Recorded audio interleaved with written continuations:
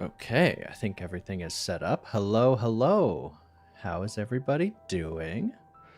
Um, yeah, it's been a while. Yeah, how are you guys doing? Yeah, I guess kind of to explain where I'm at. I said that I wouldn't go live again until I got the Black Ops 4 video done. I was really trying to lock into that. I am still working on that, believe it or not. But this is just too important. I had to do it, even though I was way behind my schedule. It's the day Moon happens. It's maybe my favorite map, that or Call of the Dead. So I couldn't miss it. This is the actual day that they wrote down in the timeline that Moon happens, because they thought it was such a future date that it could never actually come to pass, and now here we are. Kieran, hello, hello. Nice to see you again. Parker, the Chaos review. I wish, dude. Oh yeah, I'm getting there. I'll get there one day. Yeah. I was saying this last stream, which was a million years ago, because again, I said I wouldn't stream until I actually had it ready, and I lied. Like, the script has been written for a while. I'm just still gathering footage and editing my voiceover because I hate my voice, so that's just taking forever. But yeah. Yeah.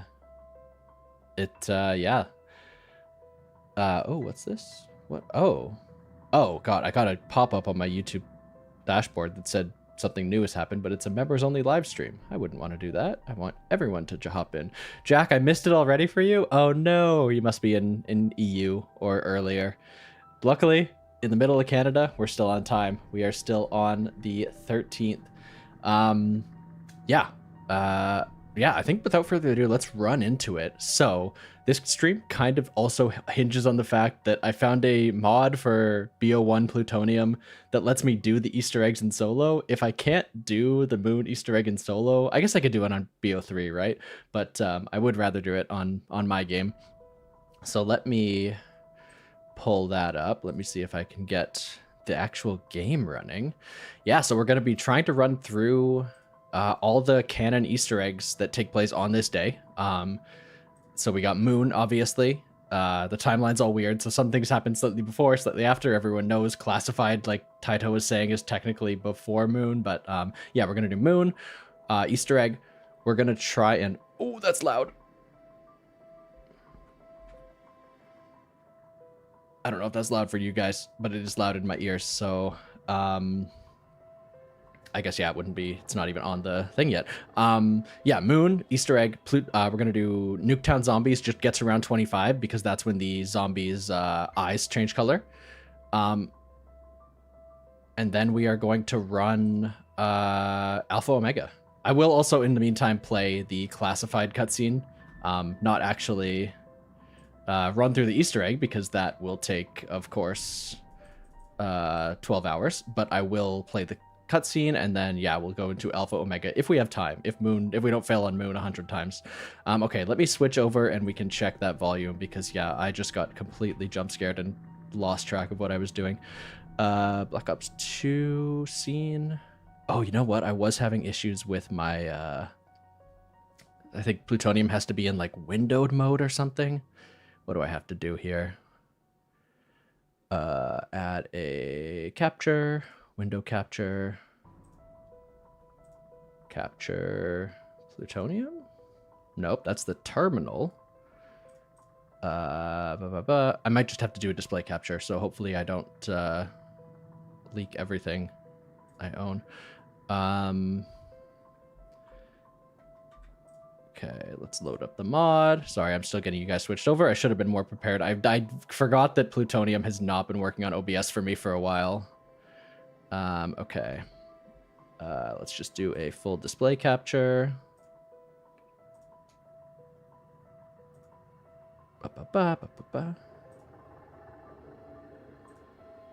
Perfect. Okay. Bring you over here.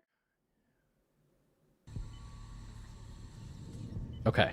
Ooh, that volume looks a little loud. I'm gonna drop that a bit. Let me know if you guys can still hear me. Sorry, I also haven't looked at chat because I'm still trying to figure things out. I say Pone, hello, hello.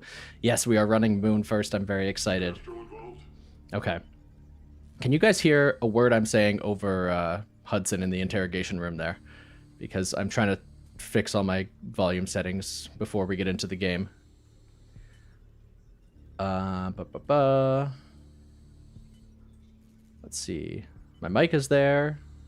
That's there. Black Ops 2 capture is there. I think we're set. I think this is what we have. But yeah, I might have to actually turn this down here. Just a little bit. Sound. Yeah, master volume went a bit up. Okay. I'm going to put that there and then turn it a bit back up on OBS so you guys might hear it a bit louder than I do. Okie dokie. All right, I think we're going to jump in. Sorry for all the ado. Yeah, Kieran, okay. I did just change it a bit, but I assume it's okay. If we get some gunshots going and people want to hear the game a bit louder, feel free to shout that out. I can do that easily. Okay. Yes. Thank you to Kieran and Taito. This is Plutonium, BO1, and I have installed this mod. Well, I've installed 2 mods technically. I've installed my own mod that I wrote to show my own favorite scenes in the TVs. I'm very proud of that. Even that took me way too long. But I also found a mod on the Plutonium forums to play Easter eggs in solo, kind of the same way that BO3 just does it by default. So there is a way to play Moon in solo on Plutonium, so that's what I'm running. Okay, let's get my controller and let's start running this bad boy. Oh, not the Xbox game bar. Okay. Okay, let's jump in. Solo. And there we go. Moon. I hope my cursor goes away, but yeah. Wish me luck, guys. I guess at this point, so BO1 Moon, I think is a bit better than BO3 Moon when it comes to RNG, but it's still not great. So we are going to be preying on, we need that wave gun, we need the Gersh devices and the QEDs in the correct order. So we're praying both of those come through. Okay, yeah, let's jump into it. Kieran, thank you so much for calling it out. I was kind of fishing for a compliment there, but yes, it's actually not that hard to do. I should post a tutorial because it was hard to find the actual information, but I do think people would appreciate it. But yeah, it took me quite a bit to get that running. Yeah, Godsend, hello. Yeah, I mean, it's been too long. I thought it hadn't been as long as it was. I guess that's a dumb thing to say, but I really didn't think it had been as long. Until I looked and checked my channel and realized that I hadn't posted since, I think it's February.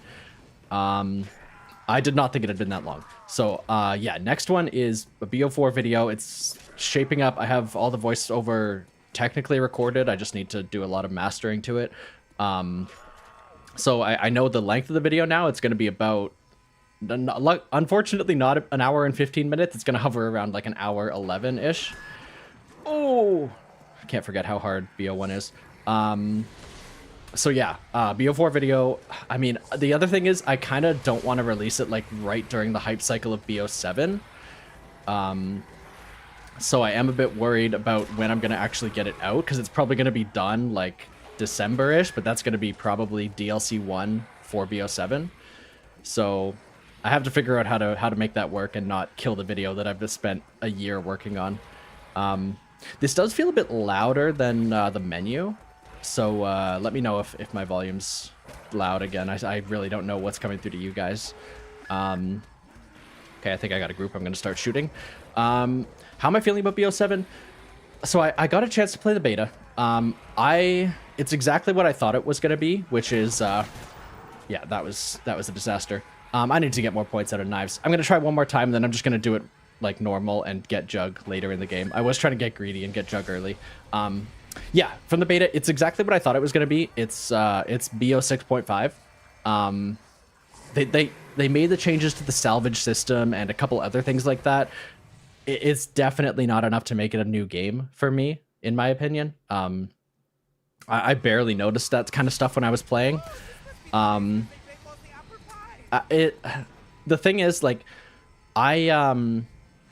my problem with BO6, at the end of the day, like, I was really positive on it when it launched, but after it came out, I realized my big problem with it, like, all the DLC came out, the maps just are all, like, they all have the exact same systems. This is something that I know Afterlife's been talking about for a while. This is definitely not new information, but, like, all the maps have all the exact same systems, and they don't really do anything super unique to set them apart.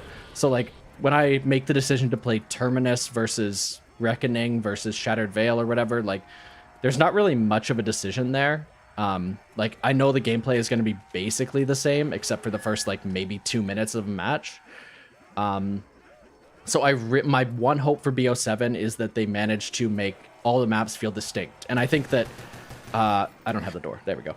With Ashes of the Damned, they're definitely leaning in that way. Like starting off with a transit-inspired map, like with a Wonder Vehicle, that's definitely a good place to start. That's a good way to make a map feel super unique. I just hope that the next map, like, is unique in a different way. Like it can't just be, it can't just be like another Wonder Vehicle map, like another Outbreak style map. So they really have to do something that really sets it apart for me. And I guess we can't know that until like 2 or 3 maps are out.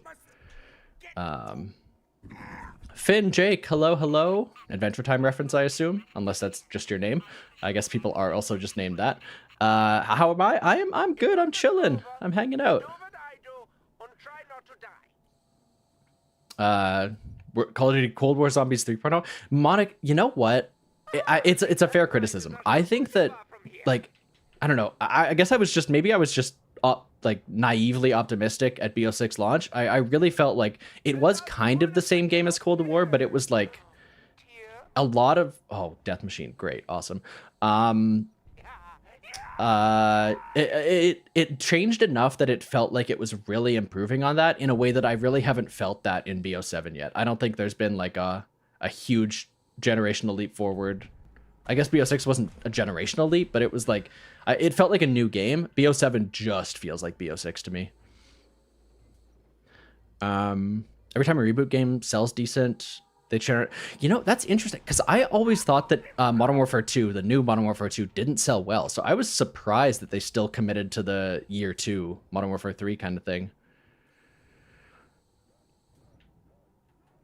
Taito, yes, the excavators are still fully random. So we're still, the only thing it changes is it guarantees that I play as Richtofen and can do the next step after unlocking Sam. Other than that, it is 100% raw BO1 RNG. No tweaks to the box or anything. So we're gonna see how that goes. I also haven't done this Easter egg in probably like 8 years. So we shall, well, I guess I did it for my video, but so that's fair. But other than that, I did it once in the past 8 years, so we'll see how it goes. Sorry, what was I doing? Yeah, Kieran, I was going to say, I completely agree with you. I think that, and it's unfortunate, there's that classic interview with Blundell where he says, and I'm not like a Blundell lover. Like, I think BO3 is a fantastic game. BO4, I love BO4. But like, I'm a Zelensky guy. This is my favorite game I'm playing right now.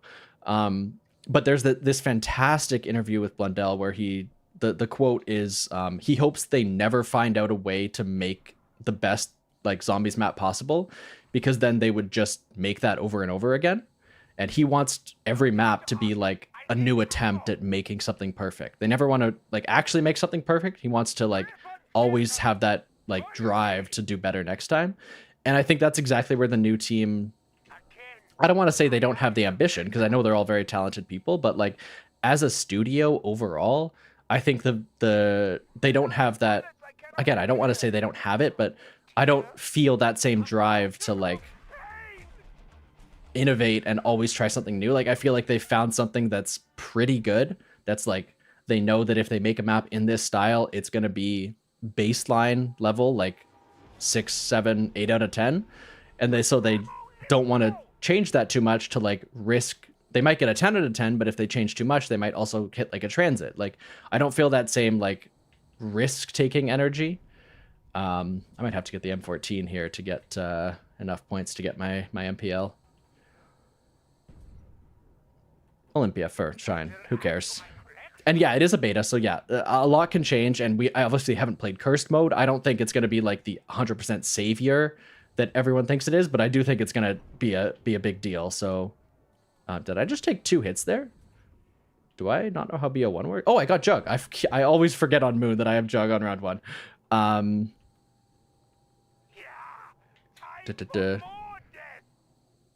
Yeah, absolutely. Taito, don't even start with me. I am too old to be talking about 6-7. I genuinely, it's the first meme that's made me feel old because I just do not get it. It's just, it's the first one that's made me feel like my parents talking about like, what am I reading online? It just makes no sense to me. And yes, yeah, it's true. Like that, they always will change, and I think that they got a lot of feedback from the beta of people like saying they like it, but they need this a couple things here and there, and they have shown themselves to be open to that feedback. So I do think I know the astronaut's close by. Oh no, where did he go? Okay, he's, who knows. Ooh, I should keep my Mustang and Sally. Blundell described the weirder moments as yes, yeah, obviously, yeah. I have a couple scripts that I have like notes for, but haven't started writing yet. Because I know that I make videos too slow. I should just stick to what I actually, my main goal here, my main like thing on the channel is the retrospectives. But I do have a video lined up among a couple others that's talking about friction in zombies. And yeah, that's a huge thing that this map specifically, like there's a lot between you and like what you want to do. And I think that makes it like incredible. Like I love that about the map. And I feel like the new games, like even a lot of people like say like at least it feels good to play, like that's what they said during Cold War, even like it feels so fluid and good. But going back to the old games, like playing a ton of BO4 even and BO1 now, I love the janky movement. Like I think it makes me feel like powerless in a way that improves the zombies experience. It like feeling so fluid, being able to mantle over everything, being able to have omni movement. I think it like completely changes how you experience the game, and I don't even know if it works for those games. And yeah, comparing it to the transit bus again, yeah, they're doing transit inspired, but without the thing that made transit really annoying, which is fair. Like people didn't like it, but like you said, like they remember it for sure.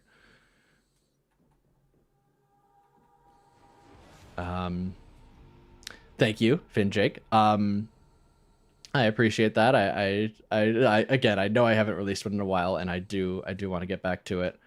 I was gonna say, yeah, Taito. How much of the map is modded? So yeah, I downloaded this off Plutonium, and so I'm not 100% sure, but I took a quick look through the code, and it looks like basically nothing has changed. Nothing is like I'm not cheating the Easter egg in any way. It's just letting me play it solo. So all that should change is I can do it. It shouldn't change the RNG of excavators. It shouldn't change anything like that. So this should be a legit run. What do I usually buy the stake out here probably, or I could run back up and get MPL ammo. I haven't played. I don't know what I'm doing. I should have done a practice run is what I should have done. Or I could hit the box. Oh, I'm trapped here now. This was a bad move. Oh, okay. Yeah, Parker talking about Blood of the Dead. I mean, you know I love Blood of the Dead. Yeah, I think BO4, a lot of BO4's eggs do that for me, where like the steps, like the steps force you to like push into the rounds, so you want to get as much that you can done as early as possible. So that creates a really interesting puzzle of optimization, like you said, where like you're really challenging yourself to like doing the actual steps themselves isn't hard, but then you're going into the boss fight on like round like 50. So to really be successful, you have to do that optimization, and that like overcoming that friction is like the QEDs are not what we need first, I think. So that is unfortunate because I need the Gershes to teleport. Yeah, that was bad. Okay. That's unfortunate.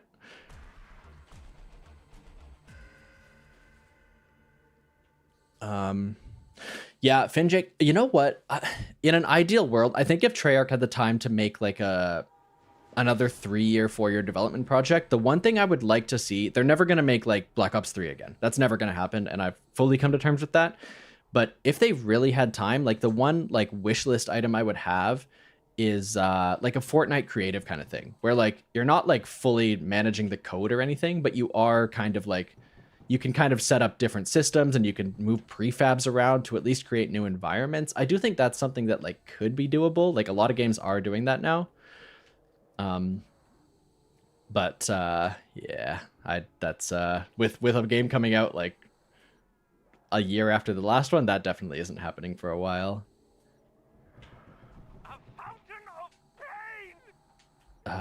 Like I don't know. I guess I could push up for MP40 or AK-74. I'm just like, I mean, this is kind of, this is exactly the problem people are talking about with new zombies, right? Like I don't have a gun I want because I couldn't bring my loadout in, and yet I love it. Like it's frustrating to not have exactly what I want, but if I just loaded in with my MP40, like that wouldn't be as fun. I'm enjoying kind of trying to make this work, getting the box, getting a couple random things. I have the CZ I would never choose to use on my own, but I have to make it work this time. Okay, let me see. I'm going to hit the box one more time. Might as well. I need the wave guns eventually anyway. Oh, that is my favorite gun. People say the Galil is statistically better technically, but I love this guy. Sorry, let me get caught up. Maps like Alpha Omega. Yes. Yeah. Zetsubo. Let me actually just locate the hacker real quick. I think Zetsubo is my favorite BO3 map and definitely my favorite BO3 egg because, like you said, like it to really do well at it, it wants you to use a lot of the side eggs and take advantage of like a lot of the different systems in the map. So yes, 100% I'm with you there. Zetsubo's a big one for me. Ooh, okay, there it is. There's the hacker. World War II denier.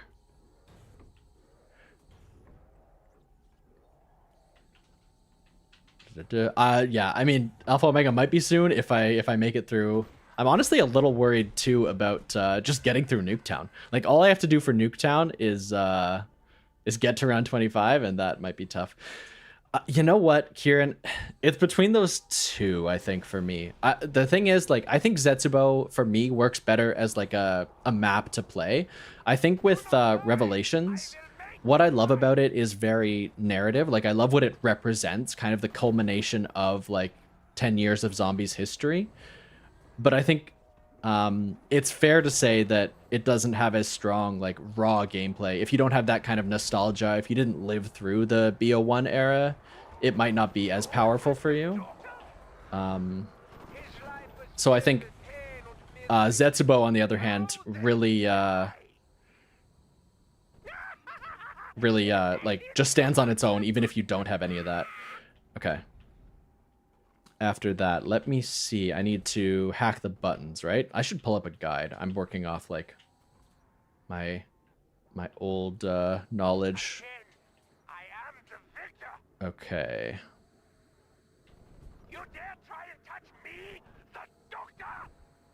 I know the astronaut is probably also right where I need to be, so maybe I can wait a second for him to get out.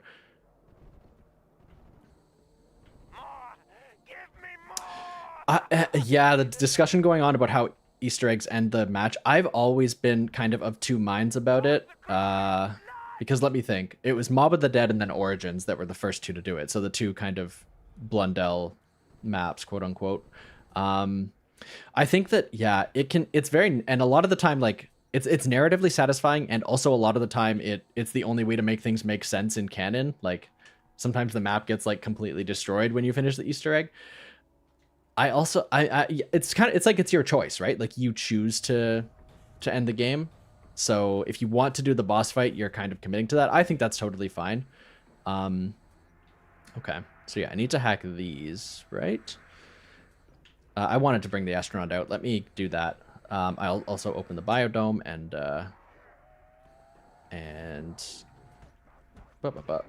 Jesus. Okay. Avoid that. Yeah, no, I do think that, like, Yeah, like I mean, the other thing is like a lot of the time, at least in the newer games, like you're building a game around doing the Easter egg. Like if you go into a game of Voyage with an Easter egg loadout, like that's what you want to do. Like I don't think you really need to high round after that. Like that's a whole different kit kind of thing. So I do feel like that's kind of you accomplishing your goal in the game. And so I do think it's you choosing to end that. I think that's a very satisfying way to choose to end, other than just the telephone booth in Black Ops 7. But I guess we'll see. We'll see how they do it.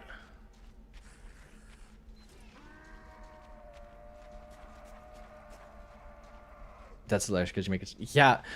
So yeah, that's an interesting thing, because in the Zetsubo cutscene, you could hear like the bars clinking, right? Am I going crazy, or is that true? Because I know in Revelations, there's little quotes teasing that like Tank says something like, we've already been here, Richtofen, are we really going to talk about this, or something like that.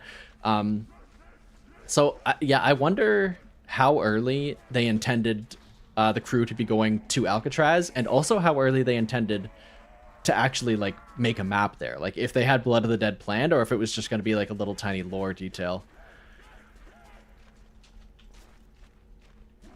Okay, we're really hoping for this guy to come through.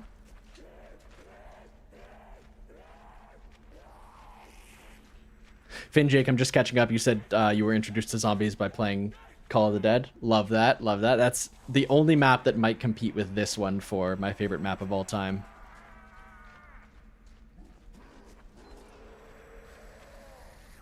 Deactivated that launch pad there. Okay. Actually, while we do this, let me real quick pause and actually pull up a guide. Moon. COD Wiki. We trust these guys. Yeah, I do agree. Like some things, like I'm trying to think, like this isn't a great example because it's not my favorite. I just pulled up the Wikipedia page for Moon as opposed to the COD wiki page for Moon. So I'm just looking at a picture of our Moon. Like, yeah, I was saying, like, it's not the best example. I don't love it, but like the way that Shattered Veil, when you finish the egg, like Sam is gone, and it actually changes, like you can't use the turret anymore. Like it actually changes the map. I do think it can be a lot more impactful than that, but that is kind of a cool example of being able to see, like, being able to play through the changes you made narratively on the map. So I definitely can see both sides. Okay. Oh, I have to do Simon Says first. What am I doing? Okay, let me do that. Which guide am I using? I just use the COD wiki guides pretty much all the time. I think they're pretty good. BO4 and onwards, they can be a bit touchy, but BO1 through, or World at War, I guess, for the Flytrap, through BO3, I do think that the COD wiki guides are great. Ooh, I don't know if I'm close enough to PES. Oh boy. Yeah, I'm just gonna forget it. I'm just gonna find the hacker again later.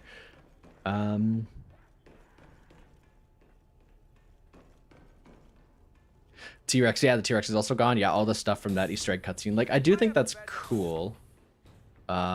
Timmy, happy Moon Day. Happy Moon Day to yourself. Happy birthday to, well, not the birthday, but happy happening day to one of the best maps of all time. And yeah, Parker, yeah, you're right. Like, it kind of hems in the narrative where they have to kind of make it make sense in both outcomes, which kind of restricts them. Which I don't want either. Like, I want them to just be free to do what they need without having to kind of plan for both situations. So, yeah. Yellow. Yellow, and I think this one's blue? No! Okay, let me see if I can crawler this guy. Excellent. Beat the EE on BO3. Love that, yeah. I'll always love the BO1 version because that's the one I played a million times, but anything that gets people playing Moon is good in my book.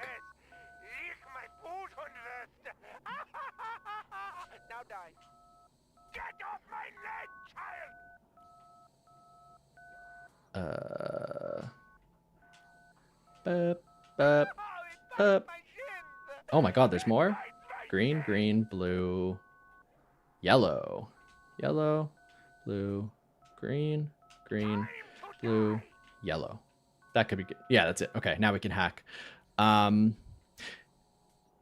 Dr. A, yeah, why is this the most important day? So this is the day that on the Zombies timeline, they officially confirmed that this is the day that this map takes place on. This is the day the Earth blows up, which necessarily implies that it's the day that Nuketown Zombies also happens, and it's the day that Alpha Omega happens, and also technically Classified. So it's just kind of the day that I think I would have to say the most Zombies maps ever like happen on the same day, right? Like including same year. I think it's the only case. Might be. I don't think it's the only case of maps happening at the same time, because 5 and Ascension happen at the same time. But I don't think ever before there is. I don't think there's any 4 counts. I think 2 is the max other than this. Okay, we are looking. There's one hacker spawn that I never learned. So okay, we're happy that it's in the same place. Yeah, moon being set in the past. Yeah, no, it's horrible. Like, I guess at the time I didn't know that this was in 2025, so it's not, but like knowing that this game was intending to do like a far future thing with this map, and it's actually just right now, it's definitely makes me sad. Okay.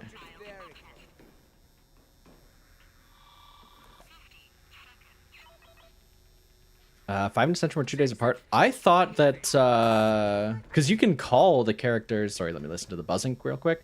You can call the characters between 5 and Ascension through the red phones, so I thought they had to take place at the same time, right?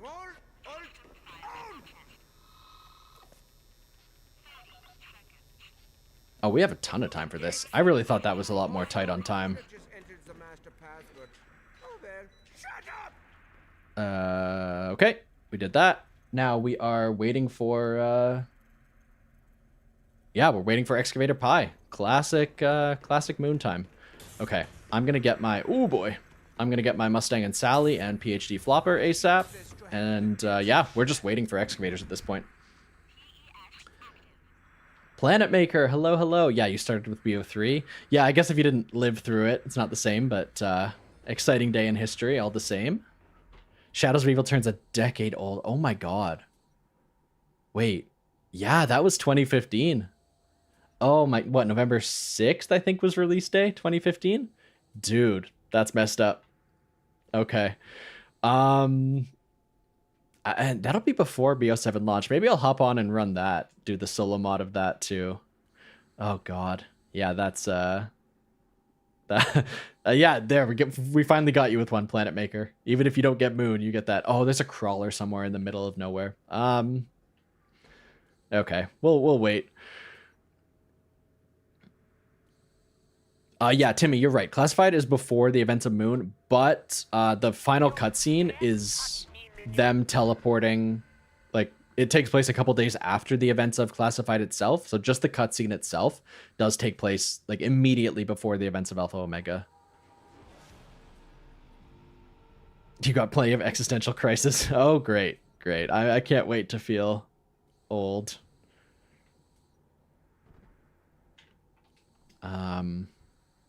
First appearance of Mule Kick. The textures are horrible on this plutonium version, but everyone say hi to Mule Kick for the first time.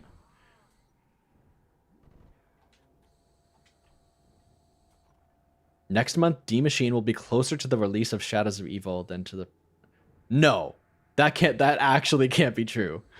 Like, I think of Cold War as modern zombies, but yeah, man, time just keeps moving, huh? Oh man. Can you hack Mule Kick and survive? I actually don't know. I also don't know if Juggernog increases your airtime in this version, or in any version. I know it does on Zetsubo, but I don't know if it increases your oxygen on Moon, or if it ever did. I know that I've never tried to hack Mule Kick. I'm sure it's possible. I bet people have done it. With like perfect jumps out of the door and everything, getting the zero grav just right. I do think it's possible, but I'm not that guy. You'll kick your favorite part. Okay, okay. There's the JK there. I was gonna say it's fine. I don't hate it, but I don't know if it brings too much. Yeah, that D machine thing is messed up.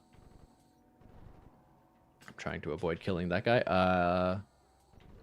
Excavators work on rounds, right? Like an excavator's never gonna drop down. Obviously, once it starts going down, it's time based, but I think until then, it's never gonna start dropping until I cycle. Taito, okay, yeah, confirmed. Jug does not impact oxygen at all. Good to know. Let's go! But everyone find the most hype emoji to put in the chat. That is incredible. We got Excavator Pie, first excavator. Just based on pure RNG. Again, this mod does not tweak that, so we are lucky. Okay, now we just have to wait, what is it, like 5 minutes? We'll get there.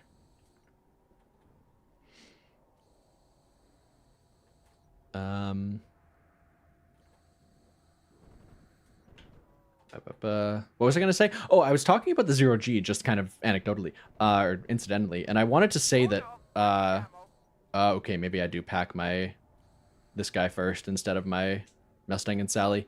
I was going to say the 0G on this game has never been replicated. Like, they did 0G in Reckoning. They obviously did it for DE and also for the Moon Chronicles remake. It never felt the same. Like, this actually feels 0G. You have, like, no momentum and things like that. I feel like in the newer games, they kind of made it was basically built on the jetpack system, right? So it was just like you kind of had an extra boost, but that's not really the same thing as being completely weightless. So this, yeah, going back to this, it just feels so good after playing a ton of Reckoning and playing around with that 0G. You love the big four: Jug, Quick, Speed, and Mule Kick. Yep, the big boys. I'm betting... Oh, I was going to say I'm betting Mule Kick might be the first DLC perk in BO7 after Wisp T, but thinking on it, I don't know. Like, I don't think they would really make... Like, I don't think it makes sense to... Because you have to do, what, like 50,000 points to upgrade a gun? I think they know that that's just kind of untenable. So I'm curious to see what nostalgia perk they do bring back.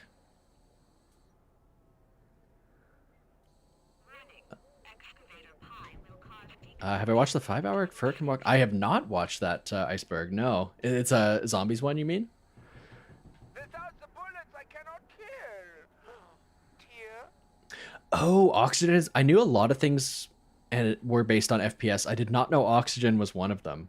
I think I have my frame rate capped. I hope I do. What am I doing here? Yeah, I'm just gonna go pack this guy. Go, go, go. Did not bring the hacker. Oh, you know what? I hope I actually beat Excavator Pie back. I'm going to have to open Tunnel 11, actually, to be safe. I need it for the next step anyway, so that is fine.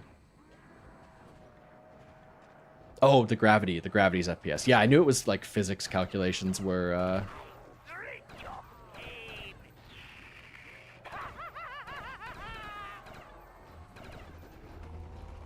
Ooh, I should have got speed cola too. I just felt how bad this reload was, even with the speed reloader. Your real favorite: Jug, Quick, double tap speed. Yeah, I mean, yeah, the Verrucht 4. And that's, I guess, early spoilers. You guys are hanging around, so you deserve it. Early spoilers for the BO4 video. I kind of called out that the fact that, like, basically everyone's favorite perks were the Verrucht 4, like, just the first 4 they introduced, kind of speaks to the fact that, they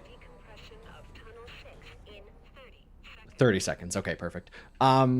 It kind of speaks to the fact that perks kind of became something else. Like, originally they were supposed to be like super powerful upgrades, but then later they kind of turned more into like kind of like side, like extra abilities, not so much like mainline abilities. Like increasing your health is such a main game mechanic, but things like Electric Cherry are kind of just like bonus features. So they really, like, when BO4 made the crutch perks change, it was kind of necessary because the perks had, like, 2 different functions that didn't really line up with each other. Okay, I think I just heard the tunnel breach. Planet, have I still not finished the BO4 video? Believe it or not? No, believe it or not. But like I said at the start, like, I said I wouldn't stream, I wouldn't do anything until I just like absolutely grinded on that video to get it out. But I didn't want to miss my favorite holiday, Moon Day. Stamina up over OG double tap. Yeah, you know what? So my thing with stamina up, oh, I meant to hold a zombie. Okay, one more time. One more round. And then we're going to have pretty much all the points we need to make this run work. Except for if we get back bad box RNG. Yeah, I think the problem with stamina up for me is it came out on the same map as PhD. And like, that just permanently soured my opinion because I was like, oh, this map has two new perks. It has make you run a little bit faster, or it gives you the best perk of all time, PhD Flopper plus Mustang and Sally. So it's hard to compete with that. So stamina up was always a little poisoned in my mind. But you're right. Like compared to OG double tap, at least, absolutely stands out there. You dare touch me, minion? Donuts, hello. Good, always good to see you. Good to see that you managed to keep your head above water with all the grinding. I know you probably went absolutely insane in those, like, what, 5 days the BO7 beta was out, trying to get a ton of stuff done. Glad you're still alive. Yes, yeah, I completely agree. Yeah, and yeah, that's exactly it. Like, they either are, like, fundamental upgrades, or they're just, like, they add a new kind of playstyle. That's a good way to put it, actually. Yeah, you're right. And like the ones that are like huge upgrades are all the first 4 because that's kind of what they were doing back then. Then they realized if we need a new perk, there's not really many more upgrades we can do. We kind of have to expand the toolkit. So yeah. Okay. Let me not go on autopilot here and let me make sure I get the hacker at the end of this round. And I am on controller, so don't judge my aim. I mean, you can, but it'll make me feel bad. Okay. Okie dokie. Let's go. BO4 heavily... Yeah. Great point. Yeah. Let's see. We need the hacker. It's not in our trusty spot. Yeah, BO4... There's so many perks that, like, wanted to add, like, a whole new dynamic to the gameplay, but, like... It's hard. Like when you have that many choices too, like no two perks really like work with the same style of gameplay, so you have to kind of pick one to build your whole loadout around. It's yeah, with BO4 like they did kind of solve my crutch perk problem, but at the same time like I have my core 4 in BO4 that I don't really expand too much past. Like I'll goof around with a Blood Wolf Bite every once in a while, but I don't think it's like a legitimate contender. And augments, yeah, you're right, are a huge step in the right direction. Okay. Yeah, I'm just gonna teleport and... Oh! I guess I could grab my Mustang here. This is a bit of a risk, but we'll try and make it work. Oh boy, oh boy, oh boy. Come on. There we go. And that's Jug, so next time it's going to be Speed Cola? Okay, good to know. This is a no-judge zone, my aim kind of sucks. I don't know if I just said don't judge my aim before or after that, but either way, it is 100% fair. I am so stupid. I'm so stupid. I see a spacesuit and I have to grab it. Okay, back to the lab. You are seeing some professional gameplay here, guys. Okay, and I can't even go this way because the... like I said, I should have done a practice run of this. Okay. Let's try and make this work. You are seeing some professional gameplay. Listen, I've played this game for probably like 500, between 500 and 1,000 hours at this point, and I still have no idea what I'm doing, and I'm very bad.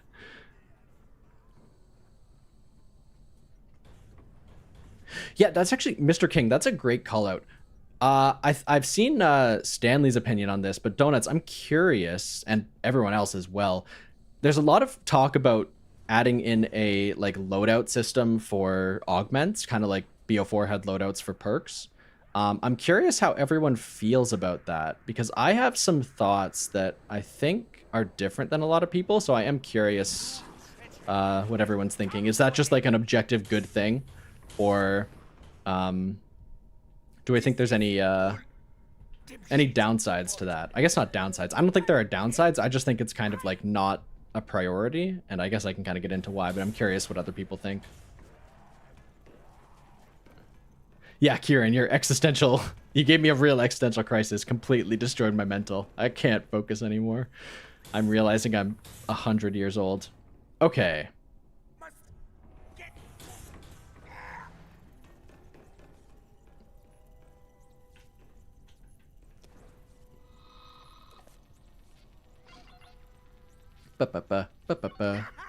Okay, 1,000 points for free. Finally. Okay. So now we just need the wave gun, because we're going to get this ball halfway to where it needs to go and then need the wave gun. Okay.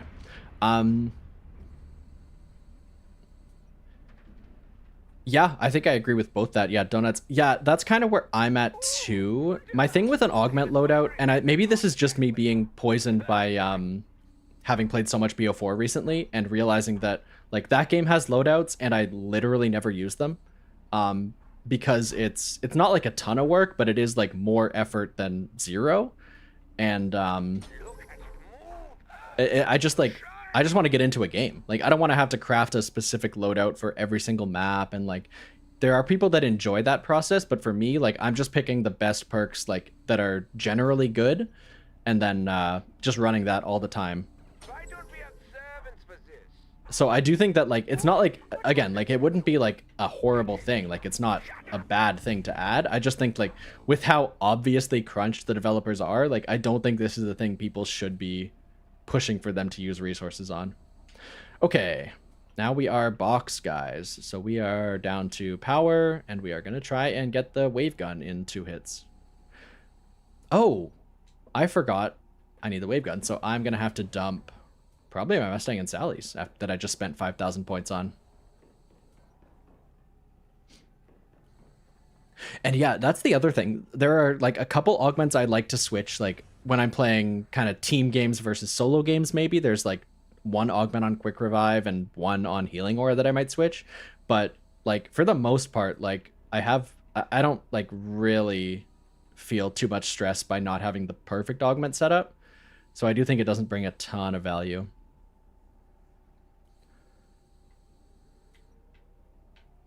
I just want to avoid getting rid of my Mustangs for as long as possible, so I'm gonna see if I can get wave gun. No wave gun. Okay.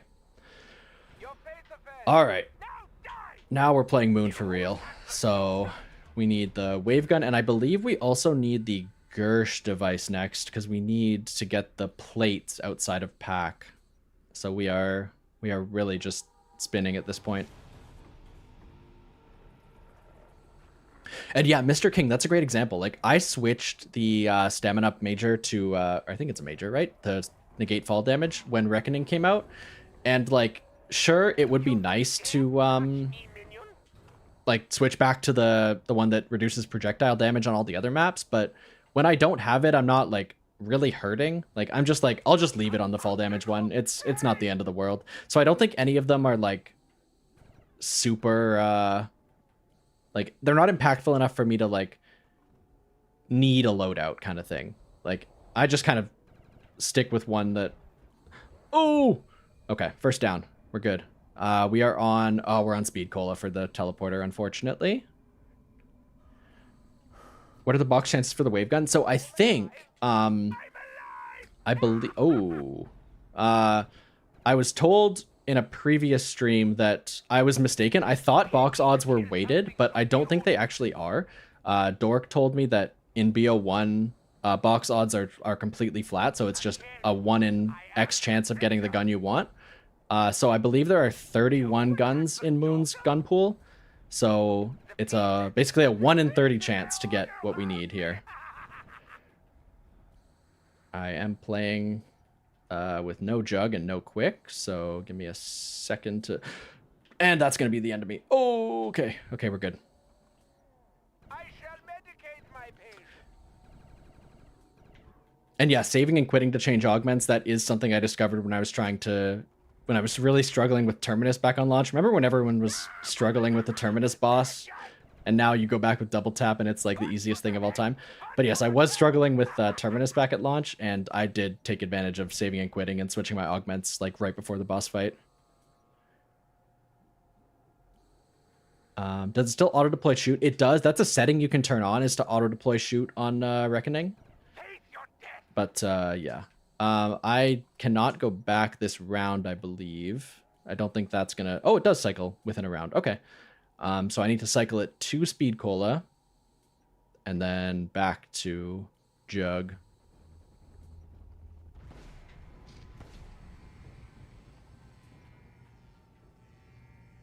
Okay. Yeah, everyone's freaking out. Yeah, my gameplay is not professional. I never promised that. I have insights about what the developers were thinking. I don't actually know how to play the game. Oh, dude. Almost killed myself. Okay, I was just trying to get some extra points and I got greedy.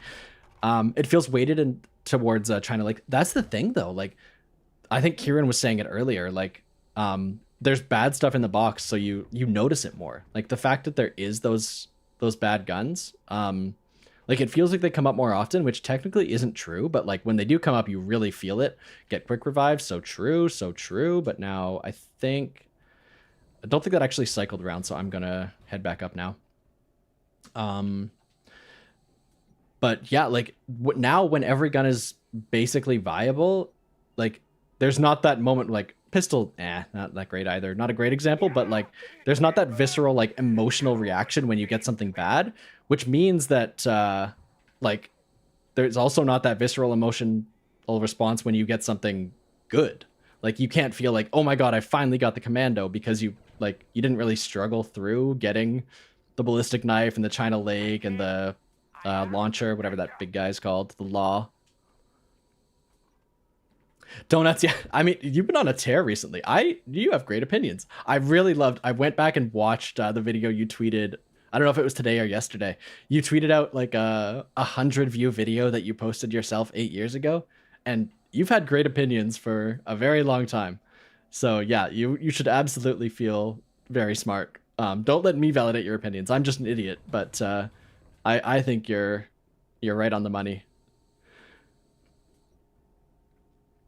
Planet Maker, yeah, that's another thing. So I'm pretty sure what Dork told me is that the odds are not weighted in BO3 either. Like it is still just a 1 in X chance, but BO3 has such a bigger weapon pool that there's like 60 things you can get on Shang, I believe. So that's just like half the odds of the BO1 version. So just because of that is why it's like it's so, you know, I'm losing my train of thought because I'm trying to figure out how I recover from this, but yeah, it does feel a lot harder to get. Okie dokie. Okie dokie. I'm gonna spend my jug money. I was saving that, but if I can get the wave gun, I can finally make some progress here. Oh, one past the Gersh. Yeah, Jack, I don't know what these textures are. It's horrible. The perk machines are like 180p. They're brutal. This is just the plutonium version. It's, well, not plutonium version. I think it's the Steam version run through plutonium. So like this is as official as you can get, pretty much. It is like the official game files, but yeah, it's like it's horrendous. It's awful. Okay. Thrilling gameplay, I know. I'm gonna go upstairs and get a couple points. I have Jug on cycle, and then I just need to hit the box again and again and again.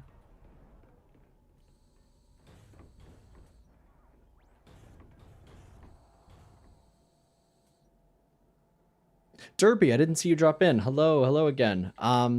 Yeah, you were saying that you never get any wonder weapons. I mean, the thing is, you just got to put the work in. Like, a lot of people, myself included, after playing a lot of BO3 and 4, are just used to being able to get the wonder weapon through a quest. But these days, you have to, back in these days, rather, you have to actually... Oh my god, the aim is horrible. Yeah, Yeah, it's just a matter of hitting the box as many times as you can. And that's what the game was. I don't want it to go fully back to that. When I say that the box is like better when it has bad things in it, I'm not like saying that this is a better thing than BO6 in every way. I do think that there are problems. I have to remember I'm only a 2-hit here for the first time all game pretty much. That there are a lot of things that the BO6 box does right. I'm not saying that, you know, old zombies good, new zombies bad, but I there's a balance to be found. IMO. Oh! Okay, we're fine. I think I got a drop there.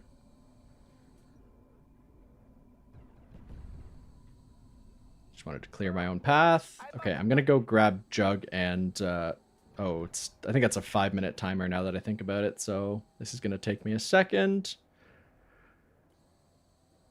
Kieran, you hated the cycle.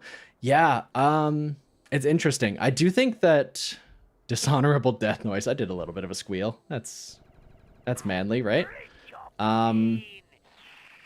Yeah, there's good and bad. I do think that when I'm actually locked in and playing Moon, what I'll usually try and do is like when I know it's on Speed Cola, I'll just teleport ASAP and get it off Speed Cola whenever, even if I don't need Jug right that second.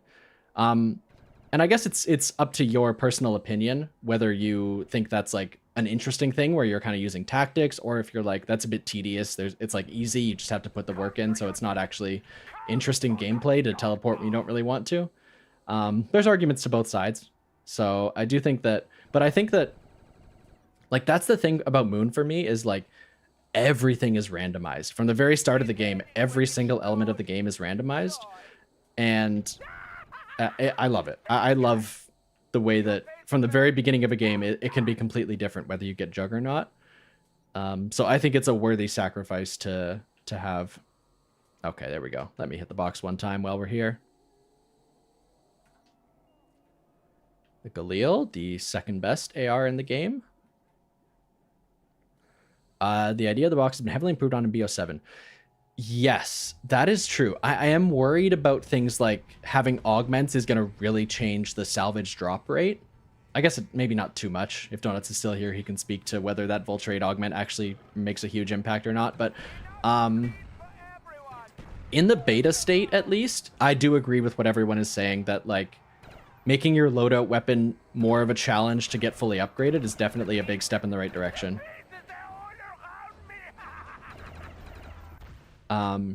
But on the same token, I do think that, what was I saying? It also, yeah, I was going to say, I also agree with what everyone is saying, that it also kind of makes, like switching guns later in the game a bit tougher. Like you have to stack up basically 50,000 points before you ever change a gun, which is a pretty big investment. Like back in the day, it was only 5,000 and you had a different point system, which to be clear, I think the new point system works better for this game, or for that game, but I do think that it's definitely a choice they made to make it so you have to stick with one weapon for a long time, as opposed to kind of switching a lot more willy-nilly back in these games. I feel good that I still haven't had to kill him yet. BO3 Shang has only 34 weapons. I'm surprised. I thought it was way more. Can I get a check on Moon? Because I thought it was like a huge difference. It was like way less, but I can't imagine there's like 12 weapons on Moon, so I don't know what the numbers are there.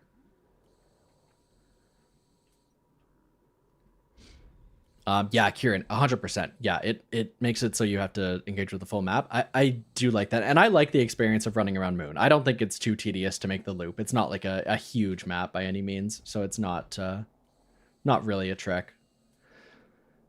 What is that? That is the Galil again. You dare touch me, minion?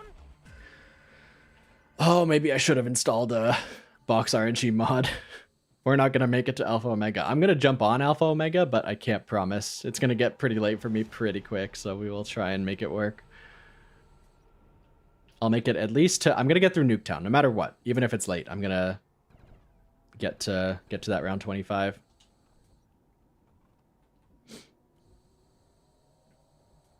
Okay, let me, when I'm training, just not look at chat for 1 second. That's what got me killed last time. I'm just going to get my group together and then catch up with everyone. I should drop a map ranking video. You know what? I do have a second channel that I basically only ever do stream highlights on. Something like a map. My problem with a map ranking is like, I feel like it's just so arbitrary. Like when you say like, is a map A or B? Like, how do you decide between those two things?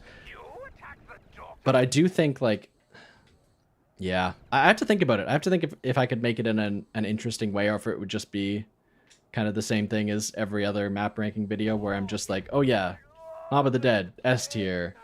I don't know. I don't want to just do like the obvious choices, so I have to see it. I actually, it's not the same thing, but I did do a really cool video series that is just starting to come out now, on B Rad the Man's channel, and it's a series that I did. I sat down for I think 8 or 10 hours with Stanley 557, Shreebington, and B Rad, and we went through every map in the history of zombies, non-Treyarch included. And instead of just doing like a ABC S ranking, we kind of pitted them against each other in like a bracket. Like, do we think that Ancient Evil or DE is better? And I think that's a more interesting thing where you can, it's still kind of reducing a map down to like a single number, but it is a more interesting way of like not just picking an arbitrary thing. It's like, which one do you enjoy more of the two? So I do think that provoked some really interesting discussion.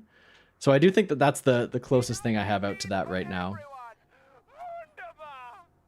Oh, so Moon is also 34, but it's just you get more useful stuff as opposed to the one baby gun. Kieran, yep. I watched a lot of Syndicate back in the day when I was like, what, 12 years old, and I did not know that that was a bad word.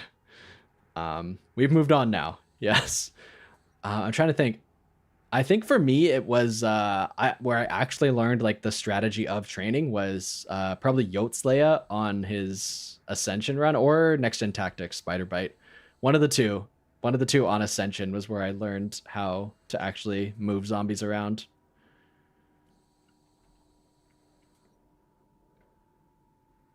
Okay.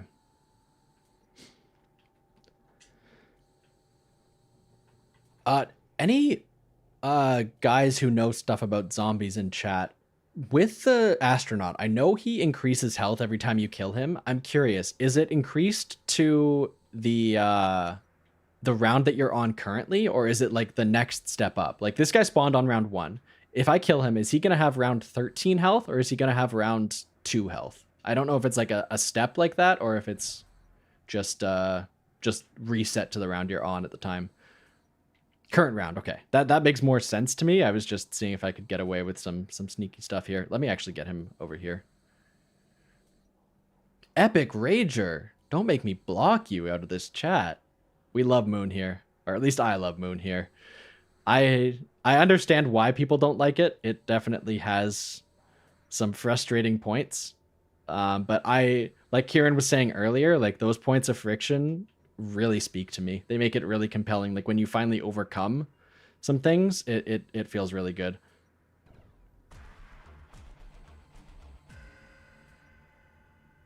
Does the astronaut scale like George? That I also don't know. I assume so, but I really don't know on that one. I think he's going to die this round anyway, because I'm going to have to use my Mustang and Sally's, and he's going to be in the danger zone. The map irritates you sometimes. Very fair. Very fair. I do think that the one thing I will say is, did you play BO1 or BO3 more? Because I think that the BO1 version is actually by far the superior version. The big thing for me is box RNG. I know that it's a lot worse on BO3. That one I do know. I don't know the Shangri-La versus Moon comparison, but I do know that BO3 has way more guns in the box than BO1. So I do think that's a lot easier. But I do think that the core issues, like the core design, is obviously the same. So if you really hate it, I'm not gonna hold it against you.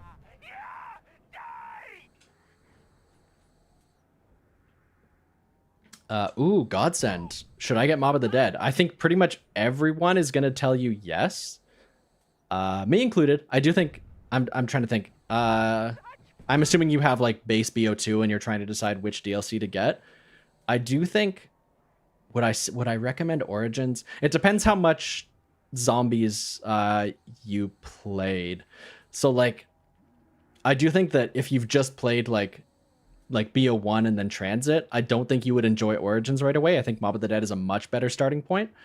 But if you've kind of played BO3 and stuff and you kind of get the vibe, I think Origins is probably a more fulfilling experience. I love Mob of the Dead, but I think what it does best is kind of the narrative side. I was kind of saying about Zetsubo versus Revelations earlier. Mob of the Dead for me is so perfect because it like, oh, there he goes. It perfectly like wraps the narrative into the gameplay, but if you're just looking for like a solid gameplay map, I don't think you really care that much about that part. So yeah, it really depends what you're looking for and what your background is, but in terms of, oh, it went one past the Gersh again. In terms of BO2 DLC, I think you really can't go wrong getting Mob. I think it's not that bad. Oh, did I not hit it? Okay. Okay. Let me just triple check that I need the Gershes before this.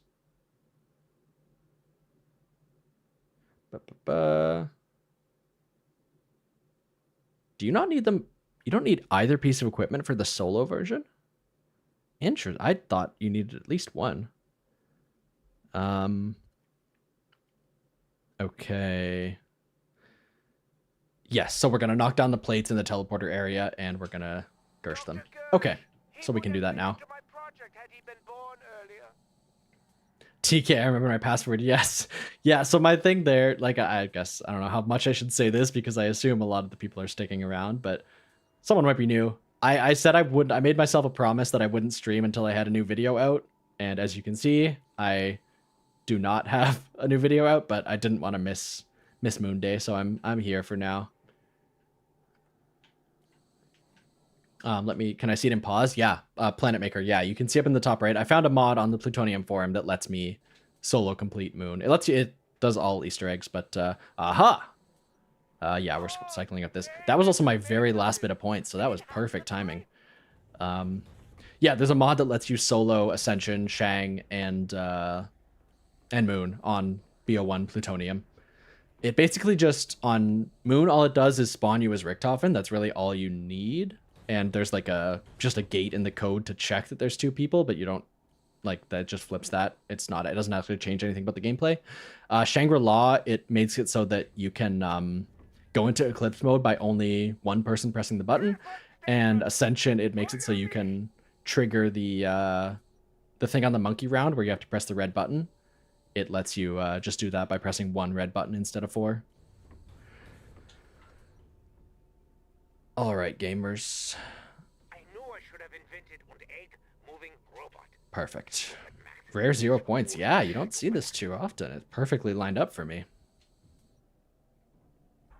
Oh, I forgot about that little door. Okay, I always lose track of it in the stamina up tunnel, so I want to keep a close eye on it here.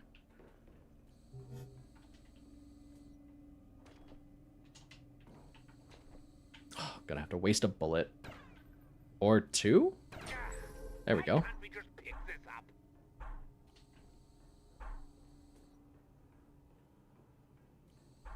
And this is where it gets stuck in the ceiling. And people will tell you that you need an explosive to do this, but you actually can see it. But I don't know if I'm going to have enough ammo to make it work. Okay, yeah, there you go. Yeah, people will tell you need to throw a grenade, like perfect timing up there. It's just you have to back up and look at it. Little tip for anyone still playing Moon in the year 2025. Oh, son of a gun.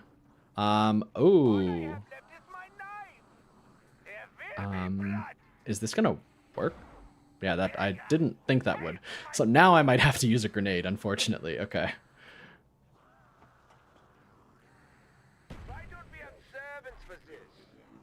There we go.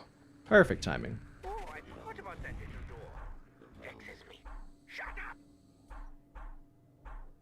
Beep boop, beep boop. I think we're done. This is the most annoying thing in all of zombies to me.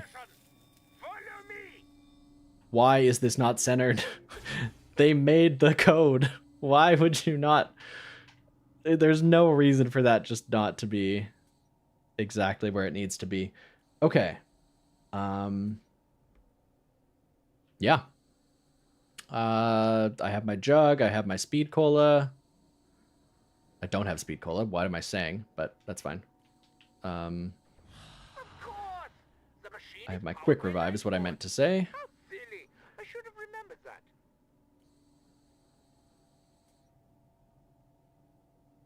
Beep, beep, beep.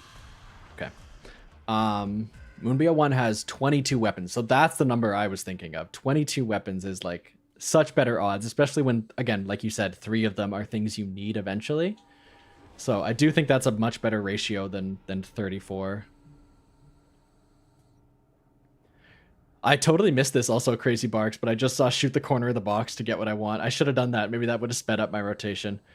Should have done, what, you have to shoot the bricks, go prone, 360, then you get the ray gun? I remember the olden days.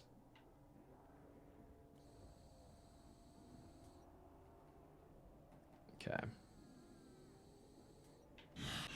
We must kill more.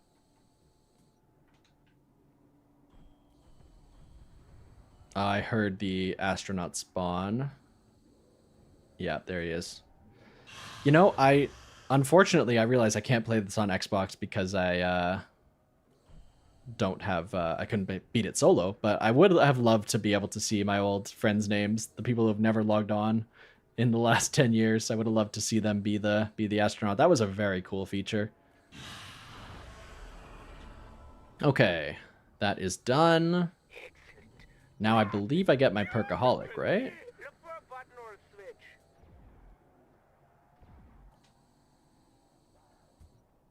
switch. Crazy Barks, I feel like I know what you're talking about. There was something that, like, one of those like weird dumb rumors that actually is true. I do know what you're talking about, but I can't remember what it is.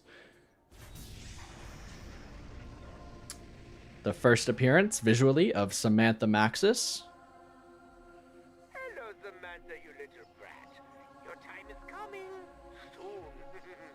So soon. Again, I am the victor. You attack the daughter? Okay. Whoa, wait.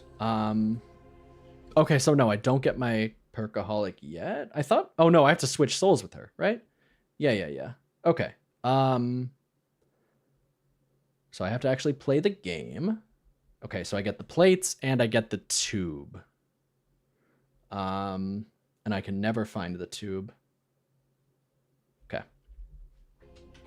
Okay. Everyone keep an eye out. We're looking for a S-taped bit of piping that is either in the labs, or it also might be outside the labs, or it might be somewhere else. I don't know all the spawns. But everyone keep an eye out. It's sometimes like under one of these things.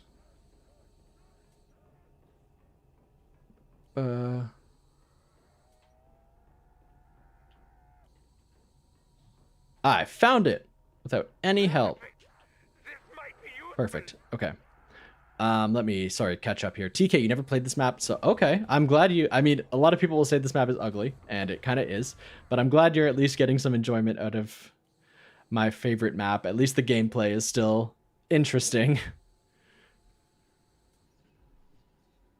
L is real. L is real. I don't know what you're referring to there. That might not be what I thought of, but that might be. And I think I've got the quest done by round 25. At this point, all we need to get 100 kills, and we need to get the QEDs out of the box. If we can do those two things, I think round 25 is more than doable. I just have to get good RNG here. Okay, so I throw my grenade and I throw my Gersh at the plates. Let me do that here. What map do I think is the most fun? That is such a huge question. Let me make sure I got... Yeah, I did it. Okay. Are they flying in? Yes, they are. Perfect. That's such a it's such a trap question almost. The most fun map of all time, because I think that for me, I might even say Revelations. Like I think that map is just pure fun. There's like nothing between you and the fun. Okay, plates are there. I need to QED to move them over.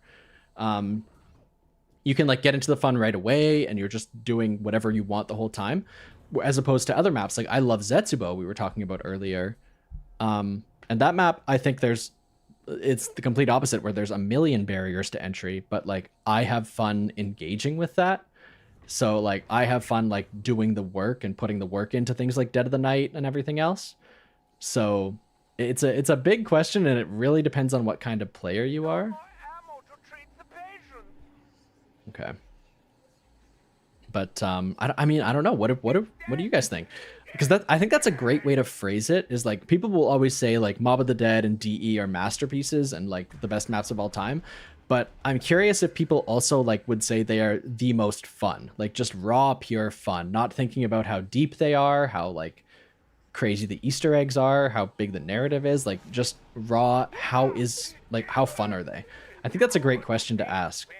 So I'm curious what people think there. Oh, Luigi and Super Mario 64. Yeah. I didn't play a ton of... Like, I have a friend who's really into 64 speedrunning. So that's my main exposure to it. I had other games on the 64. I had Bomberman, I had Banjo-Kazooie, so those are my games. But, yeah, I do have a lot of... I hear a lot about the speedrunning scene.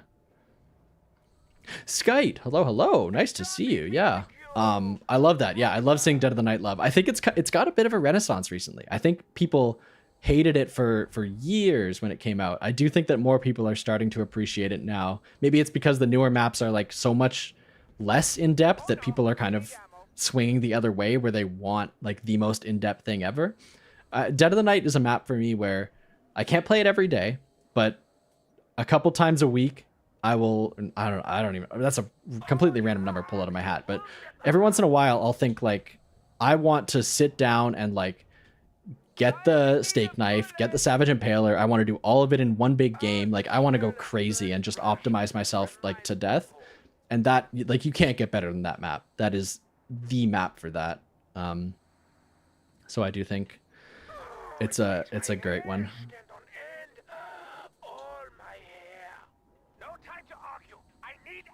Ooh, complaining about feeding the dragons in DE. That is an interesting point. The way you have to kind of wait every time, and you just have to do it slowly, even though the zombies are spawning super slowly. It's just like a bit of a tedious thing. That is fair. I mean, it's still a great map, but there are some things that are not as perfect. Okay. 1 in 22 chance to get the QEDs we had earlier, but we just couldn't use. You can never do the steak knife quest. I always fail on shooting rocks. There's one rock there that is so like in the dark and behind everything. It makes me mad every single time that I just can't see the symbol on it. So I do know what you're talking about. Oh, not bad at all, friends. Okay. Not enough points for perks, so we are just going straight back to the computer. Oh god, how am I going to do the computer with no one to protect me? This is going to be annoying. I hope I get a crawler out of this, I guess. Dead of the Night fan, I can't even open PAP. I just like fighting werewolves and vampires. Based. Absolutely based. Okay. So I'm going to try and make this guy... yeah, I don't want to do it up there. Oh, I don't even want to do it under here. I'm going to break the windows. So let me go in here. Try and make this guy a crawler. Am I playing PC or console? So I am on PC. I usually do play on my Xbox, but I found a mod for the Plutonium version that lets me do this whole Easter egg solo on BO1, which is my preferred version. So that's what I'm running here. Oh, I think we got a slow crawler too. We love that. All right, hit me. Thank you.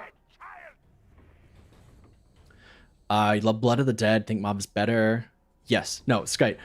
I'll go one step further, and I'm not speaking for you here, but just my personal opinion, I think Blood might be better than Mob. I absolutely love Blood. So I am with you there on the love. Okay. Okay, we are just typing now. This is going to be some real interesting gameplay. I don't know if anyone follows me on Twitter, but I did meet Nolan North, and I got him to sign Teddy is a liar on my copy of BO1. So that's the password he just typed in. That was a very cool moment for me. He's a great guy. A lot of fun. Alistair's Folly top 5 wonder weapon. Yes, it is. It's a bit of a journey to get the fully upgraded one, but it's not like the end of the world. I don't think it's like the worst version, the worst wonder weapon quest, and it is so worth it. So yeah, with you there. What am I catching up on? Epic Rager. Ancient Evil is one of the most fun zombies maps. I do think that's up there. You can get the Sentinel artifact pretty quickly. All your perks except one are on the main island. Like right away, you're doing a lot of fun stuff. I do think that's a big contender. Woohoo! Oh, Maxis. Come on, man. Scanning for hacksaws. That's how you know this game was made in 2010. That and I believe Takio has an Ascension voice line where he says he's gonna update his MySpace, not even Facebook. So that's how you know. Let me get this guy out of here. Also gonna have a drink of water.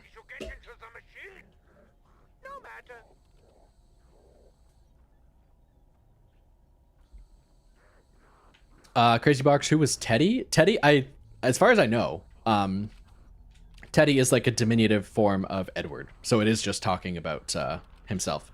Or if you want to look at it another way, I don't know if the canon around who the teddy bear in the like mystery box was ever firmed up. I don't know if that's actually confirmed who that was or who that belonged to in the same way that Mr. Peaks did. But I think that was originally what it was supposed to refer to, was the teddy showing up meant that the box wasn't going to give you the weapon you wanted. Oh my god, this is kind of annoying having to bring him back out and forth. Chaos fit BO4 so much better. Yeah, I think this is another thing that I have in my video, the very long video. I think it's pretty clear, at least to me, and I could be totally wrong. There are no like confirmation from the developers. I think BO4 was originally developed for like the first 2 years of development to only have chaos. I mean, that timeline is probably wrong, but I think that the ether maps were like a late addition because so many things make more sense. Like even down to like the tutorial for BO4, it calls the perks altars. Like it doesn't say perk machine or perk like statue or anything like that. It says altar, like specifically the chaos version. So I do think like chaos is meant to be like the main BO4 experience by far.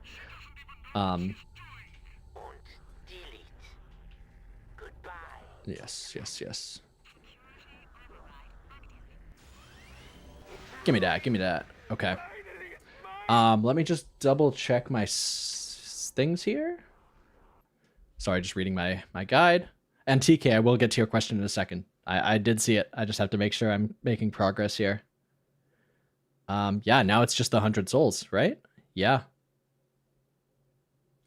After the two's been veiled, put the veil device... And then, okay, and then we're getting into Maxis, Simon Says stuff. Okay. All right, we are actually, as soon as we get these souls, unless we have any trouble with that, we are past the annoying part of this Easter egg. TK, so yes. Here's my thing. I started this channel having mostly only played Treyarch. Not for any like ideological reason. I just mostly let me just make sure I know what I'm doing here. Okay, yes, now we're just doing souls. So yeah, I had only played Treyarch for the most part. Because I started in World at War, then they were the only ones doing it for a long time, And by the time Advanced Warfare came out, that was the year I went to college or university in Canada, but college for any American viewers. So I basically had no time to play zombies, so I missed Advanced Warfare, I missed BO3, World War II, Infinite Warfare. Like I missed everything up until BO4. That's when I started getting back in again. So I just have no like nostalgia for those modes. I never like played them when they came out, and I do think that like a lot of people enjoyed them and they have like interesting stuff to talk about, and I do want to talk about them, but I just know the Treyarch games so much better. So I really need to put the time in. Like before I make an Exo Zombies video, I have to beat all the Easter eggs for the first time. I haven't done that. I have to like play all the maps for hours and hours to really get that same like understanding that I just naturally have of Treyarch. So that plus like it takes me like, I mean, this Black Ops 4 video is going to take me probably 10 months end to end to finish. So the fact that videos take me that long, I want to focus on the stuff I know, and then I'll probably go back and do the older stuff. I think I have a bit of a better system now. I've tried to put myself on a bit of a better schedule, and I have like a workflow planner that I think is working for me. So I'm hoping that my pace can ramp back up a bit. But yeah, short answer, I do want to do it, but it's going to be a while. But yeah, next I'm doing BO4, hard committing to BO4. I might sprinkle in like one Metal Gear retrospective just for the one guy who wants to watch that. Because it's something I really enjoy talking about, so who cares if no one else does. But yeah, I'm hard focusing. I have BO4 video script written. I have Voyage of Despair script written. And I'm going to try and keep up that pace and get that all out ASAP. And yeah, Planet Maker, that was the other thing. I had Advanced Warfare on launch, so I did like start that year. Tunnel 11, who cares? No one goes to Tunnel 11. Yeah, I played the first map. Or not the first map, rather. I played Advanced Warfare on launch. I just never got any of the DLC. So I got like, there was the survival mode that you could get to round 50 on, and you would get like a cutscene that says like, zombies is gonna come in the DLC. But by that point, I couldn't like stick around that long. So like the fact that it wasn't there on launch meant that I couldn't really commit to it.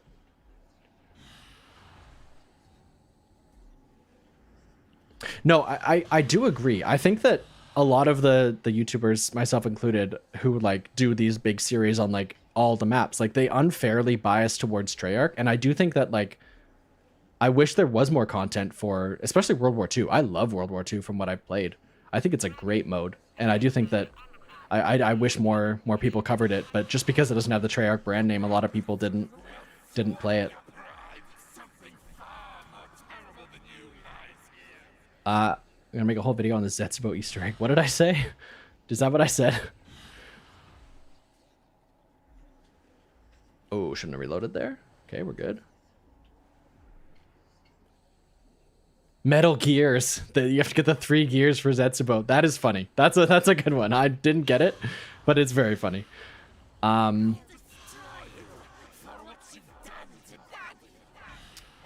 what you've done to Daddy.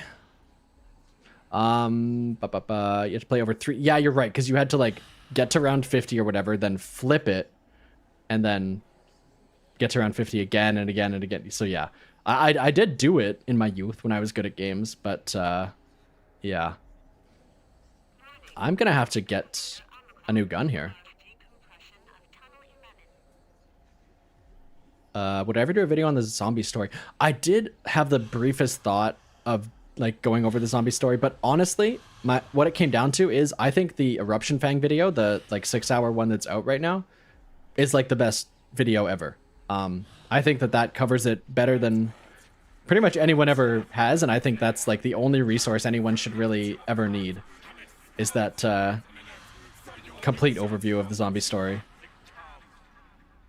I just honestly, I genuinely just sit down and watch it like every once in a while. Just like I've seen it so many times, and I just like I'll throw it on and just like listen to the zombie story again and again.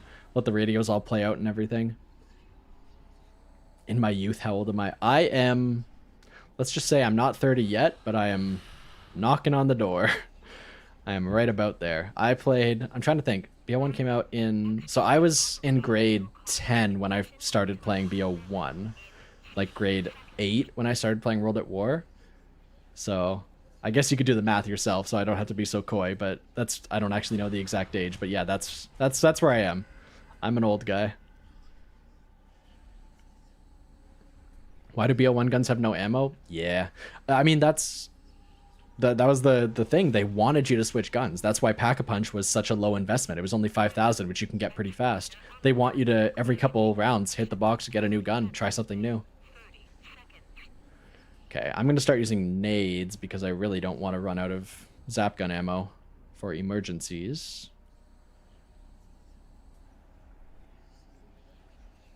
Godsend, I do think there's a valid point there. For me, like I was saying earlier, I don't know who I was talking to, but like one of my favorite maps, oh, it was you. We were talking about Mob of the Dead. Mob of the Dead, I think, is such a good map because like it's all the lore is kind of, you don't have to know the whole Zombies story to get into it.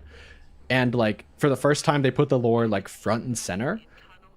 Like the story was like you were supposed to know what was happening. It was like supposed to be playing out like an actual movie. And like it absolutely enhanced the experience. So I do think that like I agree with you that narrative can hugely benefit a map, and it kind of hurts that experience when the narrative is so complicated. Okay. Those are all crawlers. I saw nothing but 10 points there.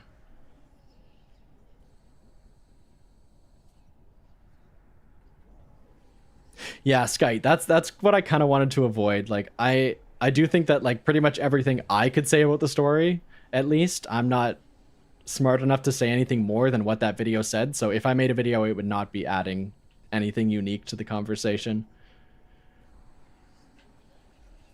Let's try a QED here. Let's see what it does. It's gonna like teleport me outside or something. Oh, free ray gun. Love that.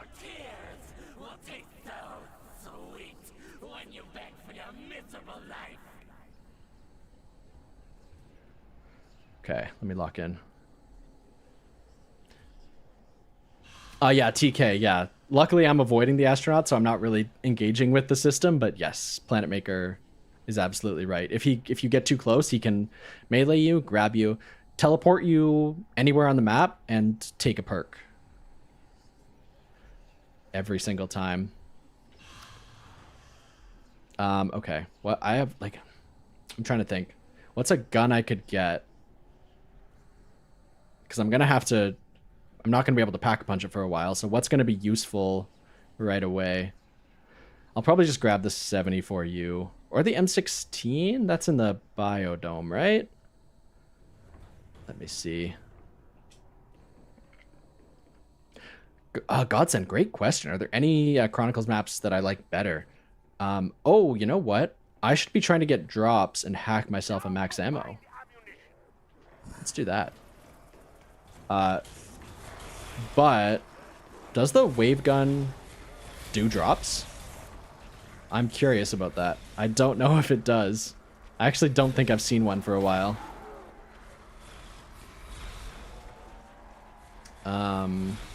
This might be a horrible plan. Maybe I'll just get the M16. I believe it's back there, or is that the Claymores? I don't know where I am. Yeah, I'm just gonna head out here and grab the 74U. Sorry, there was something yeah, Godsend, sorry, I was trying to catch up. So me personally, I think all of the Chronicles maps are a downgrade, which I think is controversial. I think a lot of people like definitely Moon, this map. A lot of people like the Chronicles version of this map better. And I do think that a lot of people like Shangri-La except for the fact that the baby gun like physics were changed a bit, but they like it visually more.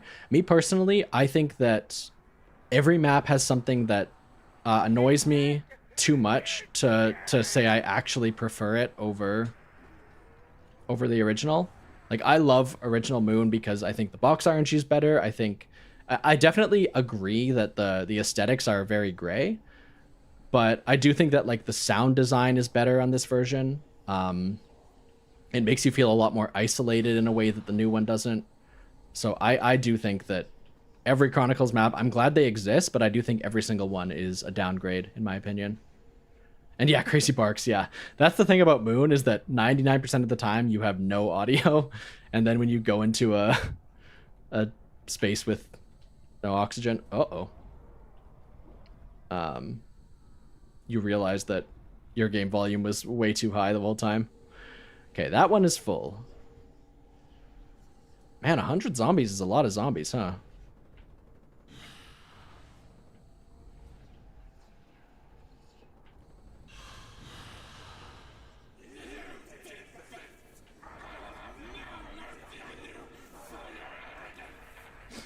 Okie dokie, that's fine. You can not have mercy on me. I'm chilling. These crawlers were a mistake. Oh, yeah.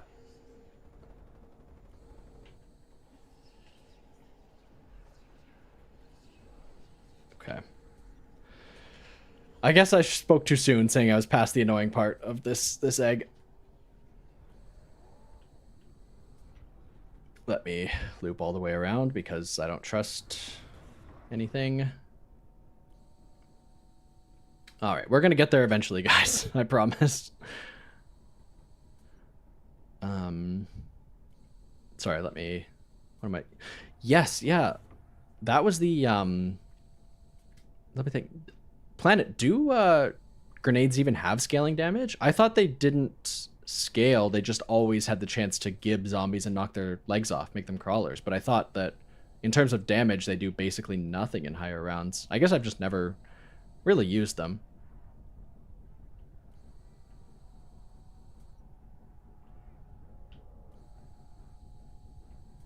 Let them all come through.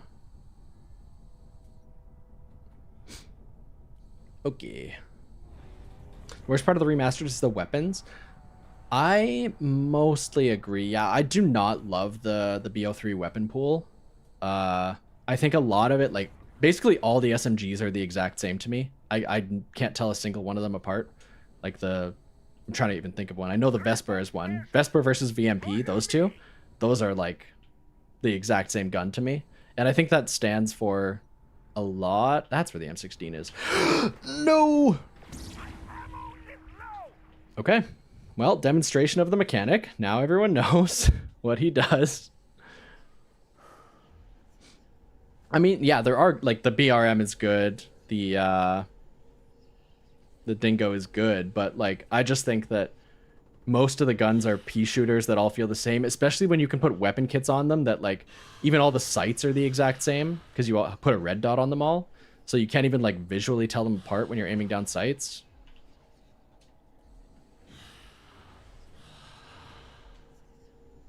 Okay. Yeah. That's a controversial opinion, I know. And I think that they really haven't improved since then. Like, I think BO4 had a kind of the same problem. Although at least I use more weapons in that game because of the point system. Like, at least I can use a shotgun. But, like, even still, like, I just think that, oh boy. Yeah. Yeah. Long story short, I mostly agree that I do not love the BO3 weapons on these maps. Even the wall buys, like, why couldn't they just bring the wall buys back? I know it's programming, like, 16 new guns to the engine all at once, but I really wish. Okay, I'm going to pack this, get my quick, I can't get quick revive. Oh well, I'll try and get a couple points while I'm out there. Go, go, go. Go, go, go.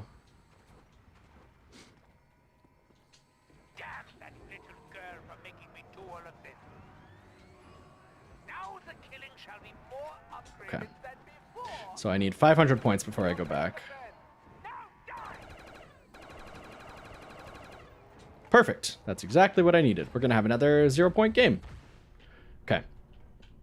Oh, just kidding. We have no quick revives left. He ate our last one.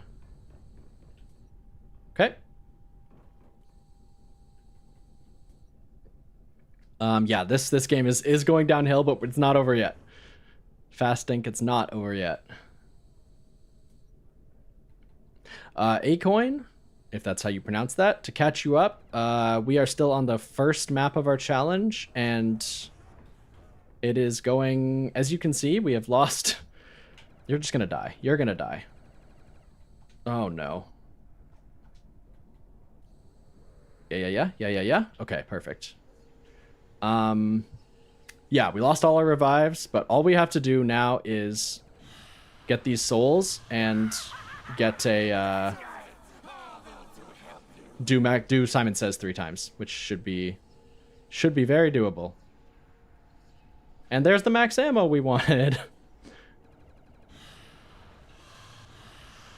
Okay, at least we have wave gun ammo now. These back ones always get me killed.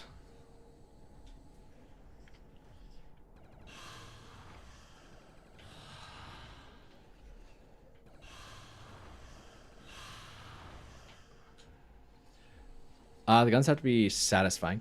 Yeah, that's it for me. I think, like, I don't care about realistic guns. I don't even really care that everyone's like upset the MP40 doesn't have its real name in the new games. Like, that's fine. I'm fine with that. All I care about is the is just having it feel good. And that's what bothered me about BO3 is that like all the SMGs just felt like pea shooters to me. They felt like the exact same like I couldn't tell the difference because they all just kind of like shot their 30 bullets in the exact same way, and yeah, I didn't feel the... Okay, let me reload here. I'm gonna have to reload my wave gun as well. Yep. Has a new Easter egg been found? So no, what we're doing today is we are just running through the 3 maps, technically 4, that take place on this day in history. So today is August 13th, 2025, if you live in Eastern time zone or later. Those maps all take place on that day. So the day the Earth blows up in canon is this day. So we are just running through that, Nuketown, and Alpha Omega. And technically classified will show the cutscene that takes place. Yes, I know how close I was to death there. I am fully aware. The Earth's destruction will lie in your hands, Edward. Your fault. Okay, that's fine. It can be my fault. I don't care. It's an FMA 10 guy.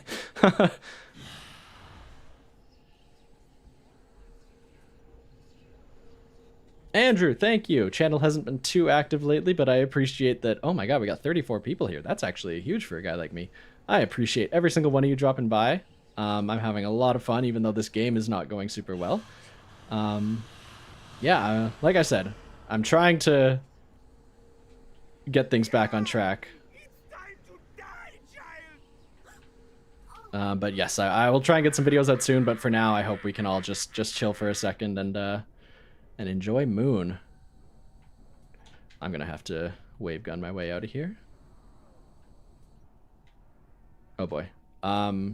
Okay, so now I place the Vril device in and I switch souls. That's easy, and then I get all the perks. I don't know if I get a quick revive back, actually. I might get a free one because it does give me all the perks in the game. I just don't know if quick revive counts in that list. Okie dokie. Let's see how this goes.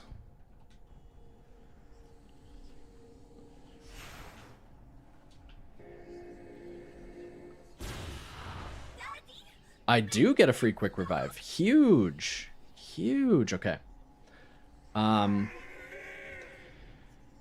So now Maxis is here. And did we just do Simon Says? Is that it?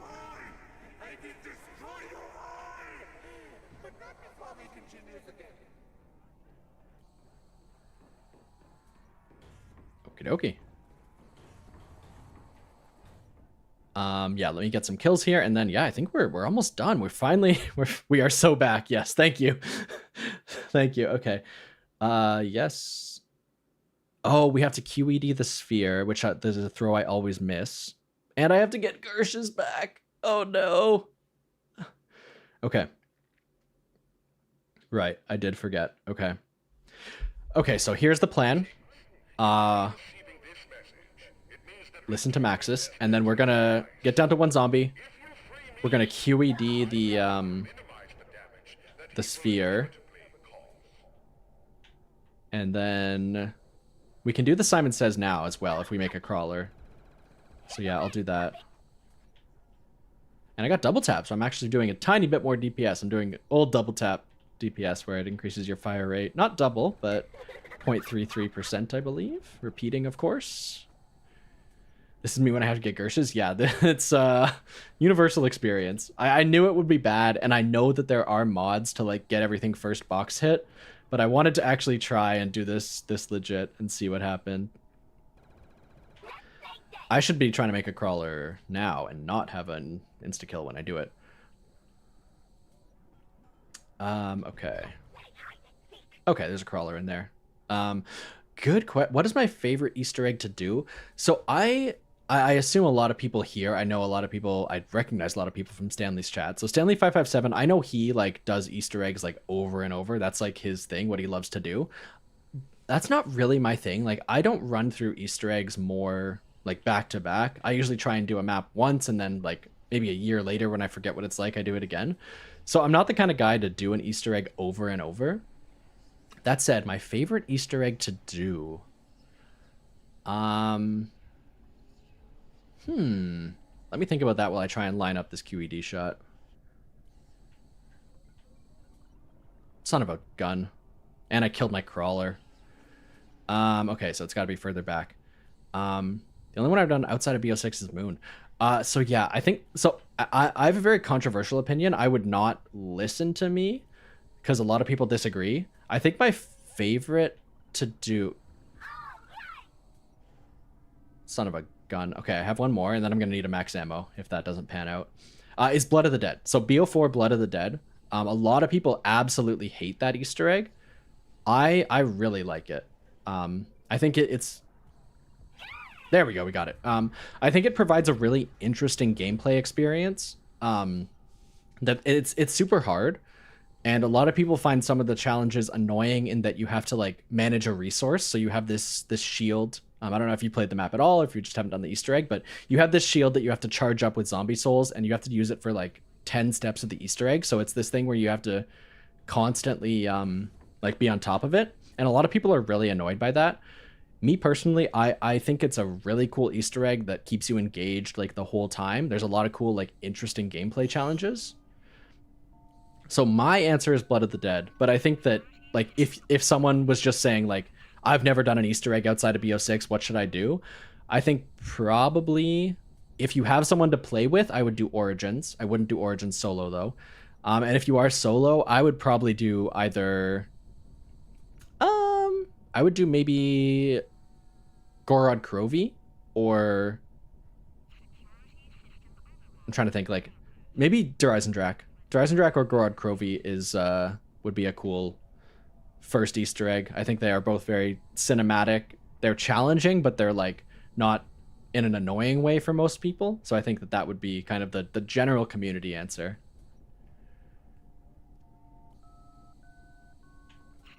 What do we think? Can we get a crawler? We can actually. That's impressive. Okay.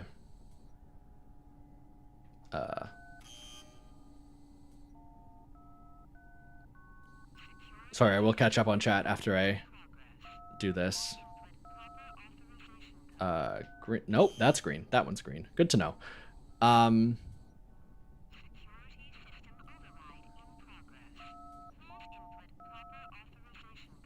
Green, red, green. Green, red, green, blue.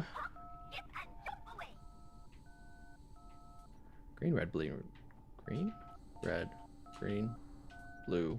No! Oh, I thought I clicked red. Okay, thank goodness. And double green at the end, okay.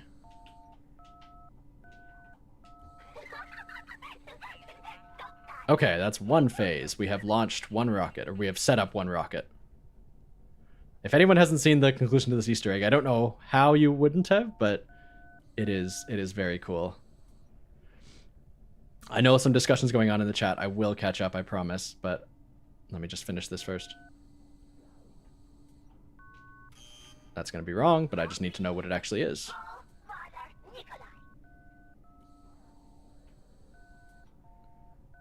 Blue, red, blue. Blue, red, blue, blue. Red, blue, blue. Blue, red, blue, blue, yellow. Blue, red, blue, blue, yellow.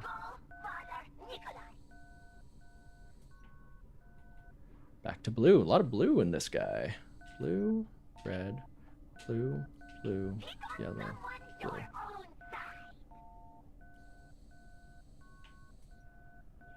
Oh my god. Blue, red, blue, blue, yellow, blue. Blue. How much blue can one guy get? Okay, just so I want to keep it talking to you guys because this is half the fun. So give me a second and I will catch up.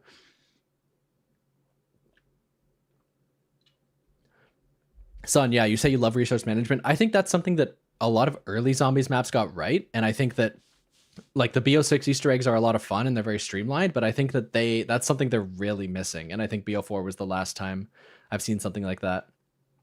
I totally agree with matching the weaponry to the map. Like I think of Shinonuma versus Verrückt. Like they both have a marksman rifle and a sniper in the spawn room, but they're different because one of them is in Germany and one of them's in Japan. I think that was such a cool little touch. So 100% on that. And then yeah, for the recommendations for the Easter egg, yeah, I think that going in blind to an Easter egg is a very cool experience, but I think that for both of them, I would look up ahead to see what you're dealing with because they both have some things that can kill you very easily if you don't know what you're doing. So I do think you should actually have a plan.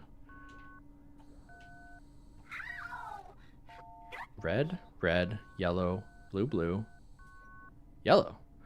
Red, red, yellow, blue, blue, yellow. Yellow, blue, blue, yellow, yellow. Okay. I think, yep, I forgot it. I messed it up. It was red first, the double reds. Okay.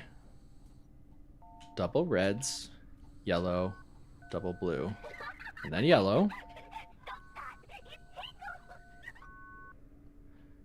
Uh-oh. Double red, please. Oh no. Oh no.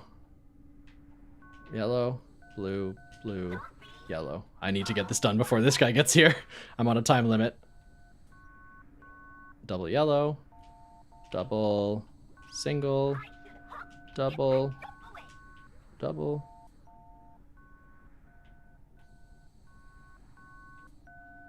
Blue at the end, okay.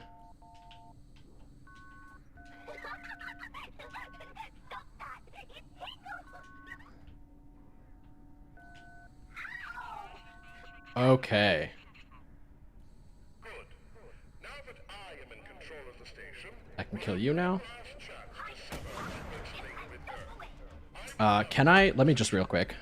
Retrieve the artifact and take it to the launch platform. Oh, okay. So okay. So I can't no clip. But I wanted to see if I could no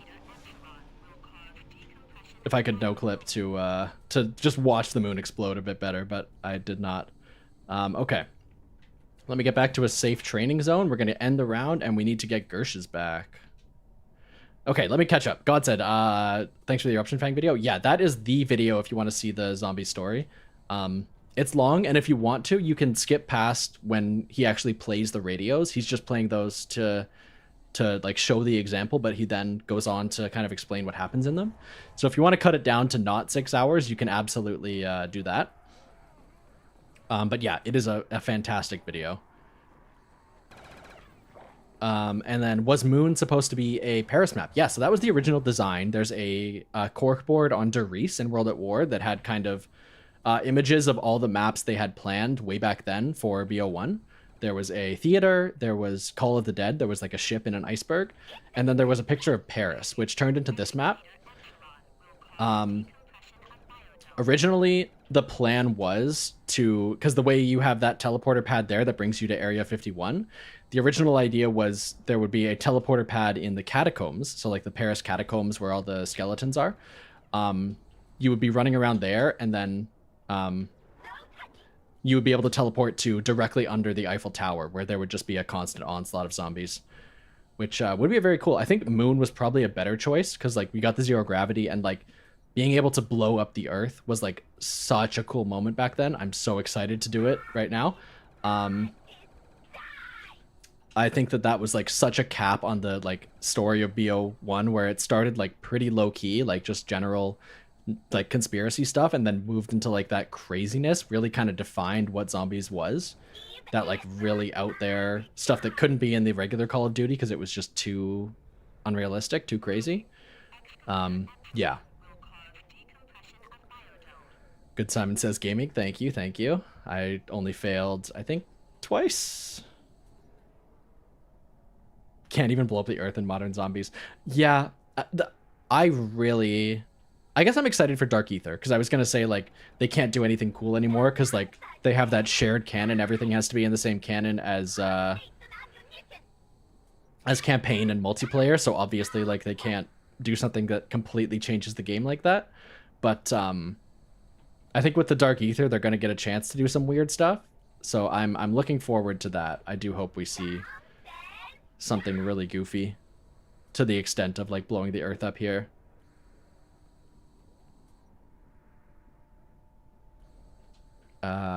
Should I buy? No, it's probably not worth the investment to buy bullets. I'm trying to think what, because I need points right now. I need to be spinning this box, so I'm trying to think what's the most point efficient thing to do. I don't care. Hello, hello. Good to see you again. Been a while.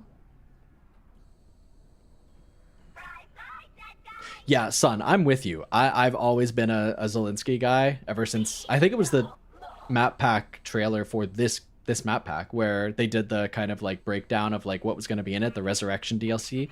That was the first time I ever saw like developer interviews. They weren't really like full interviews, but they were like little talking heads.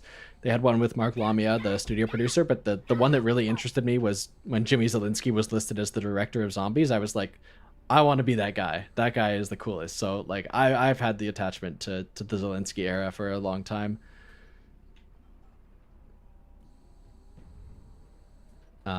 So yeah, I will always defend this era. I would have loved to see, like you said, like, I mean, I hated Transit like everyone else. I'm not saying that he's like flawless. Although I don't like want to fully put things on the director when it's a full team working on it, but like when you break things down into the Blundell era versus the Zelensky era, that's the first thing everyone says when they were like, well, Transit and Die Rise were bad, so he must be bad. But I will always defend him. Okay, we are just hoping for Gershes. That's literally all we need right now. All we want, all we need.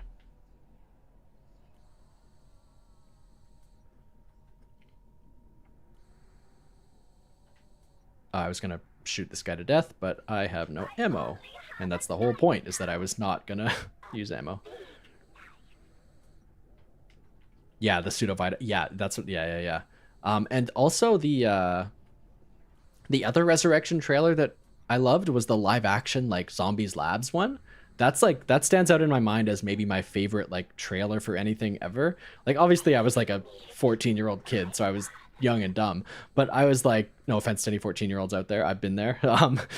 But like just seeing like the characters in the game that I played like fully real, like they made like a real Nova Crawler puppet, like that just blew my mind. I loved it.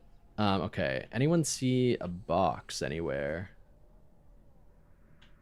Oh boy. God, the skylight is so dim on BO1. Okay, I'm just gonna run around and try and find it.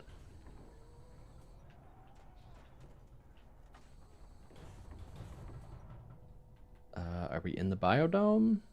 No, I think I would see it by now, right? No, I wouldn't. It is there. Okay.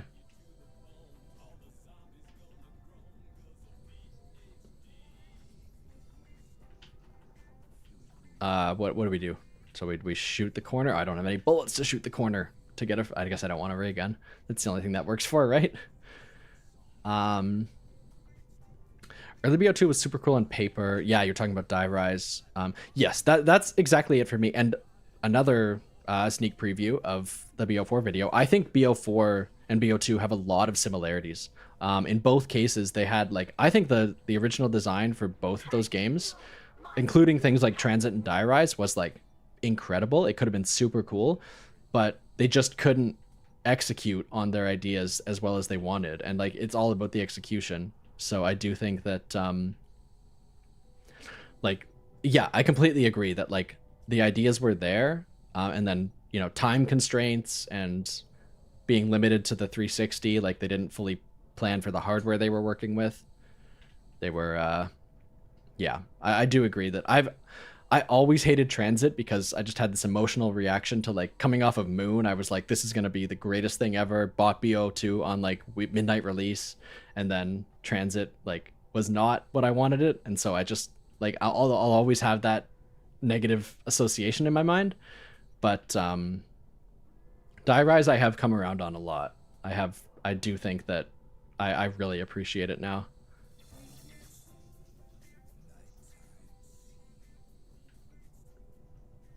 Now half the map is an elevator. Picture this Die Rise, the buildings themselves. Interesting. Many good ideas. I can throw grenades into the box to get the RNG I need. Yep. Lots of good stuff. When does Mecha Hitler spawn? That's round 100, right? That's what we have to get to. Yeah, Sun. No, it's insane. Like, I think every map from Noct all the way to Moon was like a perfect crescendo. Like every one got better and better than the last, and then Transit hit, and that was the first time I think I'd ever been disappointed in a zombies map, and it just hit me so hard.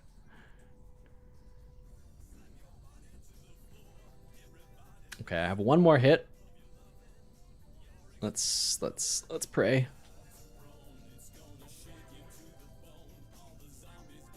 Oh, okay. I really forgot we had to get this back. Okay, so I guess we're getting 50 points at a time with this guy for a while until we get back up to get the AK-74U ammo. Fasting, same, 100% same. I dropped off. I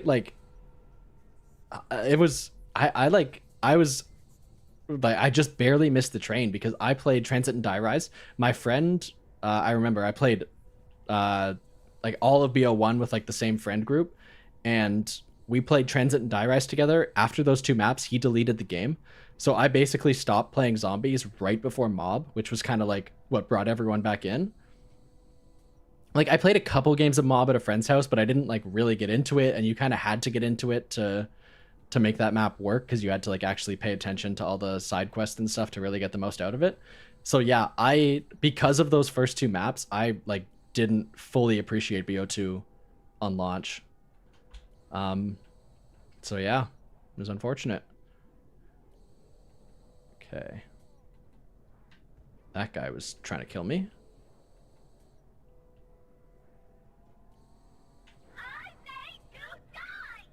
It's a pretty wide range on that. It seems like it's like your entire 180 field of view. Okay. We're on a proverbial roller coaster. Yeah.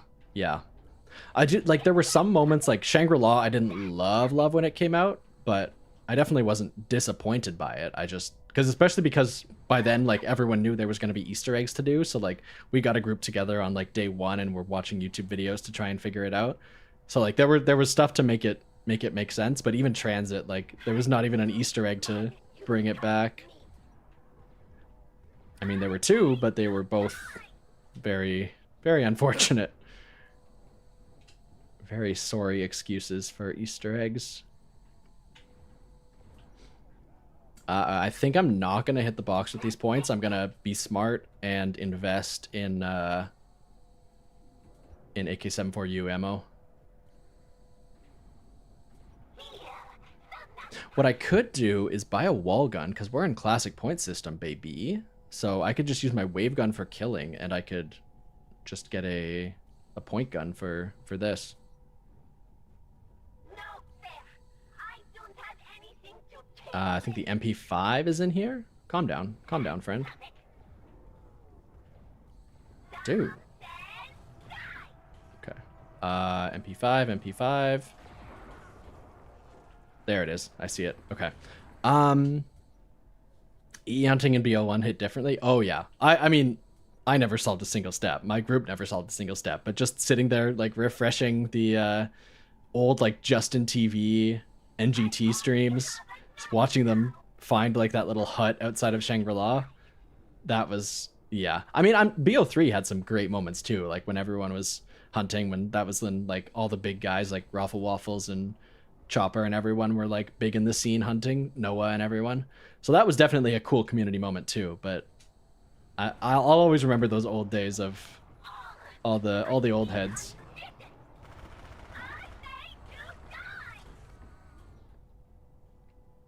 Is Call of the Dead any good?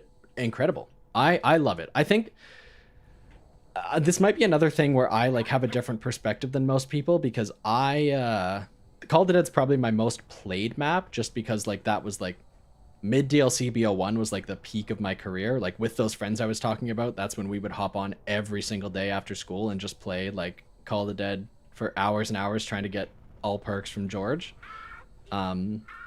So like it is, a lot of it is nostalgia for me, definitely.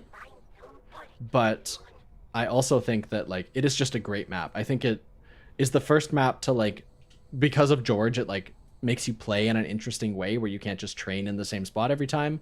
And George also has a cool risk reward mechanic where you get him down over a couple rounds. And oh, I have mule kick. I forgot. Like there's a lot of cool gameplay systems to engage with for such a primitive map. I that's probably my tied for my favorite map with Moon. So that I would highly recommend Call of the Dead, but I don't know if the wider community would. I see Planet Maker is a yes. Friends tried to do the Max's side. Yeah, I recently went through and with a couple guys tried to do like the canon Easter eggs, so we had to do Max's side, unfortunately. And yeah, that transit Easter egg is miserable because you see the Avogadro spawn. You have to wait for 20 minutes for the storm to be in the right place. Then you see him through the hayfield. Then he teleports away, or you throw the EMP at the wrong time, and he's not actually under the pylon. Yeah, that is tough. I only have a knife now.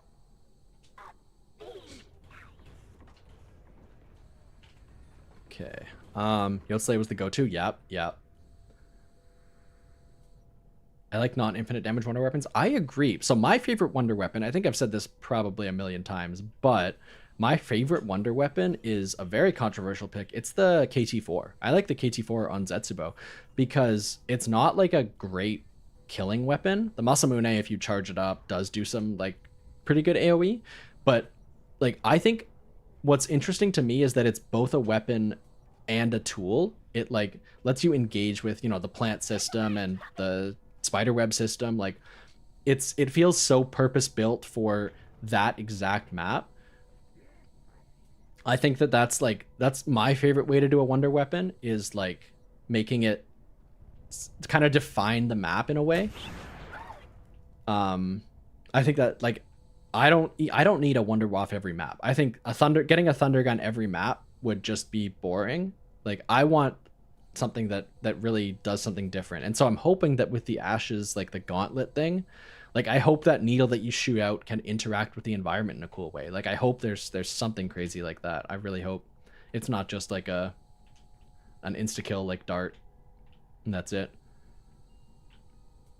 Okay, I'm gonna trade out this so I can actually start trading now and make this go a little bit faster. My dream map is a slime rancher with a wonder weapon. I mean, you're not wrong.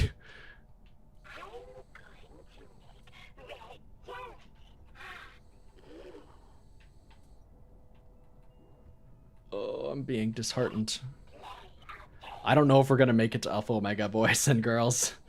I'm gonna load it up and play a game. I don't think I can beat the whole Easter egg. Okie dokie.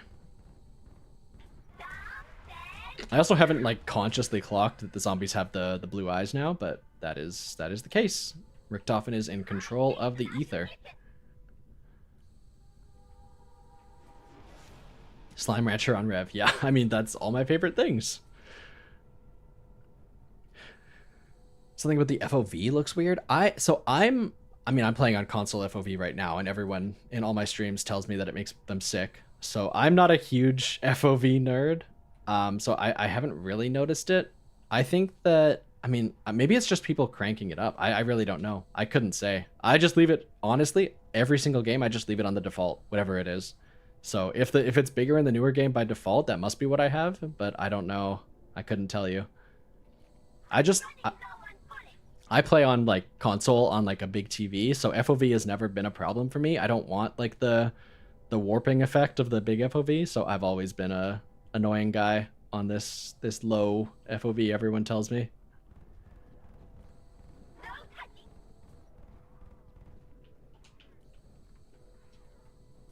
I have to remember I can just hit D-pad to pull up my wave gun whenever I need.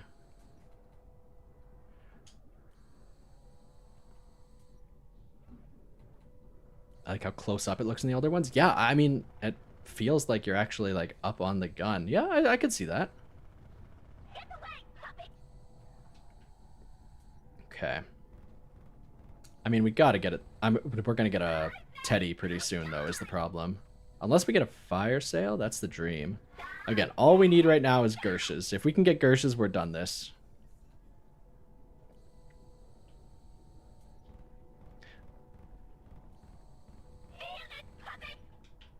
It was actually an interesting moment, speaking about FOV. So I've done a couple of the Zombies for Charity streams, which is super cool. I like a lot of the guys that I've gotten to meet through that. That's been super awesome.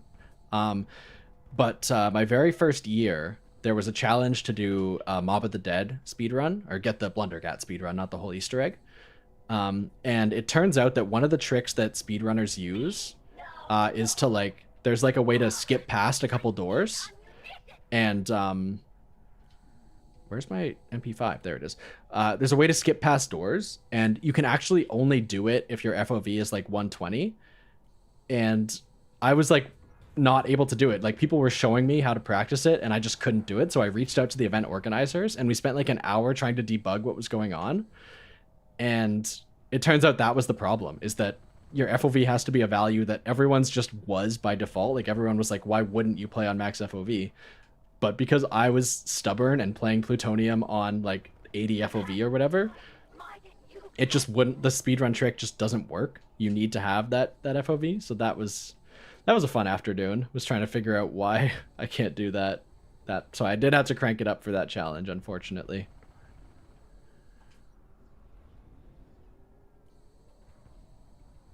And I planned to marathon. So, oh.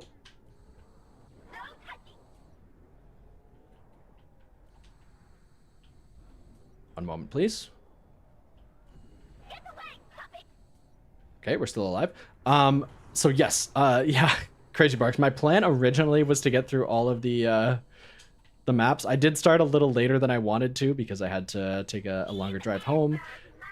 And I am now realizing I probably don't have time to do the like 2.5 hour Alpha Omega egg. So I might just hop on that and do a couple rounds, but we're definitely going to be able to do this and then hopefully Nuketown.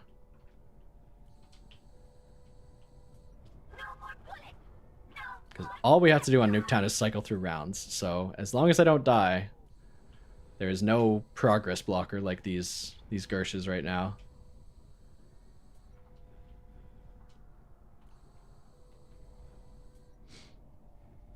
That's the thing, like 25 is not a high round. The rounds only really start slowing down in these old games in like the mid 30s. So I do think we can run through the cycle pretty quick.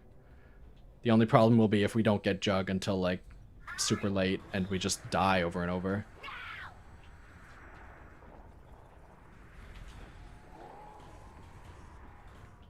Okay.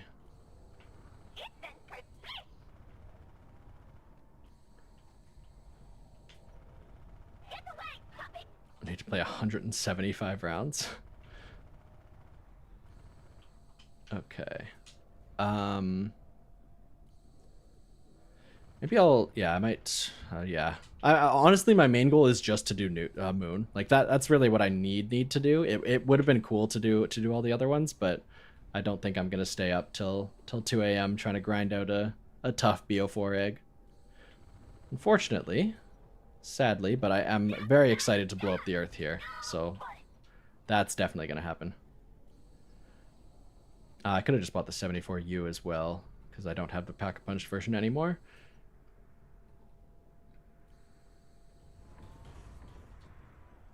Yes, so yeah, Classified is the other thing. Classified does technically take place back here on this day, but all I have to do is play the cutscene, because I have done the 12-hour Classified grind, and I'm not doing it again. I will never ever do that again.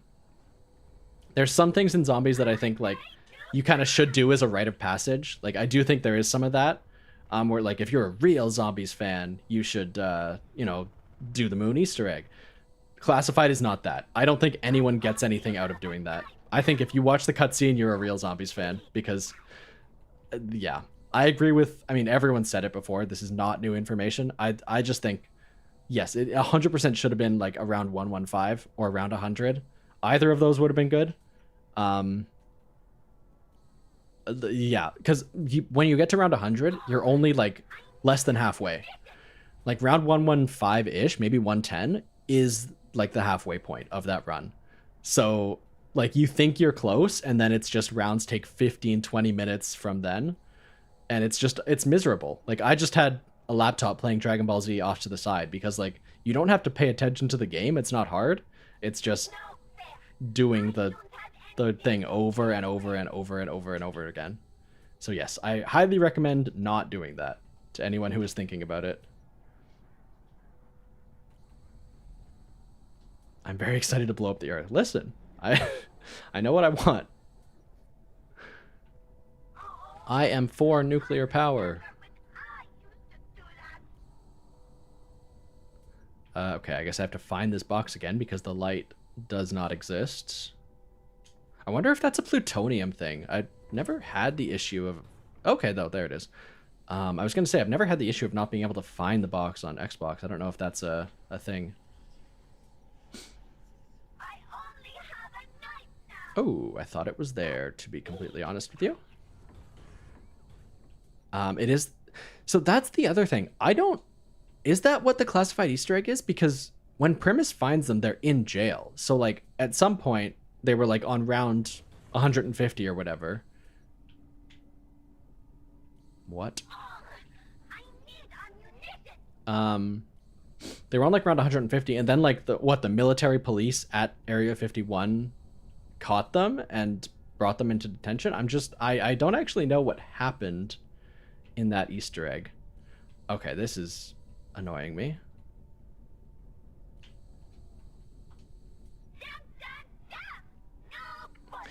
Yeah, so the biodome was broken, so I couldn't pin the box down there, but if it's in, I guess it's not in spawn, I just checked, but if it's in some place with air, I will be using the hacker next cycle.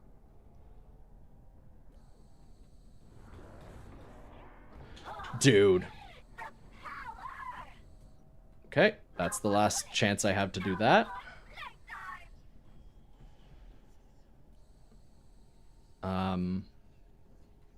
Classified is the map I know least about, yeah. Yeah, I like Classified. I think it's the closest to like just a plain remake in BO4. I think the other maps are all pretty different than their originals. So I don't blame anyone for not committing super hard to Classified, but I do think that in the BO4 systems it plays great. Now, where do we think that is? It's like there. Is that not spawn? Am I hallucinating? I don't think I actually saw a light. What was I looking at?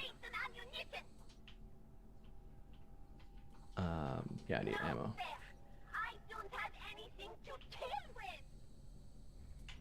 I want to make sure I don't kill last. Like the idea of Ultimus dying on the moon? Yeah. Yeah.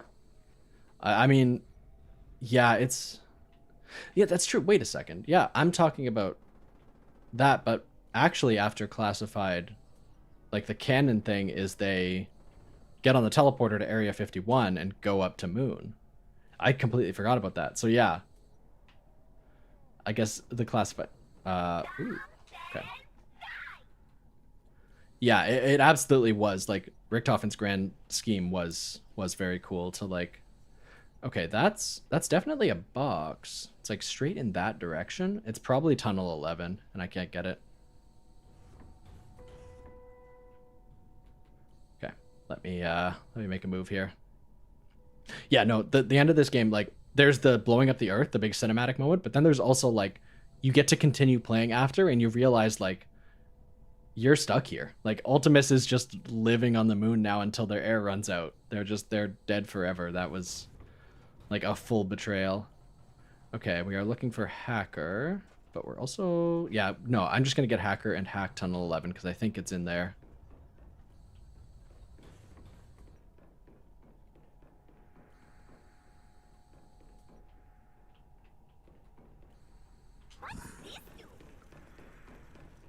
Tunnel 6 is breached. Can I make this run?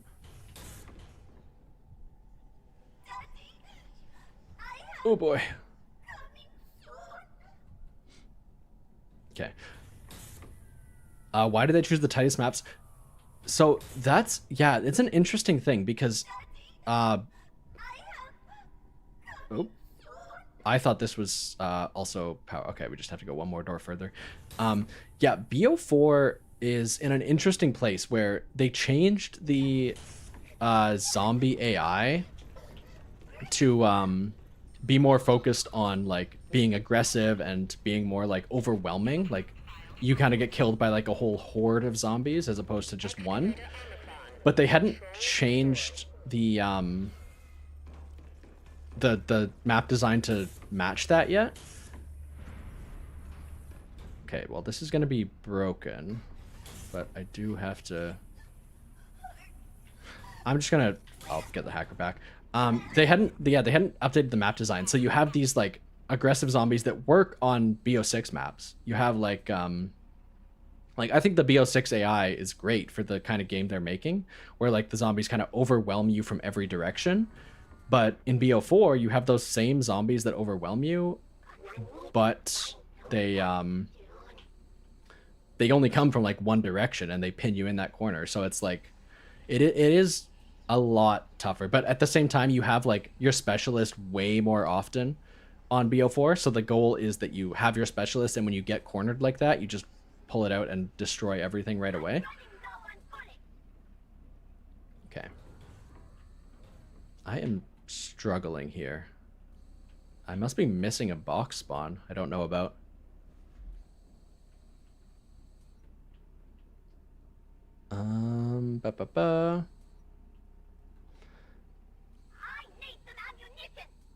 Anyone know where this dang box is?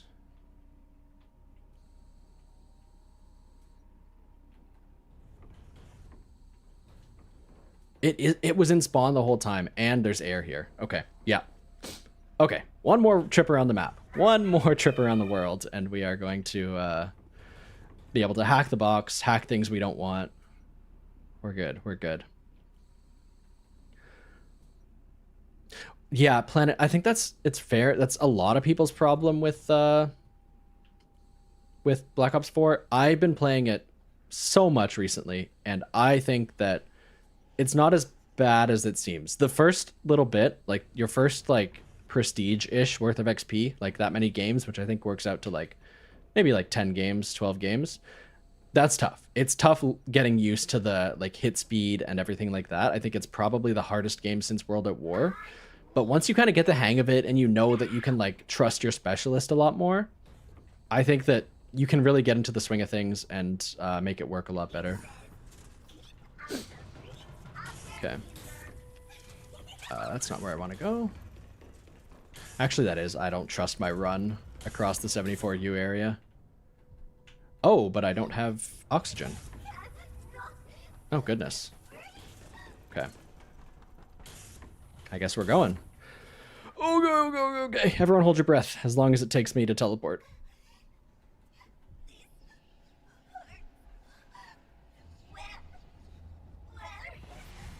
Perfect. Okay.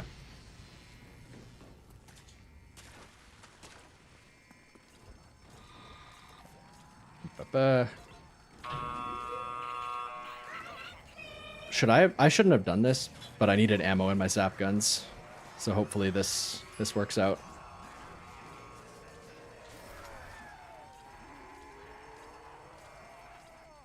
I'm worried about the points, but we'll just get Gersh's next spin and be fine, right? Right, everyone? Samantha's first time on Earth? Yeah, that's very true. I always forget that I'm playing as Samantha.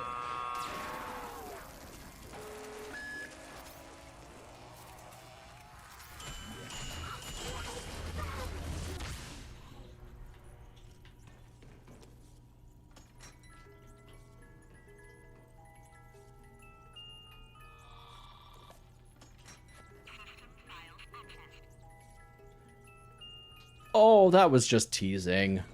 And I think if I hack it again, it just makes it available for teammates, so that's useless to me.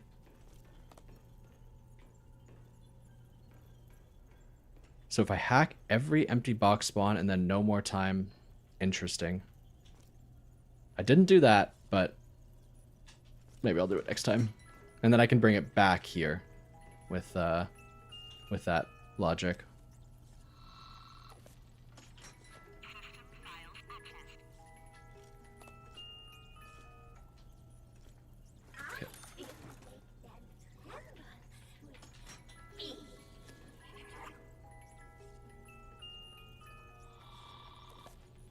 Oh, Brett, yeah.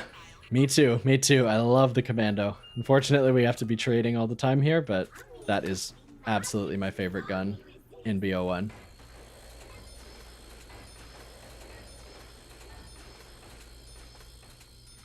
Honestly, I'm not even surprised. We had such good RNG for the first couple times. We got QEDs. Well, I guess we got QEDs before Gersh's, which was annoying, but other than that, we've had pretty good times. So yeah, it was bound to be bad right at the end here.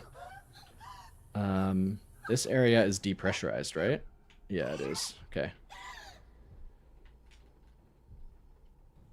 Oh!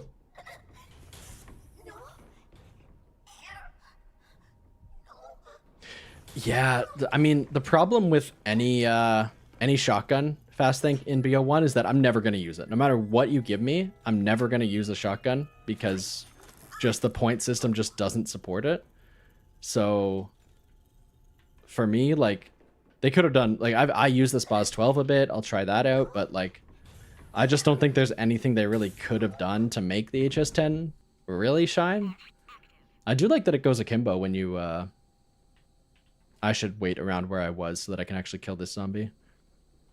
I was gonna say, I like that it goes akimbo when you pack punch it. That is cool.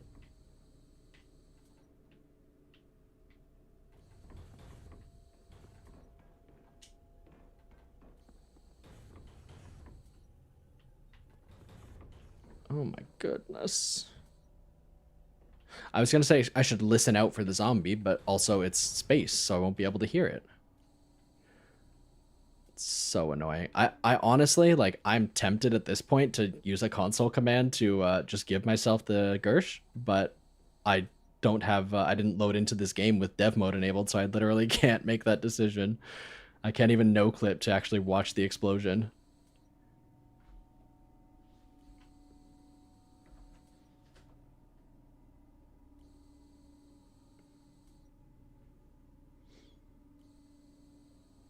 I'm literally just sitting here because I guess I should make sure that the astronaut isn't the one that gets to me, but I'm waiting for any zombie. I assume I have one crawler sitting somewhere.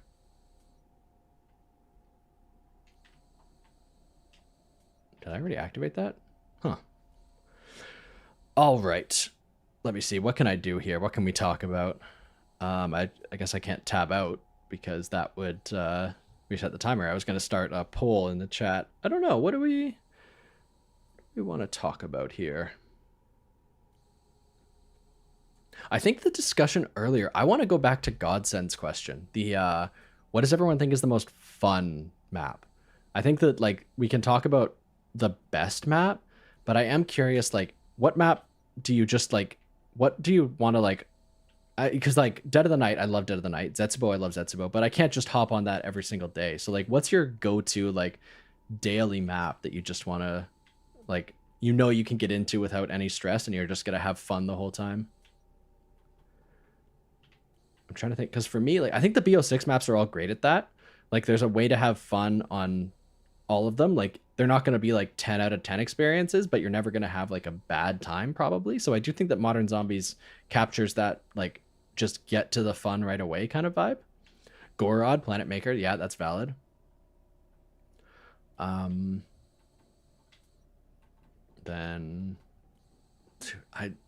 what do I do here?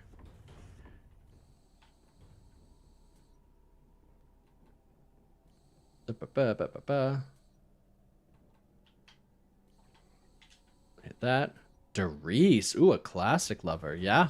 I'm with you. Yeah, you could either train down in front of the catwalk or camp up on the catwalk. You can just do that. I thought I heard noises, but that was just Sam's unconscious body talking to me.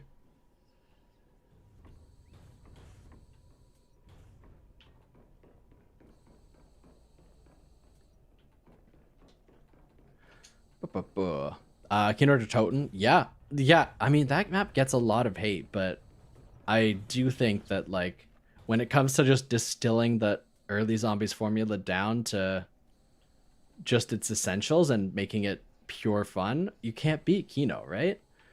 It's just, it is like that World at War, basically, era of Zombies, just in one single map, just all together. So he couldn't have crawled down that way.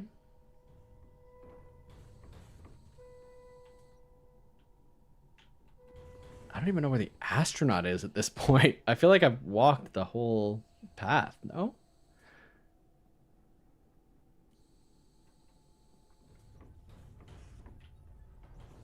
Trying to be careful going through doors because I have no idea where my guy is.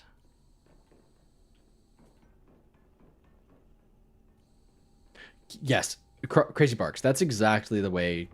Yeah, no, that's a great way to put it. Like, it does everything right and basically nothing wrong. So you can say that it doesn't like super stand out in like anymore, but like doing everything that right, that perfectly, like, you're absolutely right, makes it like a thing of its own in that way. Just how like flawlessly it does that set of things.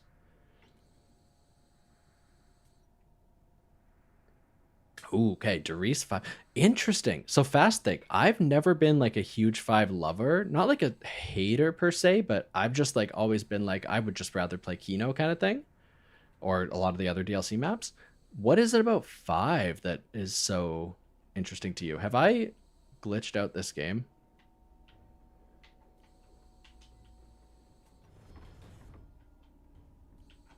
Because the astronaut's there, and I assume a crawler would be walking at the same speed as the astronaut.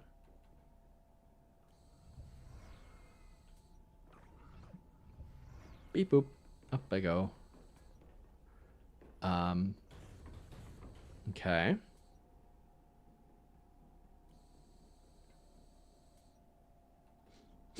Origins is my Black Ops 2 go-to. That's interesting. Yeah. For me, like, that's another one of those maps. Actually, that's not true. Origins, I would agree with you to a certain extent, because you don't like really have to get into all the weeds of Origins to just enjoy it. Like, you can just play it as like a regular training map.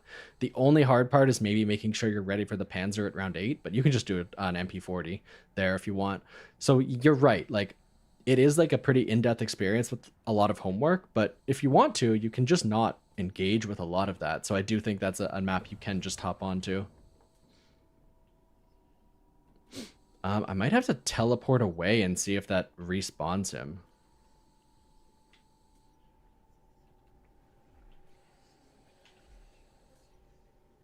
The one time that I actually want zombies to attack me. They won't happen.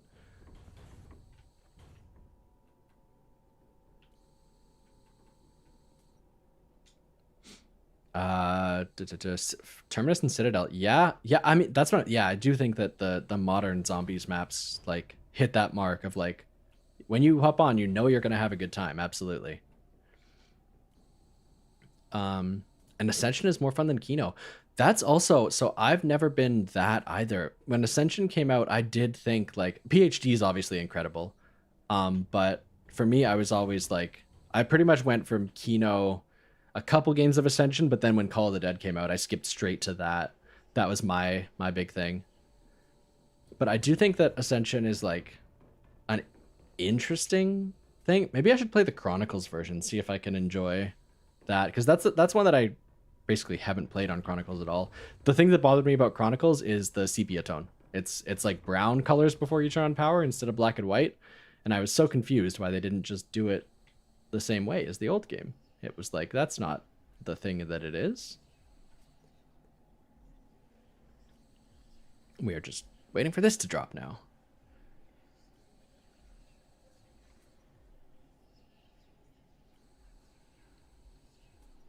But no, I do think I know Stanley Ascension's probably, or I don't know if I want to say it's his favorite, but I do think it's a huge map in BO1 for him. So that is absolutely a common opinion.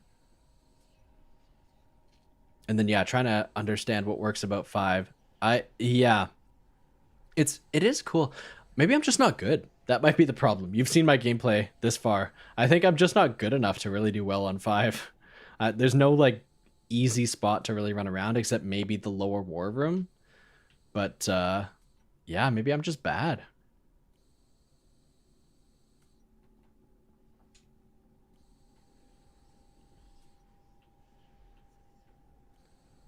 What is happening?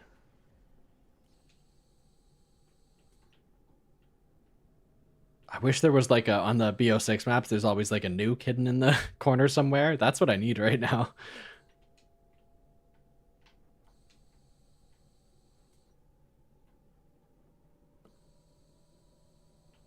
There's no like, I'm trying to think, did I accidentally interact with something in the hacker that made like a Leroy hold a zombie or something like that? But I don't think that exists here. Yes, yeah, I still can't survive in the labs, but that was the first instance of mantling. And also in Nuketown, even though the rest of that game has no mantling, you can jump over the balconies, jump onto the balconies in the houses. Oh, the round counter didn't come back. You're right, is it? Oh no. Oh no. And I don't think if that didn't happen, then this probably isn't going to go down because the timer didn't start. Did I do all of this to not be able to do the very last step? Let me look up console commands to see if there's like a kill all that might work in non-dev mode. I'm gonna be mad. How long has this been going? We've been going for 2.5 hours. This is the longest game of Moon of all time, and I am not in a round. Okay, BO1 console. I have like a page bookmarked. BO1 console commands.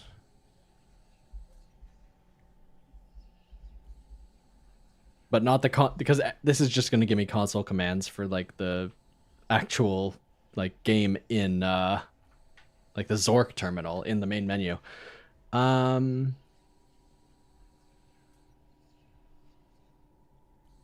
Let me see. I can give myself ammo. I can turn my HUD off. I can kill myself. Map restart is going to start me back on round 1.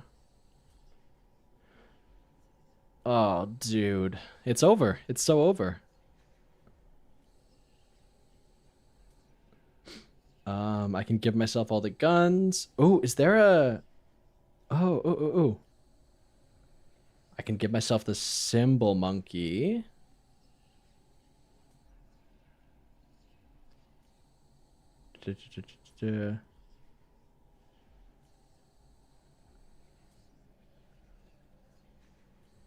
Okay, there's got to be a way to, because you can give yourself equipment, you can give yourself the monkey, so there has to be a way to give yourself QEDs. And yeah, I should just look up. Round counter didn't come back after teleporting BO1 moon. Let me just look up to see if anyone has this problem. We decided to teleport. The only thing left was the astronaut. Tunnel 6 is known to cause problems for the game.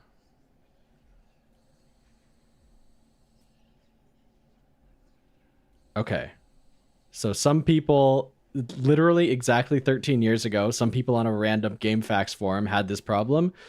And they said, if you don't turn off...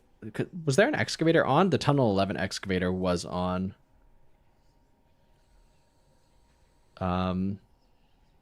It says if there's an excavator on, sometimes it bugs out on PC, which is very cool. Okay, let me just see. Can I give myself weapons in this mode? If I can, then I just have to find the right code for what the Gerst devices are. I give... Oh, you can't actually... Oh, you can see the console. There we go. Give zombie symbol... Oh, it's not going to work because the monkey bomb isn't on this map. And cheats are not enabled. So I wouldn't be able to give myself the Gersh even if I wanted. Okay.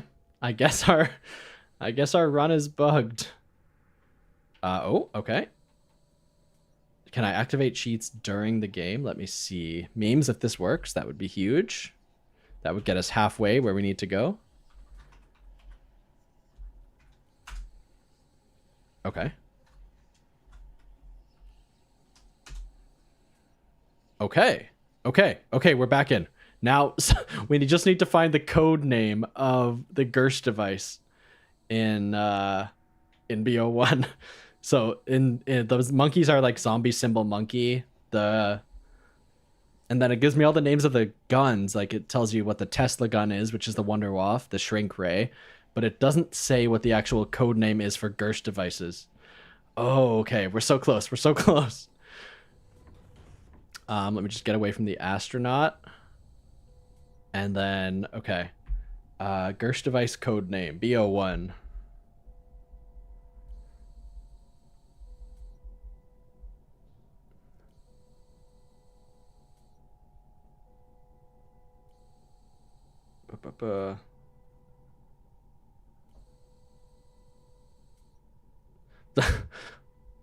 There's another old forum, an Xbox achievements forum, where someone says, how do you get the Gersh device? And they're saying all the stuff we were doing earlier. Some guy's telling a guy to like spin 360, shoot the box, go prone. So that's not helpful. But okay. Salt, if this is legit, you are my new best friend. I wish I could give... Because on Twitch, you can gift like subscriptions to like specific people, right? Is that a thing? Because... Did that work? It looks like that is not it. What if it's did I type it right? Did I make a typo? Zombie black hole bomb.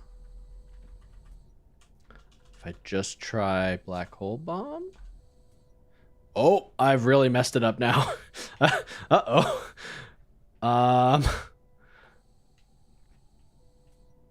Okay, that's not what I wanted. Where did it drop that? That's okay. That we are messing with the code. We are messing with powers that should not be contained. Okay. Gersh device code name black. Yeah, let's just add a Reddit to the end of the search and see if that works.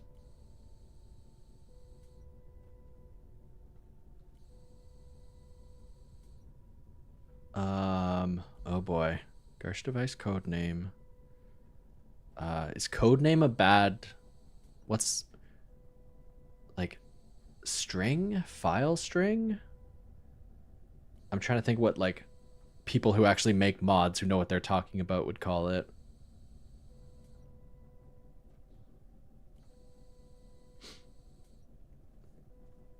Um, buh, buh, buh.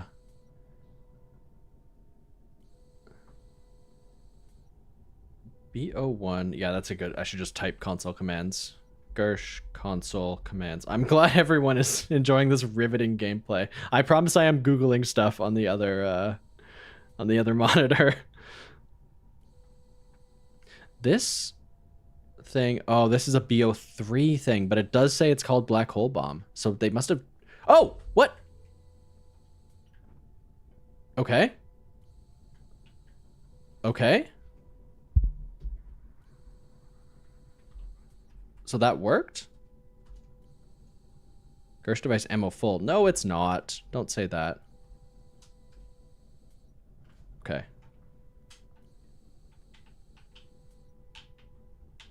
I can't. Oh, I'm still in the console command. So that did work. So that the very first one did work. Yeah, Salt was absolutely right. But now it's saying I have one, and it's not. That's not true. Can I just, I think ammo is just one. Oh no, it's like, yeah, there is a way to spawn. I don't know if it spawns a max ammo or if it just like immediately refills your ammo. We're getting closer. We are getting closer. Take ammo. Oh, give ammo. It's just give ammo. Give ammo.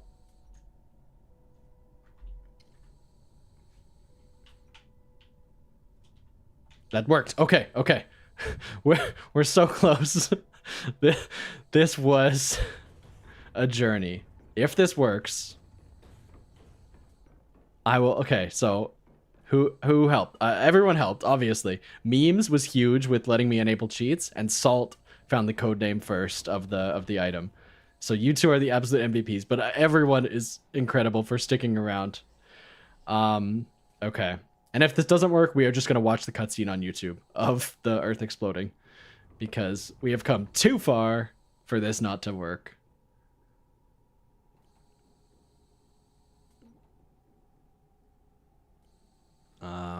This is actually the step, right? So we switch the souls. After completing, take a Gersh device and throw it near the Vril sphere to give it to Maxis. I don't think this run is eligible for submission. Wait, I have a, oh no, I don't, it's too much work, but I do have are you, what?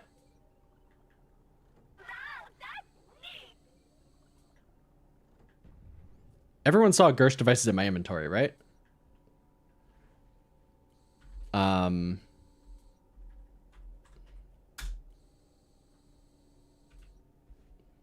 Okay.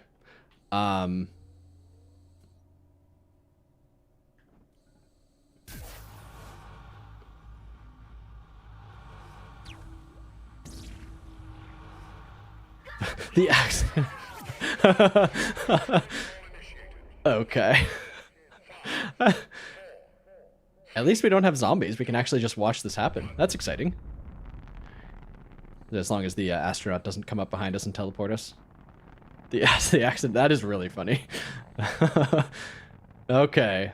Through just a slight bit of cheating, we managed to complete the Easter egg, the moon Easter egg, in a record 2 hours and 35 minutes.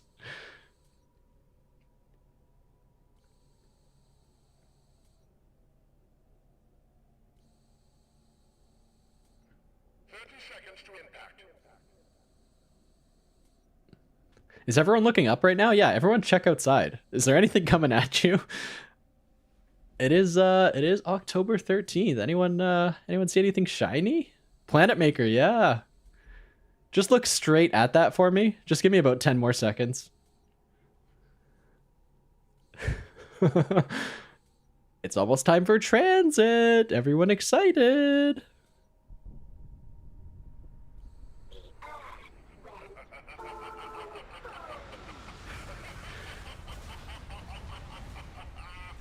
I should have just cut stream there. It would have been so good to just end stream, but I don't want to do it for the bit because you guys have stuck around for so long. I miss you, but I want my body back, and I'll destroy Schools will remain open. Yeah, this doesn't count as a weather event.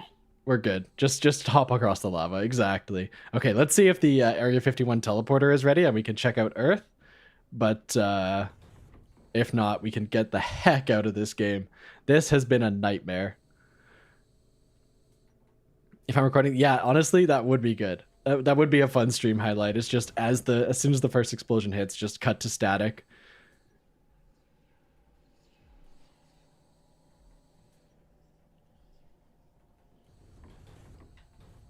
Okay. Thank you everyone for sticking around through that nightmare. I really thought that it was going so well. I mean, not so well, but like I was still dying, but at least the game wasn't falling apart, which is always a plus. Okay, I am not here. Let's see real quick if I can no clip with that cheats command. I can. Anyone know where Area 51 is stored on this map?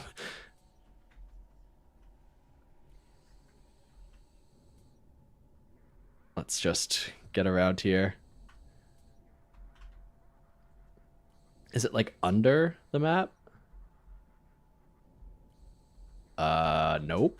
Definitely not here. I wonder if it's not even loaded into memory if you don't teleport there.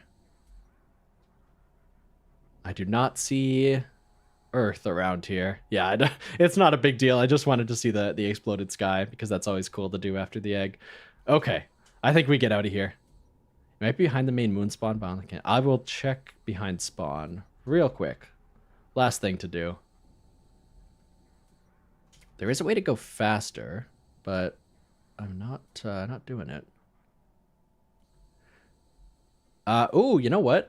You're right. I could just teleport. Yes, I can. All right.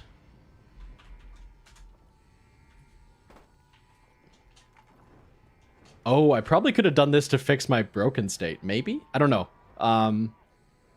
I don't know if that would have worked to get us back on a round. Look, everyone, the Earth is destroyed, but we're also on the Earth. What does it mean? Is Shangri-La on Mars? What is happening? Okay. All right. What a run. What a run. That was a bit of a nightmare. Is Area 51 on Shangri-La? It could be. It could be. And you're right. That does look like the BO3. I don't remember it being so saturated on BO1. It is like high contrast. Okay, no, get me out of here. Get me out of here. No more moon. I love moon. I don't want to learn to hate it. Okay. Area 51 got blasted into space. Honestly could be a canon answer. Who knows what these writers are up to. Okay. One more look at my fine work. If anyone hasn't seen this before, I spent probably 2 weeks of my life, a couple hours a day, trying to figure out how to make these TV screens show whatever I wanted.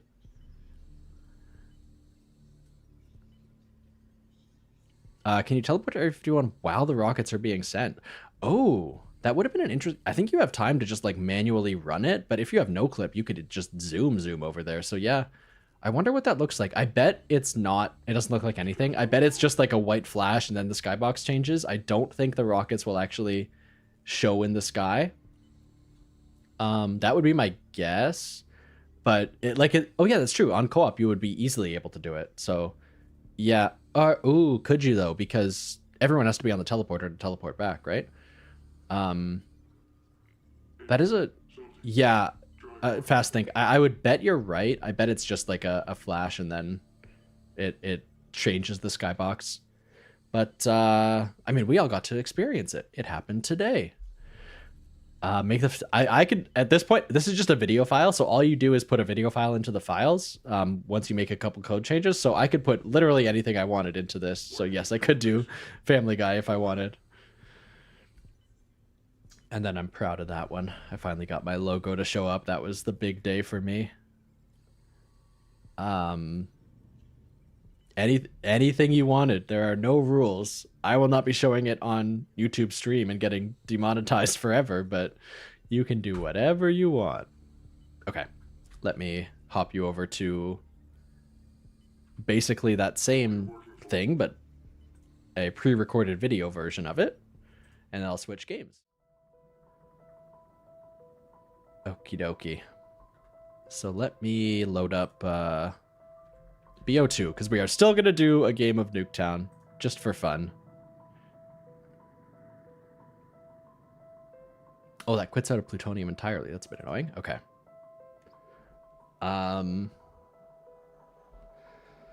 Go in here, load up T6 zombies this time. Since we aren't dead, we have to assume they got White Cliff. They got me. Yeah. Yeah, they're taking the time. I mean, I would stay on your toes. They might get that Gersh eventually. They might figure out the console commands to get the Gersh. BO1 menu is the best video game menu maybe ever? Question mark? I don't think I can think of a better one. Like, obviously I can't do it now because I just quit out of the game, but being able to break out of the chair and get up and play an entirely different game in the terminal, very cool. Very, very cool. Absolute Radiance. I just beat you in Hollow Knight. Why are you here? I killed you. Hello, hello. Welcome. Okay, let's see. I have all my DLC installed. Yeah. Okay, let's make sure OBS is still going to bring you across. It's not. Love that.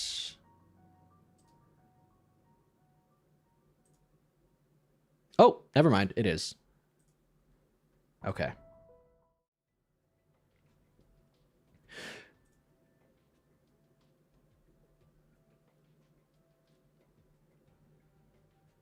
BO2 menu, on the other hand, it's... Yeah, I mean, I get what they were doing with the planet kind of thing. Like, it's an interesting idea, but then they put 3 out of their 6 maps in America, so it's not like a real globe-trotting adventure like it should be. But it's an interesting idea, I guess.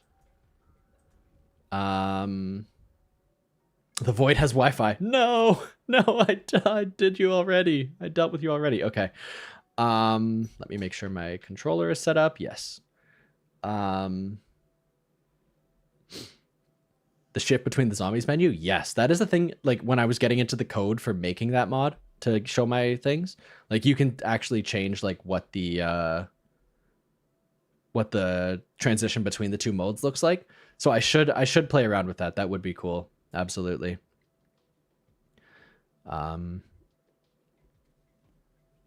Yes. Yeah. There was going to be... So let me... Actually, before we get into the game, we'll get there eventually, but I'm trying to think. So if there was DLC 5,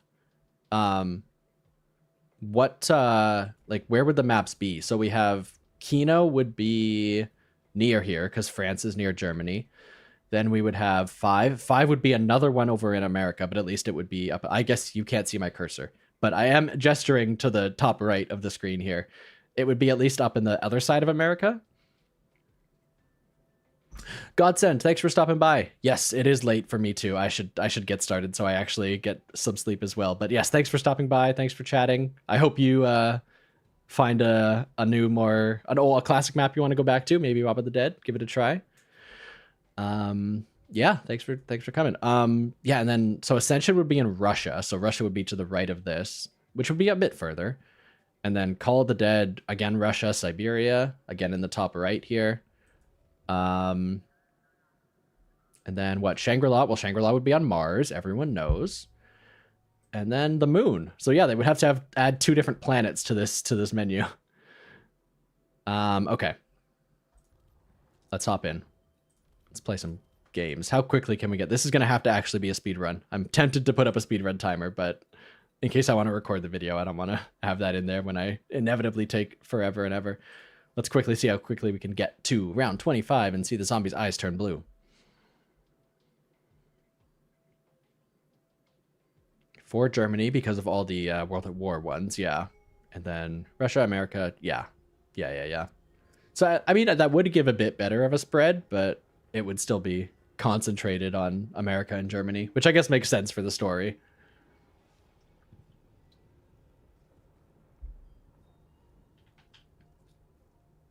Oh, this is the wrong resolution. You can't see my whole screen. Let me see what's going on here. Why did that? Yeah, that. Oh, I guess because I have BO2 running in 1440p, but Black Ops 1 only goes up to 1080, so that's what happened there. Okay, that's better. All right, let's game.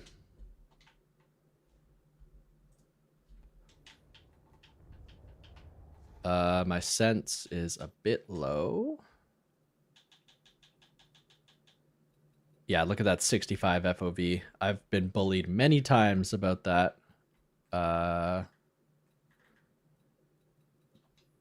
Oh, is it in controls? It is. Look sensitivity goes up to 14. I'll hit it at 10. Okay. Yes, yeah, sorry about that. It was like weird because I was using the same capture window, but it technically is a different game. Can you die to getting hit from things falling in Nuketown? I have to assume no, but I guess I can't actually confirm that. Oh, you know what? Yes. Yeah. Let's do that. I'm gonna put up a poll real quick. Start a poll. First drop. That's a great thing, Brett. Yes. First drop. You know it's excluding quick revive because that's guaranteed to be first. So we have what? It's gonna be Jug is the dream. Then it could be speed, and then it's just double tap and pack, right? There's only the 4 core. Double tap 2.0 of course, or pack a punch. Yes. Okay, so we have I think 5 rounds to sort this out. Place your bets, friends. Place your bets. Yeah, Brett, that was a great idea. All credit to Brett. And that's another thing. I don't even know if you can do it on Twitch, but like I would love to. I guess yeah, you can do gambling, right? You can do like for channel points and stuff. I would love to be able to actually reward people who got it right, but you just have to get the bragging rights, I guess. Yeah, YouTube. I stream on YouTube because that's where you guys are. If I like started a Twitch, I know no one would find me, which is maybe better for my gameplay, but like I just want people to actually talk to. But I do think that YouTube is still pretty behind Twitch on a lot of live streaming features. Oh my god, there are a lot of double tap believers. Yeah, you're right.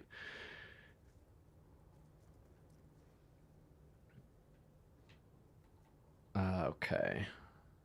I guess I can actually... I wasn't really point maxing last game because I blew all my ammo on Area 51, but this time I can actually do the classic point system. 8 shots and kill.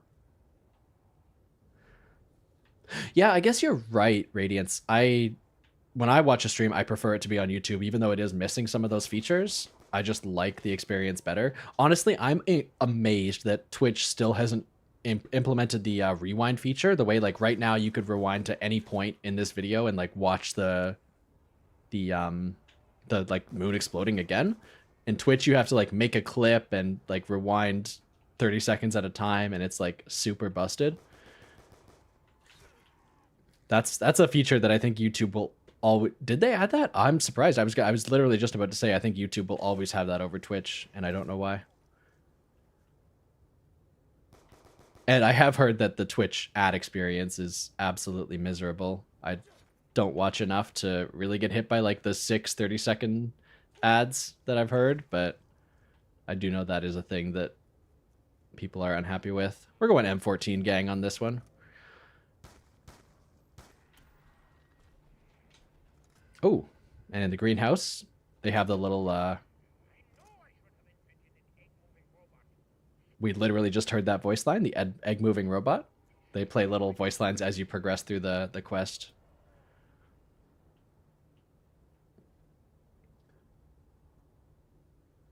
The stream? Okay, so you can rewind to things that, like, you have actually seen with your eyes. Okay, that's a bit better, I guess. Where are all these blue lights coming from? They're lightning, right? Is that is that the blue lights you're talking about? Oh yeah, those like little strikes there. Okay, we got to get back this house ASAP. So Alpha Omega is the one map that I did practice, and it's the one we're not gonna really get to. But so I do know at least know my way around this. But I'm gonna be trying to go down the bunker at the back of this house when obviously I can't.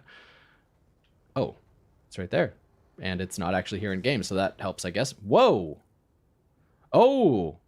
Okay, so first one comes down not 5 rounds apart. Who voted speed? Who voted speed? Let's see. How I want to see what percentage this actually got. Okay, so they were all pretty much equal, except people really wanted wanted to double tap to be the one. All right, bragging rights. Brett was correct. All right, let's end that and do another one for the next one. Next drop. So we still have Jug, we still have Double Tap, and we still have Pack-a-Punch. All right. That was quick. I really thought the next one would be round 6. I guess I just don't know how Nuketown works.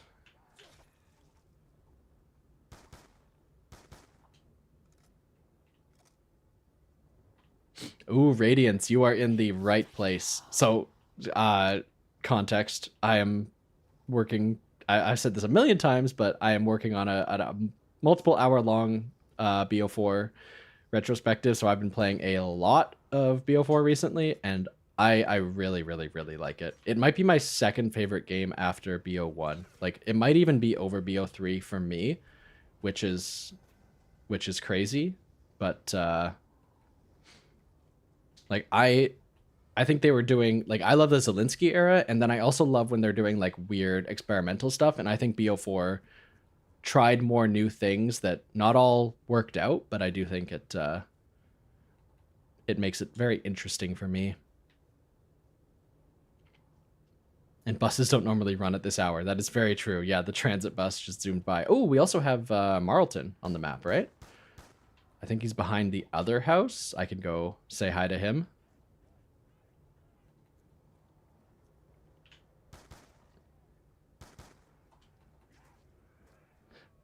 I was not paying attention. I was 100% looking at chat. Okay, we have quick revive. We're good. Doesn't bode well for us getting to 25, but we'll get there.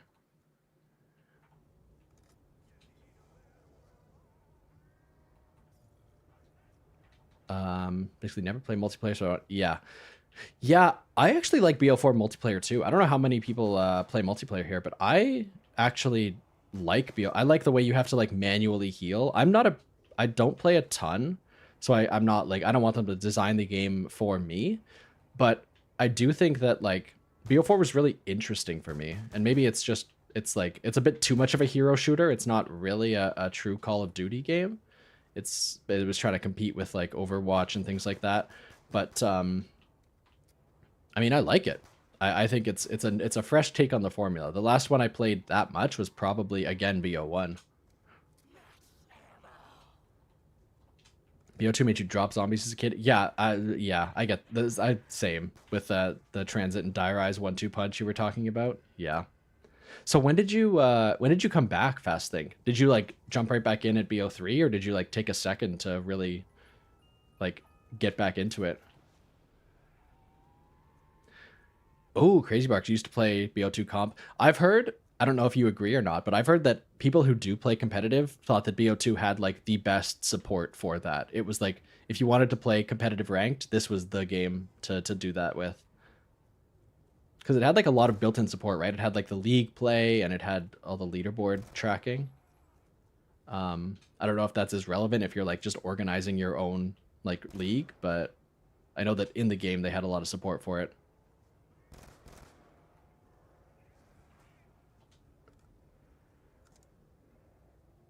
Played BO3 to death and then got back into BO2 after the fact. Okay, okay. So you weren't out for too long. Not like me. I was a lost soul for like 5 or 6 years. I missed what pretty much everyone thinks is like the best era of Call of Duty. I missed BO3 and all the third-party developers that tried out making zombies in that time.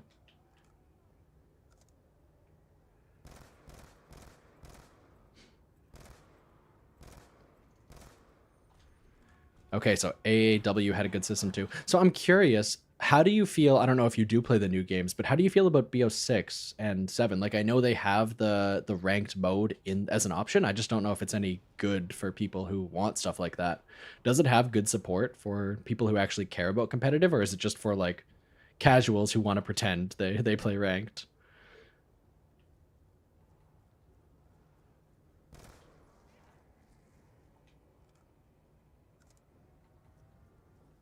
I loved Advanced and Infinite Warfare. Yeah, I do. I that Infinite Warfare is the one everyone talks about. I've played more World War II than anything else, but Infinite Warfare I really have to get into. That's the one everyone says is like the best non-Treyarch.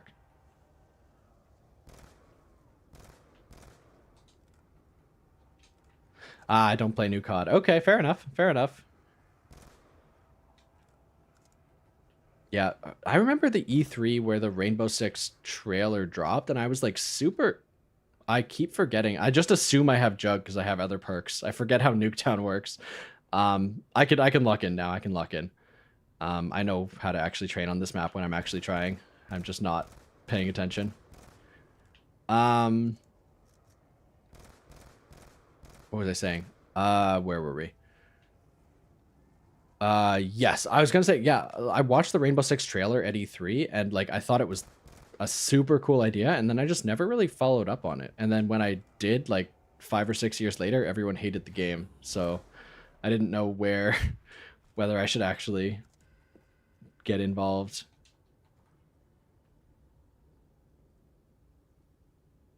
Only one is bad in Infinite Warfare or Advanced Warfare. Which one? I think Infinite Warfare is the one. I think most people don't like the very last map. They don't like Beast from Beyond, but everyone likes everything until that. They like Mephistopheles. So,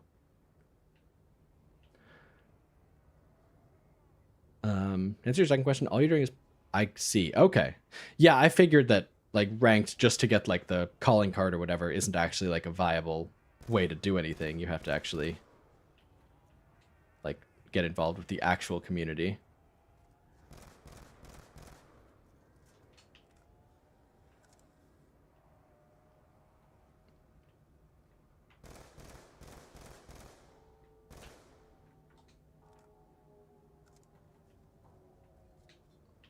Ooh, I've been playing so much BO4, I thought I'd be able to shoot when I drank the perk.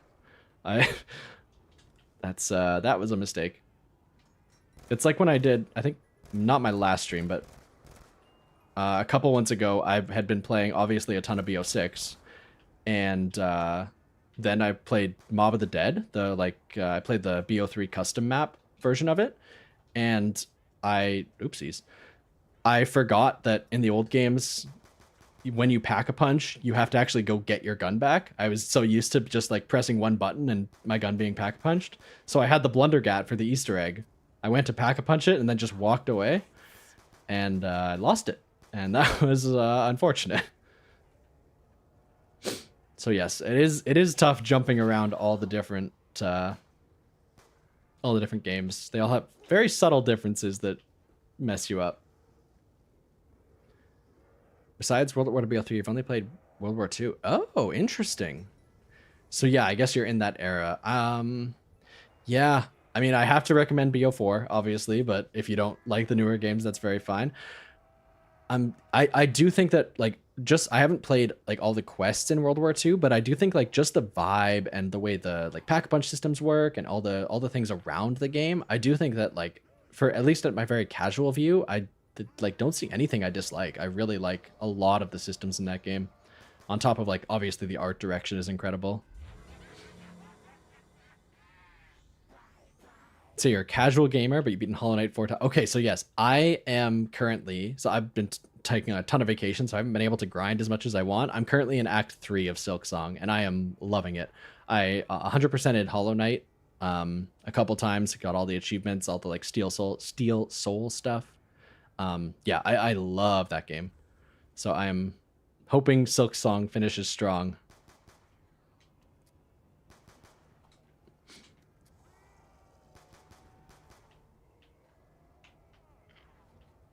Whoa, that guy was in my face.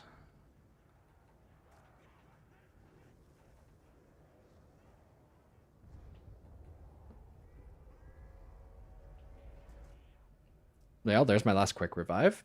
If next drop is Jug though, we're fine. We're chilling. I've heard that so I know spoilers of who the last boss is, and I have heard it's a nightmare. So I am excited to get there.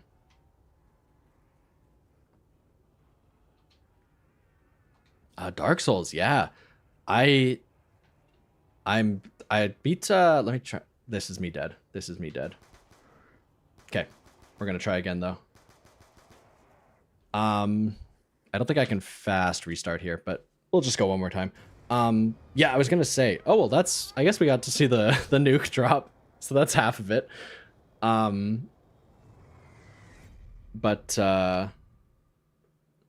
yeah, so talking about Dark Souls, yeah, I think that I haven't played Bloodborne because I don't have a PS4, but Dark Souls 1 to 3, I like all of them. I even like Dark Souls 2, which people do not like. And I haven't played Night Rain, but Elden Ring Base obviously is like obviously game of the year of whatever year it came out, 2023. So yes, big Souls fan. There's no news for like a new one, right? I think Night Rain was their big thing, and now they're, well, I guess they did Armored Core as well, which I've never gotten into. Yeah, that was non-canon. That was just a demonstration of what the end screen looks like. Don't look at that. Okay. The only Dark Souls you played is Bloodborne. I think Bloodborne, I've heard it's hard to get into. Obviously, I haven't played it, so I don't know what the case is, but I've heard a lot of people, I think I don't know if it's communicated poorly or if it's just gamer memory is like misleading people. But I think the thing a lot of people have to get over is oh goodness, I forgot. Yeah, hopefully it's not Speed Cola again, because we're committing to that same poll, because I don't want to pause and restart it again just yet. Sorry, yeah, I was saying the thing that people have trouble with in Bloodborne is that your guns are not damage dealers. Like, it is a melee game. The gun is only for the parry. And a lot of people like really struggle like changing that, because they're like, I have a gun, why don't I just shoot everything? That's what I've heard is most people's big sticking point with Bloodborne. Oh, I hope the stream's not lagging. On my end, it says I have excellent connection. I don't know how much I trust Google, but...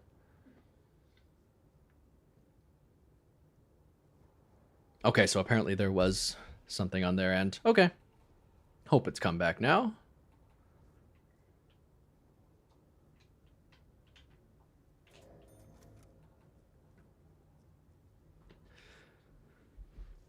Cool.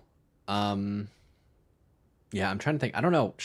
Like, Bloodborne's super different because you're basically playing a dex. Gotcha. Okay. Yeah. I just never, like, why can't they bring it to PC? I'd obviously love to play it on my Xbox. That's my main goal, but just don't lock it to PlayStation, man.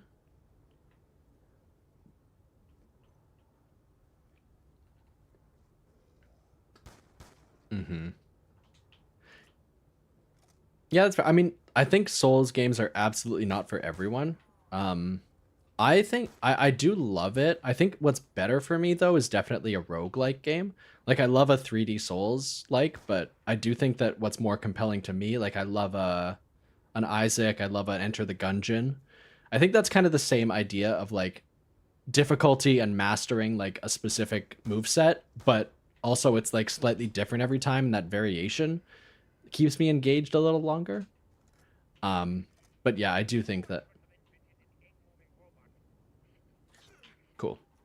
Yeah, I don't blame people who don't commit to a Souls like. I don't think it is for everyone.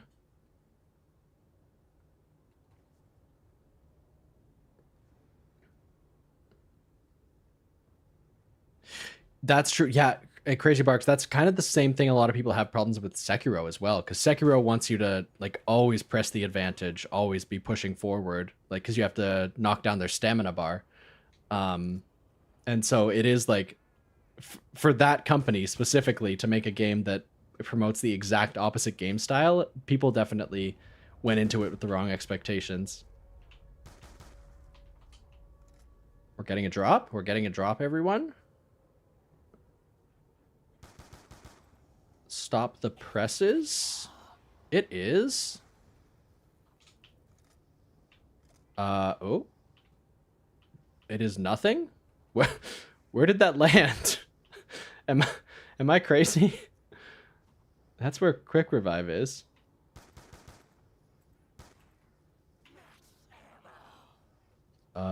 It landed like it. I guess it's in the backyard, but yeah, that was not where I expected that to go. Okay.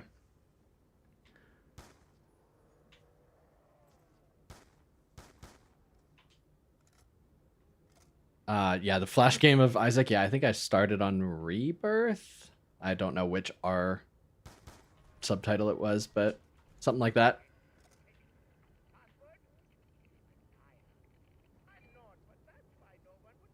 If you ever do play Father Gascoigne. Okay, here's another thing. Because I watched the two best friends play. I don't know if anyone knows them. If they're too old at this point, they haven't made videos for, God, it's probably like 10 years now. But I watched them play it, and there was a big controversy with them pronouncing, because they're Quebecois, so they were both pronouncing Father Gascoigne as Father Gascoigne. Is his name ever said in the game? Because like that is the French pronunciation, and it is a French name. But is it Gascoigne or Gascoigne? Because people were very upset at them for that. I remember. That's my one memory of the game.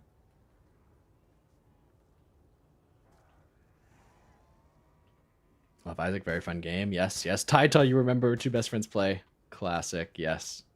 They oh, it's double tap. Okay. That's increased damage, which is basically useless to us now. We don't need that till round like 10. Oh boy. What was I saying? Oh yes, we were talking about yes, that is Matt McMuscles and Pat. Yes, I know they're both still making content, and so is Wooly, but they are mostly split up for now, mostly separate entities. So it's not the same. I was gonna say, yeah, they absolutely shaped how I view content creation. Like they were very early, and we like obviously I don't make the same kind of videos, but like that is like the YouTube videos I would watch every single day. So like that's just in my DNA. Yeah, Fred and Nate Fisticuffs. Yes, they loved fighting games. Which I don't even like love fighting games, but it was just such a good energy. I'm curious. I don't know if this is gonna be, well, first let me change the poll. Looks like oh no, two people got that right. So how do I do this? So we have double tap and quick revive right now. Not a Q&A, I need a poll. Next, drop. It's gonna be jug or speed or pap. There we go. I lost track of what I was saying. I was talking about them again. Oh yeah, I was gonna say, I don't know if this is gonna make me feel super old, but I'm curious if there's any like, this is just basically when you grew up on YouTube, but like, do any people have that kind of same thing where they, whoops, they there's the transit bus. They like, is there any YouTuber that like you really like felt like you grew up with or shaped like how you view content? I'm curious like what that is for people. I know a lot of people grew up with like Markiplier and things like that, like that, so they were playing like those kind of games. Whereas for me, like just as an example, like the reason I say two best friends play is like I love Silent Hill and Metal Gear. I learned about both of those franchises from them, so I'm curious if anyone else has that impact of like showing games to people and like really changing the trajectory of their life. Got into King of Fighters. Yeah. For me, like I'm always a Mortal Kombat guy. I know it's like usually the least favorite. It's like the least mechanically interesting for most people, but I do love Mortal Kombat. But they did teach me to appreciate Street Fighter. Was another one that. Okay. Let me see. I'm trying to find people. Okay, Dan TDM I have heard of. I at least I've heard of him. Oh boy. Popular MMOs. Okay.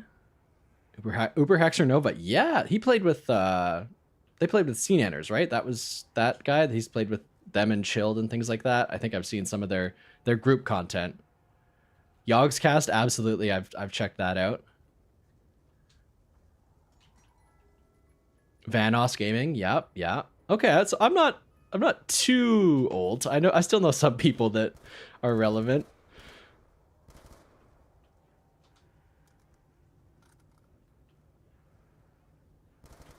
Yeah, that and I was just thinking about Sea Nanners got me thinking. I don't know if anyone watched old Machinima Respawn with Sark, Hutch, and Sea Nanners. That's probably too old now, but that was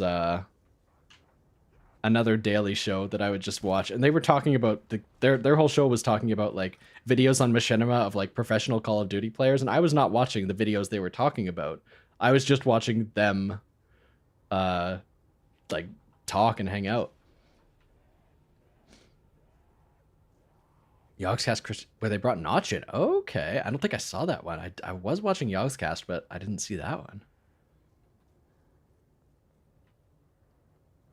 Yeah, same. Yeah, Sea Nanners, them, like they were all like that whole Machinima crew was like multiplayer focused, but when they did play a zombies game, I absolutely like perked up. I was like, oh, it's my thing. They're doing my thing. Yeah. Yeah. It's so hard to say without coming across like you're just an old man, but like I truly believe YouTube was so much better back then. Just like if you go back and watch some of those videos, like the thumbnails are just like random stills from the video. Like obviously they were trying to make a business out of it. Like they weren't just putting it up for the love of the game. Like people wanted to be recognized and wanted to make money off their work, but like it felt so much more genuine. It felt like you were actually, I don't know. It's again, I don't want to say it too much because it's just coming across as nostalgia baiting, but man, I do miss Respawn.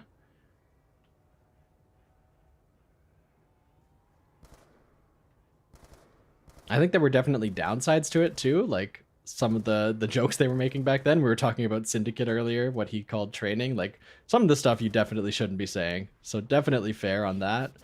I do think it was a bit of a boys club, but I also think like yeah, genuine is the word. Just like genuine, good vibes. Yeah, that's a great way to put it. Minnesota Burns. Oh my god. I have not heard that name. Okay. Yeah, that was a blast from the past. And yeah, you're right. There is better, like back then YouTube had a 10-minute time limit, right? So like you weren't getting like, I'll watch an H-Bomber guy like video essay. I'll watch a Jenny Nicholson video. Like I do think that's a net positive to have, but yeah, there's ups and downs. You're right.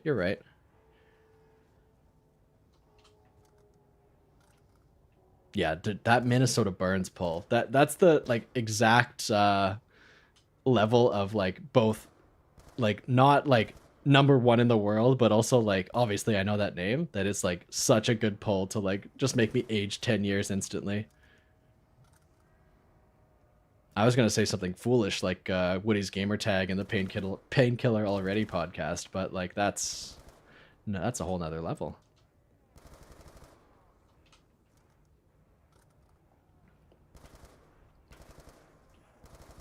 Oh, I wasn't actually watching the screen. I think I only had quick revive there, and that was my first down, right? So yeah, we're chilling.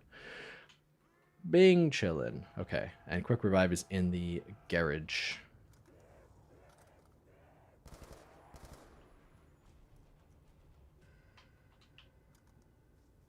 Oh god. Oh, both of those names, Taito. That's they both had some issues in the I mean, DSP was like always had issues. Yeah, yeah. Oh boy. What else did I watch back then? I mean, I feel like it was all like back then gaming YouTube just was Call of Duty, right? Like I guess you had like, I mean, Northern Lion was posting back then. I didn't watch it, but he was posting like roguelikes and stuff that was actually deep cuts, but I'm trying to think of like if I watched anything back then that wasn't Call of Duty. I watched, I mean, like, this is kind of tangential, so it doesn't count, but I watched, like, Syndicate play his Minecraft series, his very first one, so, like, I kind of got into Minecraft that way. Yeah, Brett, you're talking about other, like, yeah, other Minecrafters. Yeah, that's kind of when that was blowing up, too. Like, Captain Sparkles, I know, was getting into Minecraft. Yeah. Yeah, that's true. That was the other big thing.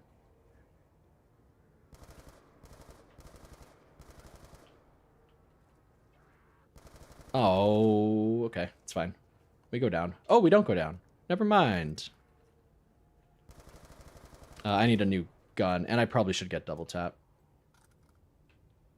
And I feel like round 8, I should have had another drop. Let me quickly take a peek. You know what? I didn't even think about that. Yeah, comedy. There's like, I mean, everyone was watching Smosh. Ooh, Freddie W.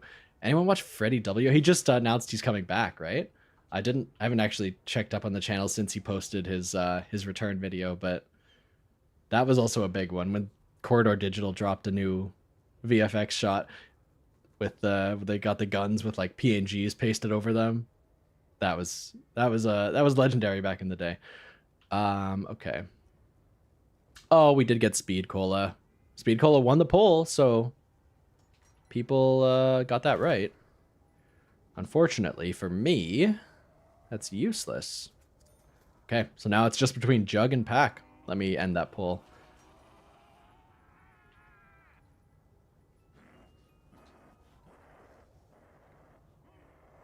Ooh, ooh! Missed that the wrong way. Why did my phone autocorrect? Yeah, Minecraft Let's Play Station. I did see that. I wasn't sure if Minecraft Let's Play Station was a channel I just didn't know about, but I see now it was an autocorrect. Okay.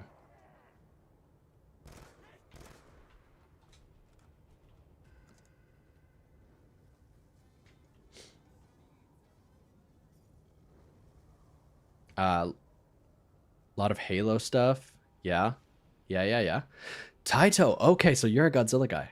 I love that. I just took a trip to LA. I went to Hollywood. That was an accidental button press. And I didn't know this, but Godzilla has a star on the Walk of Fame next to like actual human actors and stuff. So I was very excited about that because I am also a big Godzilla fan. I just got to see the re-release of Shin Godzilla in theaters. They did like what would it be, a 10-year anniversary? That was a fantastic experience. I think -1 is still my favorite, that or the original, but Shin is absolutely a treat to see on the big screen.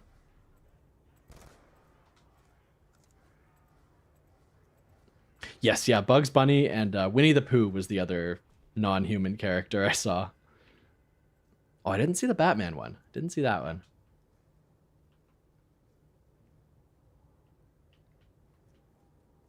Okay, we should get... I mean, basically, we're just hoping to... I said I was going to end this poll. I want to get Jug next because we're good on damage. So let me do this last one. It's going to be a 50-50. Oh, not last, but next drop. It's going to be Jug or it's going to be Pap. Place your votes, people. Last chance. I do agree. I think Shin is not a good introductory film. I do think that you really have to be in the right mood. Like even if you are a Godzilla fan, like it is a lot of boardroom stuff, which is great. That's exactly what they were going for. But if you're not set up for it, you have to sit through a lot of stuff to get to that ending with the gorgeous like sky purple explosion, the radioactive breath. Yeah, I oh, okay, that's fine. Okay. I have, yeah, quick revives in the other house, so let me... And I have to remember I don't have double tap, so my damage is going to be lower.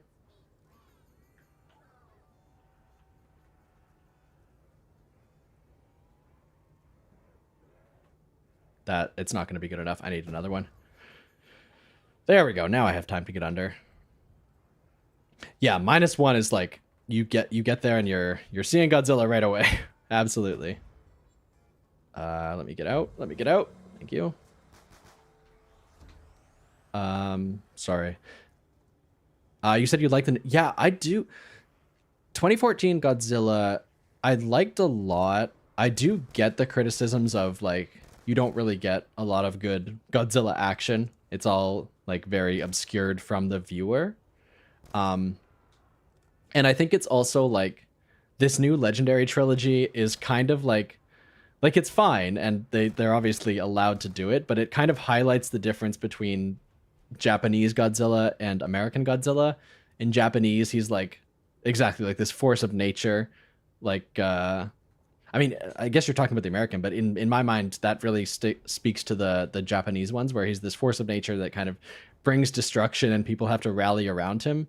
Whereas American Godzilla, he's like this big savior who kind of reluctantly, but he does save the world and he helps everyone. And I think that speaks to how Americans versus Japanese culture think about the atomic bomb. I do think that they probably have a different perspective on it. Dude, that was bad stuff. But I mean, I'll get into the new versus Kong movies just for like dumb monster action. I don't hold that against them, but that's not my favorite Godzilla for sure.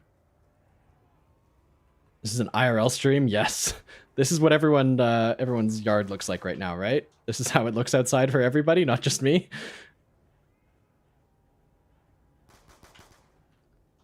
And then in 10 years, we get to build the jet gun. That's very exciting.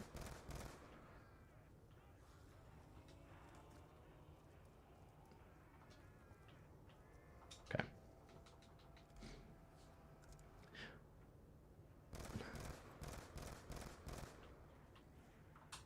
Yeah, I don't know why everyone's eyes is glowing. Yeah, stay away from those guys. Yellow or blue, it's both bad, I promise. I do think that you said they do dumb monster action very well. I don't think anything has got to the level of Pacific Rim in a like official Godzilla movie. I think that Pacific Rim is still... Oh, is that Jug? Please tell me that's Jug. I do think that that's the like platonic ideal of a kaiju movie, even though it's like not, it's its own thing, right? Oh, I thought that was there. Okay, we're really hoping that last guy is Jug. Yeah, I love Pacific Rim. I haven't seen the second one, obviously, because it's, you know, an abomination. But, yeah, I think, like, a lot of, all the other kaiju movies, like, have all the pieces, but I think Pacific Rim puts it together the best, where they have, like, the monsters have weight, the human characters have emotion, the monsters have cool designs. I think it's, like, they just do everything right. Yeah, I love that movie. Upstairs in the yellow house by the window. Gotcha.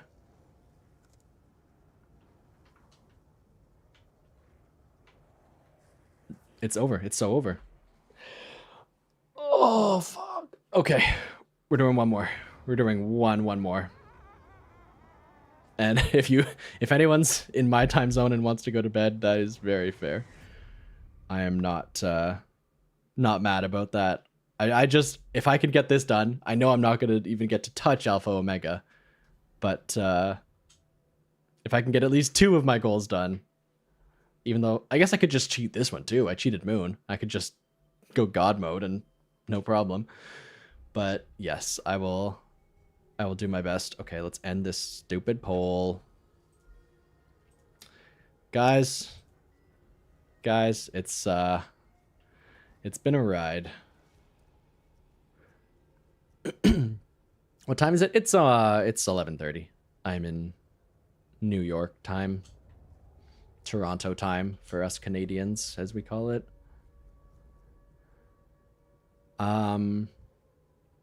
Yes, I would love to see Del Toro get the official property. My other Del Toro dream is he gets to do At the Mountains of Madness, the Lovecraft story that he's wanted to adapt for like 20 years. there's been a ton of concept art leaked. I think he's officially given up on it, but if he goes back to that one day, that would be my dream come true. That's obviously one of the best Lovecraft stories. Del Toro is a genius. He obviously loves it. I would love to see that happen.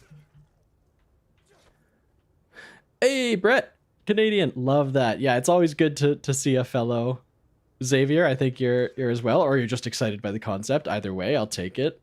I am one of those. Oh, but Fast Think. See, now we got a problem. Nah, you're allowed to watch. I'll accept the Americans in the audience. Radiance, you as well? Ooh, oh, we got a bit of a thing going. Got a bit of a little Canadian group up here. Love that.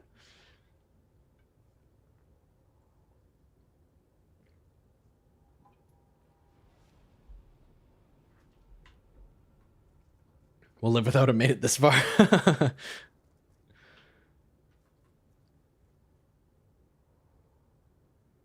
Del Toro Star Wars film. See, that's interesting. I don't know how I feel. I'm thinking like a couple of years ago I would have been like just give the Star Wars license to anyone and see what they do. Just give it to like random directors and see how they put their spin on it.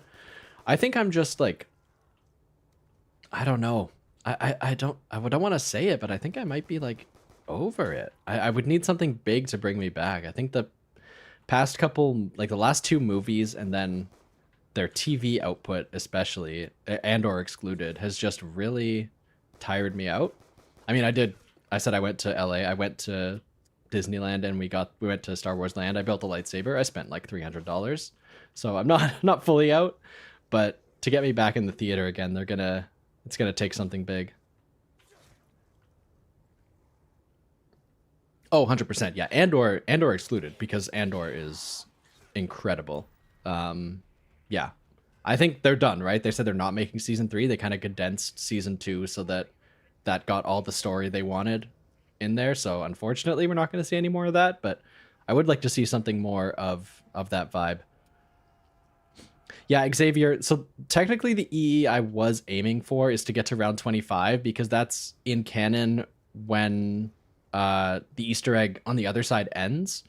That's when the zombies' eyes turn blue and Richtofen takes over the ether. So I would love to see round 25. That's the goal here. But if we don't get some good RNG, I'm realizing my BO2 skills are a bit rusty.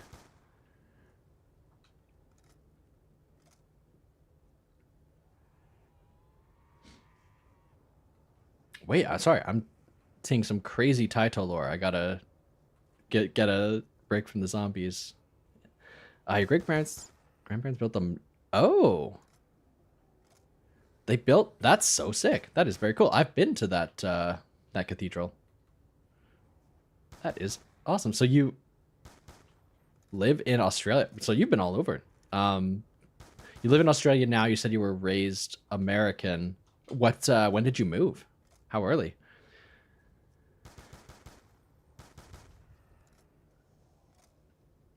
Yeah, they planned 5. Yeah, I remember that like originally they had like a big vision, but then they condensed season 2 in Andor to have like the kind of 3 episode arcs, and those were supposed to be full seasons of their own, which I don't think was too bad. I think there's Marlton. I think they got pretty much everything they needed to across. Like I don't think they needed to spend more time. I just would like more story to happen.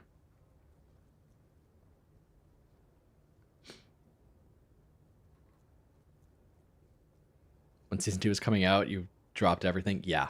Yeah. I mean, it's incredible. Like there's lots to do in the universe. I don't think it's a dead universe. I just think like with the Disney change, I don't think they've handled it right. I think that's not a new opinion, but hopefully I'm not doing it for the bad reasons of like the fact that there's women in it now. I'm not upset about that. I'm not that kind of YouTube channel. Okay, is that the one in the second floor? I heard it kind of to my left. Give me some points, please. Canadians draw each other with magnets. Oh, interesting. Okay. Not great. Not great, not terrible. 3.6 Röntgen. We are still hoping for Jug, though. So that was our second drop.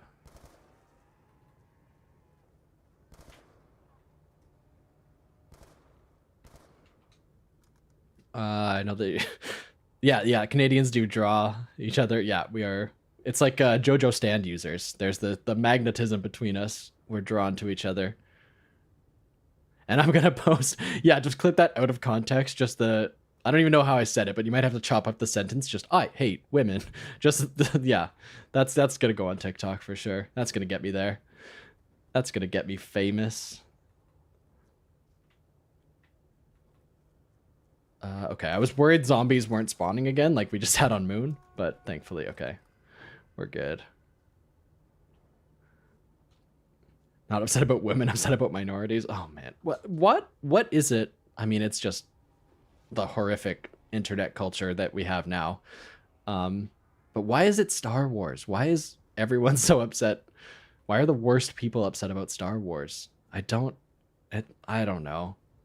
Is it just because they were kids and they liked the thing and now they're seeing things they don't like because they're dumb?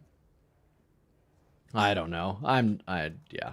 The internet is a hellscape. We were talking about early YouTube earlier. Let's go back to that. Let's go back to me at the zoo.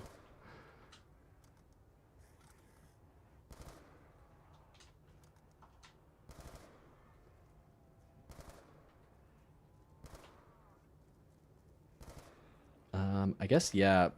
Yeah, I'll probably just pack this Galil as soon as I can, because next perk is, I assume, like 7? And I'll probably have enough points to buy it by then.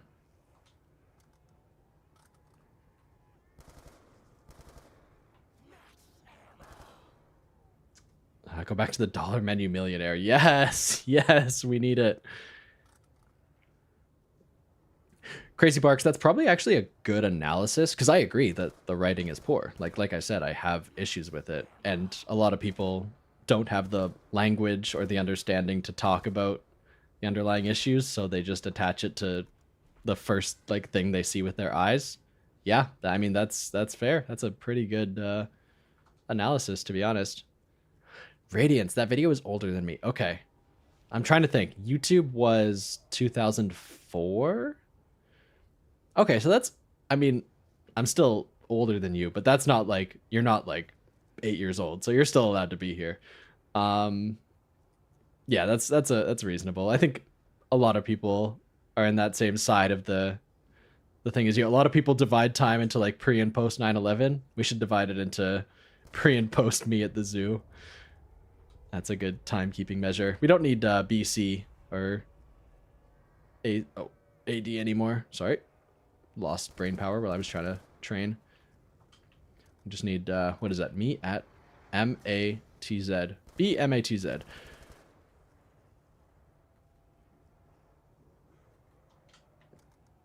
Okay, that landed somewhere. One of these days, I'm gonna get Jug. I think that's what I'm relying on at this point. I've realized I'm not good enough to do this legit. I just need to get lucky with RNG. Jug? It's thin. It's thin. Okay, we're in. We're so in. Okay, round 25, guys. And then we have Pack-a-Punch, so we can do that as soon as we need. We are all set. Just killed Pentagon Thief with a nuke, no bonfire sale. That is tragic. Who's still up playing 5 in 2025? That's a true fan.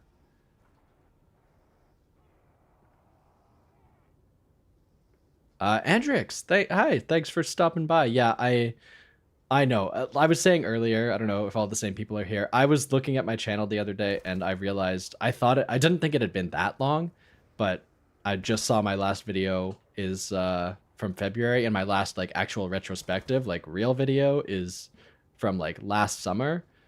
I really didn't think it had been that long, so that's very fair of you to assume I was gone, but I am still working on a video. I am still working on the BO4 thing, but it is taking too long, and I am fully responsible for that.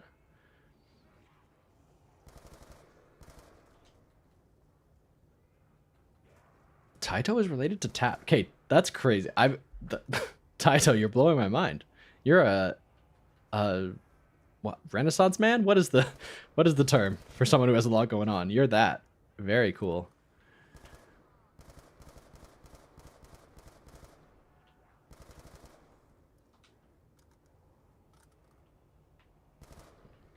Currently in year 20 post zoo. Love that. It gets a little uncomfortable or a little unwieldy when you're trying to talk about like the medieval ages, because you're like, what's that, like you're like 700 pre-zoo, before zoo, and then as you go further back it just gets more and more unbalanced. It seems a bit unnecessary to have such a late start point, but I think it's a good one. Oh, we can pack now. That is in this house. But I probably shouldn't do it mid-round. Because I will die. Because I'm bad.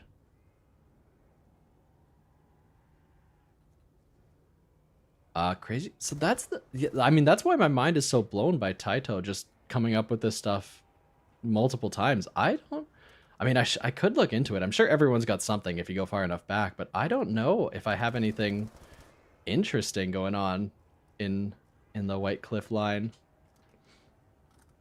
My family is like the most basic, like England, Scotland, like area kind of thing, migrated to Canada at the same time as everyone else. Like it's just, I'm just the most basic guy. I'm just the default guy in create a class. No sliders changed.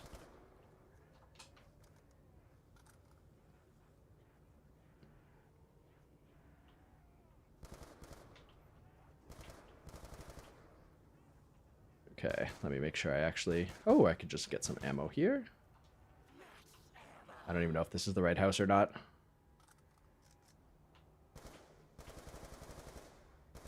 Your family is directly descended from Cortez. That is very cool. That, see, like I'm so impressed. I just got nothing.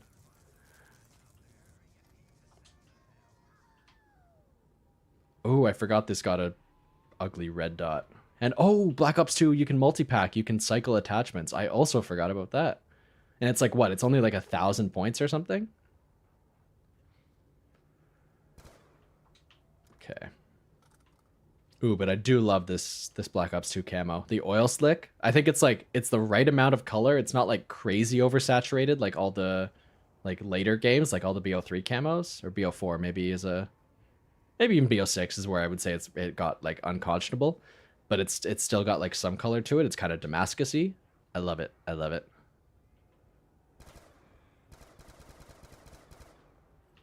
Sorry, I was gonna say, yeah, Radiance. You said your dad would. That was I don't. I'm trying to remember if I ever. I think I just was a basic guy and I just put like the M8A1. No, it couldn't put the M8A1 because that's exclusive to Nuketown.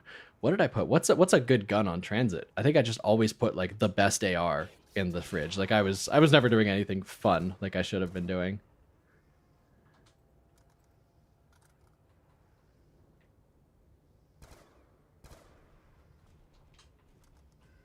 I think another perk has dropped by now, seeing as it's round 9. But where is it? Yeah, I think we're good. I think we're locked in now. Now that we fight, I think that's really all it was. It's just I'm not good enough to survive without Jug. At least when I'm also trying to talk a little bit. So I think we're set now.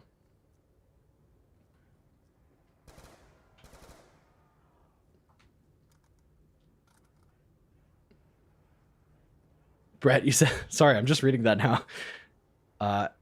Your sister has a different last name than you. That's impressive.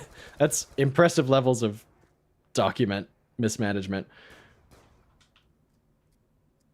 Where was Jug? Was in the backyard of one of the houses. One of the houses. I shouldn't have gone down this little hallway. Okay, we're good.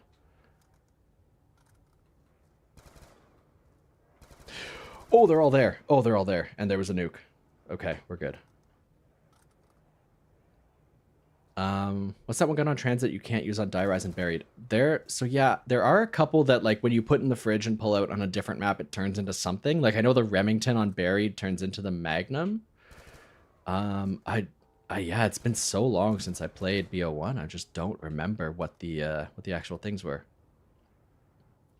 Oldest documented museum was in 500 BC. Yeah, that is. I remember reading a thing not too long ago where everyone saw that. They tried to kill me. My ops are trying to kill me. The pyramids are so old that the people we think of as the ancient Egyptians and like the ancient Greeks and things like that, they were visiting the pyramids as like tourist attractions because they were thousands of years old. So like that was like history is long. Like things have been happening. The RPD, yes, the RPD is only on transit.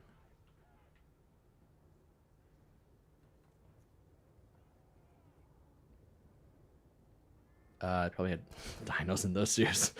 Yeah, well, we'll let it slide. Dates don't exactly line up. It is a bit Flintstones-esque.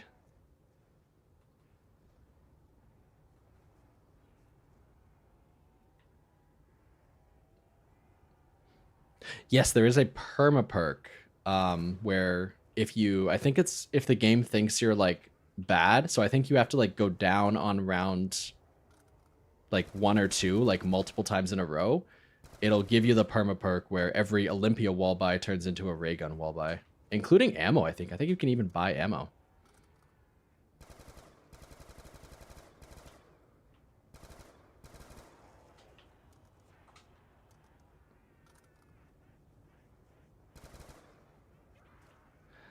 Oh, Zone, the legend is here. Hello, hello. How's Borderlands going? I know you're going crazy hard on that. I'm curious, is launch window over? Are you still on that, or are you just grinding it out? Everyone say hi to Zone. Absolute legend for little side Easter egg guides in Modern Zombies. How I did pretty much every, I found out about pretty much every like side Easter egg in Citadel onwards was just watching his YouTube channel daily.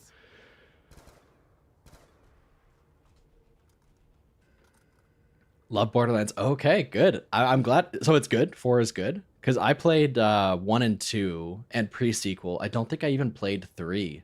So should I get back into 4? Is that back to form? I know people didn't even like pre-sequel, but I think 3, I remember people not liking a ton.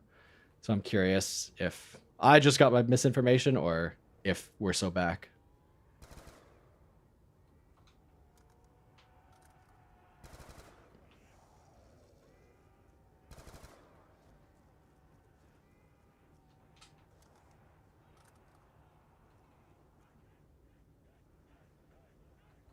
Yes, yeah. I mean, that's a good way to think about it. Yeah, the history is so long, and like a lot of the conveniences we think of. I don't know why we're talking about this on a Nuketown game.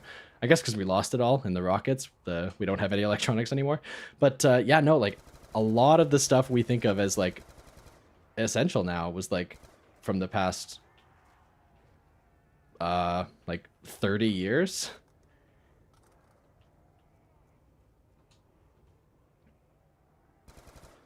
Four is good. 4 is good. Good to hear.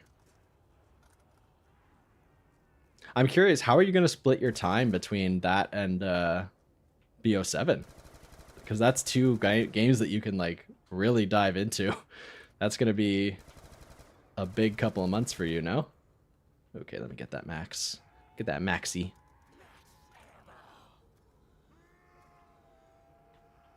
Got to be bone 1 or 2 for perma perk. Okay, yeah, I remember I looked into how the Black Ops 2 ranking system worked at one point. I used to know. It's like, it's basically, because there's 2 parts to it. There's the bones and the eyes, and like one of them is based on your rounds to down ratio. It's basically KD, but in zombies. But I forget what the rest was. That's the other thing too. Yeah, Battlefield 6 is out, and I've heard good things. It had like a massive launch. Like everyone's playing it. Yeah, I do hope that, because I think we're already seeing some response to its success from Call of Duty. I think they're finally realizing. I don't think Battlefield is like a true equal competitor, but I do think that it's enough that like they can siphon off some of the audience so that they actually do have to care at least a little. I don't think the two franchises are ever going to be 50-50, but I think that as long as there's like a 10% threat to the bottom line, it keeps things interesting in the industry.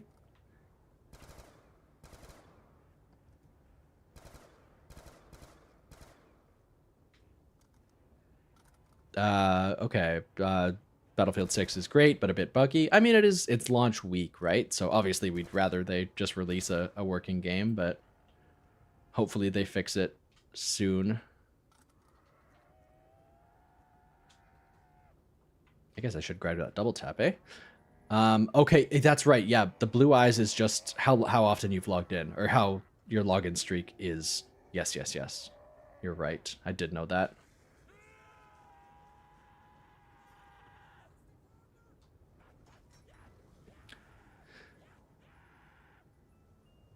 BO3 removed. Yeah, you know what? That's a memory I had not thought about in a while, of trying to see how many claymores we could stack on Kino back of the stage in like a 4-person game, and we crashed on round like, must have been, we didn't get to high round, so it must have been like early 30s or something. We had like 4 people all stacking up claymores, and eventually there was just too many and they completely killed the game on us. So I get why they did it, but yeah. That is the wrong house to pack a punch in. If I'm a fan of multiplayer, I'd be a big... So that's the thing. I've heard a lot of people go into Battlefield from Call of Duty and not really understand that it's not kind of the same kind of game. It's not like a... It's more about like kind of team dynamics and a lot more about positioning and like roles within the team. So I think, I don't know. I liked Halo a lot, and that's obviously a slower time to kill and a bit more methodical. But I've never actually tried a Battlefield, so I don't know if it would gel with me, if that's what I need.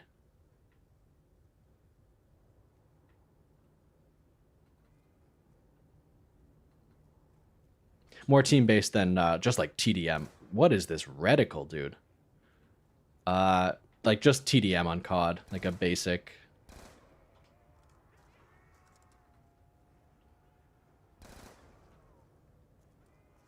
I think I'm gonna try double packing this round, because this reticle is an abomination. What is it, an owl?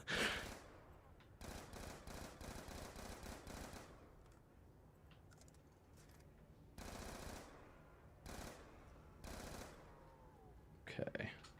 I got the blue iron sights on my Pap ray gun. Ooh, yeah. I forgot you got the little color differences, yeah.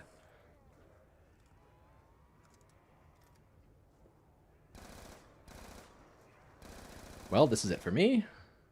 Was that my last? Okay, no, I still have one more revive after this. Okay. So this is looking pretty bad for 25. If once I actually have my jug, I still can't make it work. But I promised this would be the last game, so I won't waste any more of your time with my failure. I was really hoping to make it further than that, though. I was hoping to make it further than that.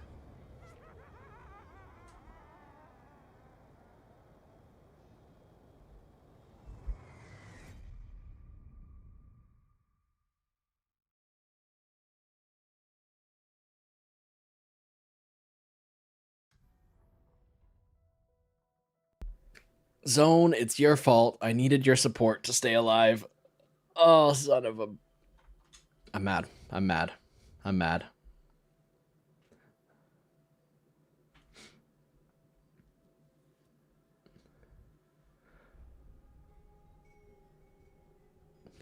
I had to mute myself there. I was growling. Okay.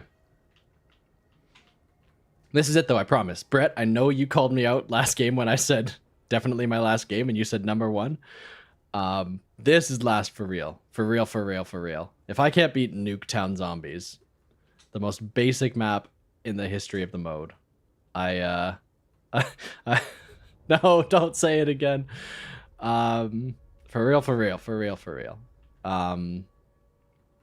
Listen, it's hard. I don't spawn with C3 self-revives like Black Ops 4 like I'm used to. I want my specialist.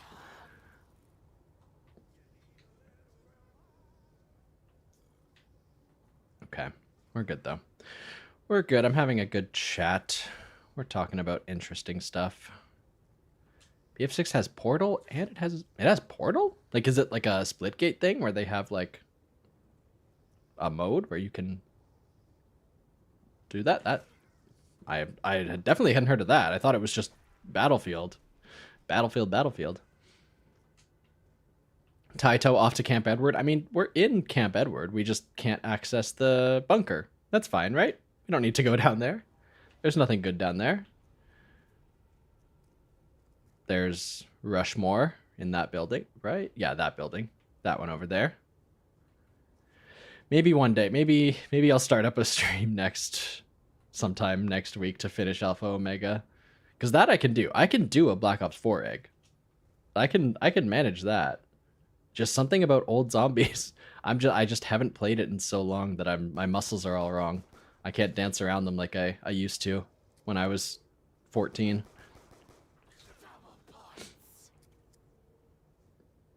Okay, so that's what I was saying earlier. Like, I think that's like the dream for COD is that like they're never gonna make like full mod tools again, but I would love to see like I said Fortnite creative, but Roblox is another great example of like creation tools so people can build things with prefabs and like kind of still make interesting experiences. They can't like fully mess with all the scripting and everything, but I would like to see some stuff like that. Yes, you're right. I need to figure out how to train without going here. You're absolutely right. I mean, I know people do use the backyard. I just feel like there's so many spawn points back there. Fasthick, I appreciate you saying it's because I'm reading chat. I will say that too, even though I'm not sure I 100% agree. Okay. We're in Camp Edward minus all the interesting things. Yes. And yeah, that's a better... I just think that if you're trying to sell it to Activision executives, you have to say Fortnite, because Fortnite makes $1 bajillion. But yeah, of course, it's Halo Forge mode. That is the true OG. Playing some Griffball. I mean, there were some... I was just going to say another game mode I was playing back in Halo 3 Forge, but I realized... Oh! So that's what happens if it lands on you. Okay. Good to know.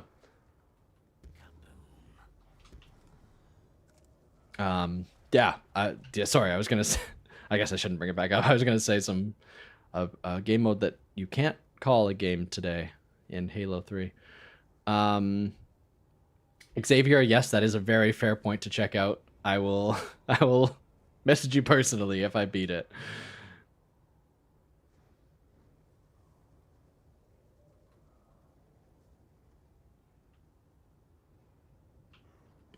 Tunics back to back. That's so a little while ago I did my first ever round 100. I did Shinonuma, like World at War version, like the easy version.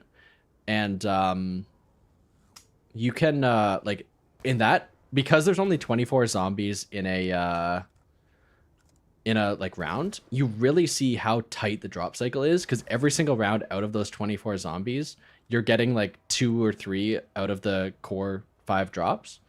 So it's interesting to, like, pretty much every round you're going to see at least 1 and usually 2 nukes back to back that let you skip the next round, so you're really only playing like half the rounds.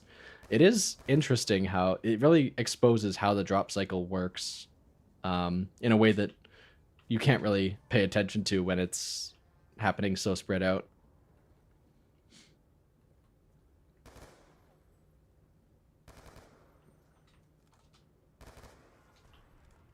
Okay, we don't have anything else yet, right?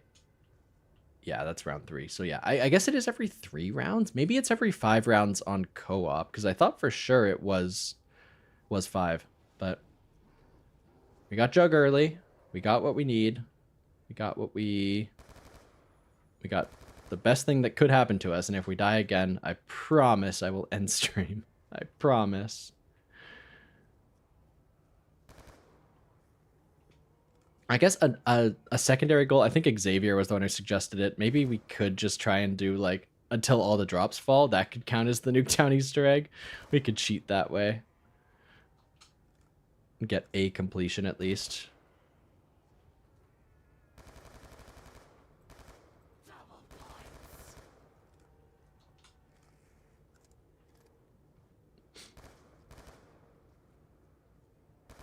Radiance, do I have a Discord? I do not.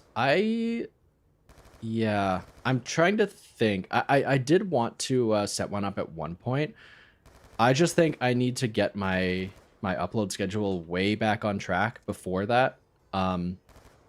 Because I feel like if it's just like one video every 8 months, it's gonna be a wasteland in between those.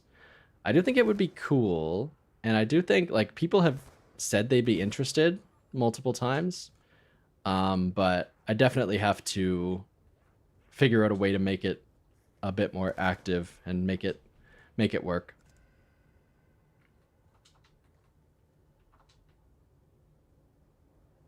Yeah, probably yeah, exactly. I mean, everyone's got enough Discord servers, right? I'm in multiple Zombies YouTubers Discord servers. There's enough discussion going on. It's the same thing as the map ranking video. Everyone's already done one. Do I really add anything to the conversation if I can't or if I do set one up?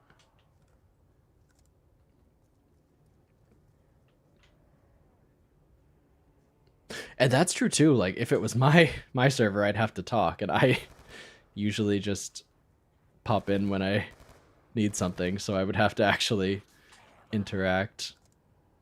I mean, that's the thing. Like, I love streaming. Like, I love talking to you guys, and I would love to be able to do that more often. Like, the thing is, like, honestly, if I'm being completely honest with you, looking at my like YouTube dashboard, every time I stream, like, my subscriber count goes down because people want like, they want videos. They don't want streams. So when they see a stream and not a video, they drop off. And I still do it though, because like I like interacting with people. I like being able to actually chat about things. Like, I think that's the best part of doing this. Like, I love, like, when I post a video, the reason I do it is to like get the comments. So like, and that's why I stream, is to like get that feedback like right away and be able to have an actual conversation back and forth. So like, in that sense, like, I would love to do that. But again, like, I just think I don't think I would, in the current state, I don't think it would be a productive conversation after the first, like, little bit.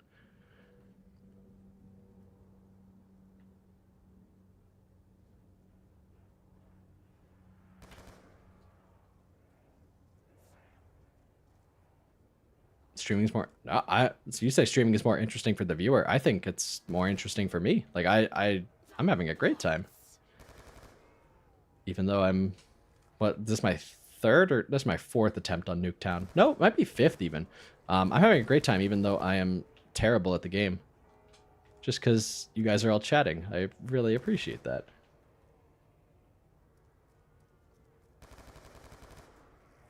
And like, it's the same thing, like, when a YouTuber I really like goes live. Like, Godzilla has started streaming a lot more recently. Godzilla 115, or 150 rather. And I'll drop in there because, like, I just, yeah, again, it's the same thing. I just like to chat with people who like the same things as me. We still have no new drops, eh? Round 6 should have given us one. Yes, no?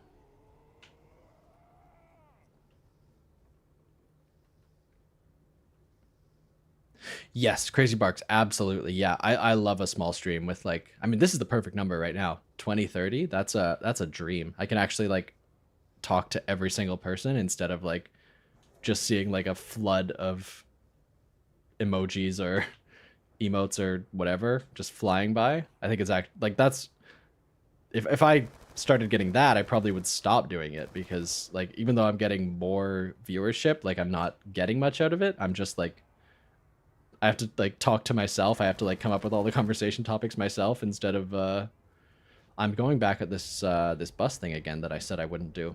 Okay, let me fix that on this next go around.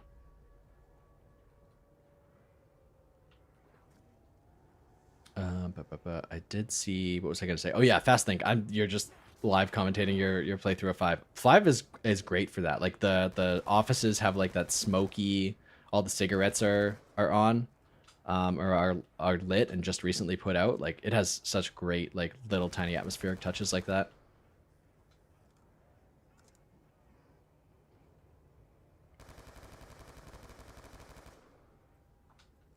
Yeah, Doug, big streamer. Yeah, that's a great example. Like, yeah, I speaking of Doug, like I don't know if you checked out his podcast, like Lemonade Stand. Like I love that podcast. I like listening to it. I like listening to The Yard. Like I like all of those guys, like Ludwig and Slime. Like I like those guys, and I would love to like watch more of their content. But like I can't sit and watch a Ludwig streamer. He's like one of the biggest streamers on the platform, and like I just feel like there's no value in being in that chat. There's he's not like actually interacting with anyone, which is no shade to him. Like you just can't, right? So I do think, like we said about YouTube, when it was small and there was actual like community vibes, I think that was the dream.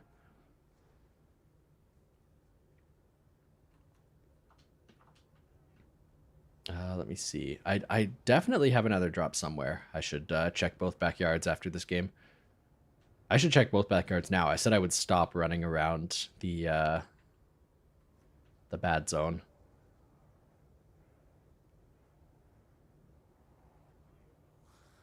Oh yeah. I was gonna say there.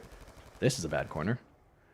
Okay, I found my new death zone in that area. Yeah, Lemonade Stand. There's definitely some issues with the with all of their takes, but I think it's entertaining enough that it's worth suffering through.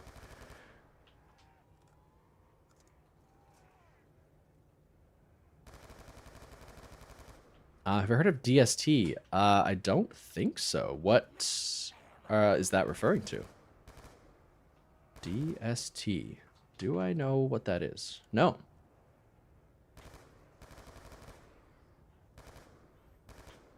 Okay, let's go on a hunt for a new perk. Maybe double tap.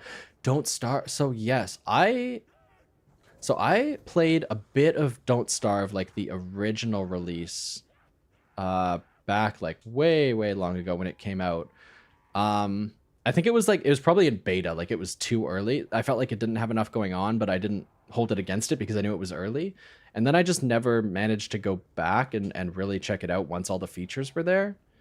So yeah, I have not played it, but I'm seeing recommendations from multiple people. So yeah.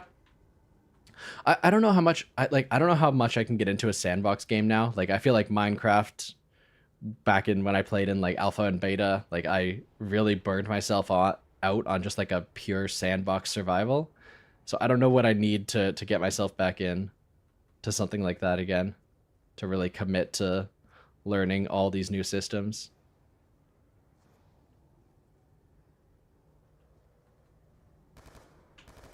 I really thought I was going to kill this guy faster. Okay, so I might be in trouble.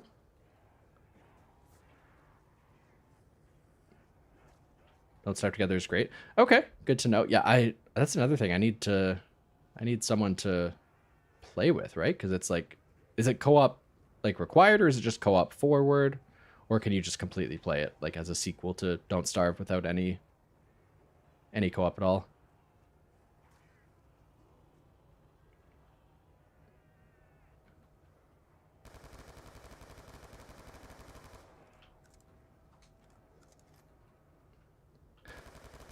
This whole time, I was talking about damage like an idiot. I thought I bought double tap, but that was Speed Cola. I'm so stupid. Okay. So at 9, we should have 3 perks, which is what we have. Okay. No, we should have 4 because we got one at 1, 3, 6, and 9. Okay. So where's my double tap or pack-a-punch? I guess I'll go next round. Co-op is intended, but you can just play by yourself. Okay. Okay. I mean, kind of like zombies, to be honest. Like the ideal experience is to play with people, but I am a pure solo player, so I can suffer.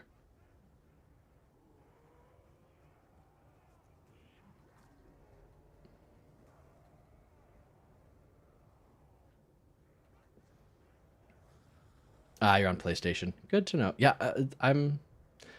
yeah. I was just gonna say, like, it's crazy how fast crossplay became like basically an expectation. Like Fortnite did it, and it was like completely unprecedented. And then once Call of Duty did it, it was like it's just kind of an expectation now that if you have an online game, like it was shocking that to me that Night Rain didn't have crossplay and I couldn't play with my friend on PlayStation, even though like just a couple of years ago, like that would be completely unfathomable to play. Like just Xbox Live was its own thing. Like you played on Xbox Live, you played on PS Plus.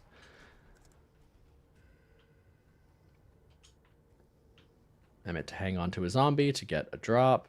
At least I know it's not there.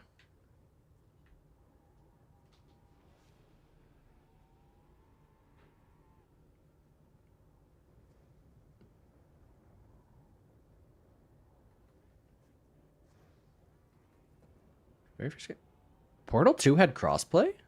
I guess just all my friends had Xboxes, so I never really had to deal with it. Did it really?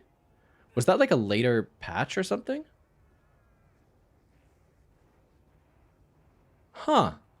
I played through all of Portal 2 co-op and I never knew that.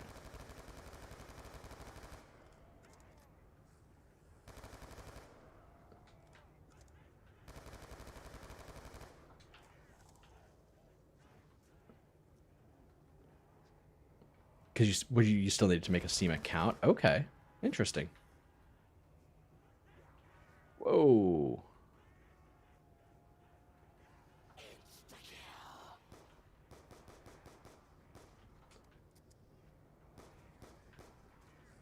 Oh boy, okay. Okay. We're locked in. We are going to get either double tap or pack punch. Either way, we get more damage. Oh. This might be our last one, if my math is right.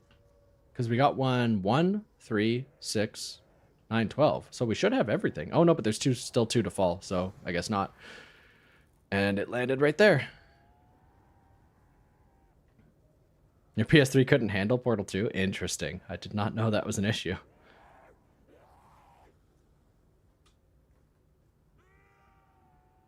Oh, it didn't land there. It landed there, and it's double tap. I would have loved to get more ammo, but that's fine. You can hit the box.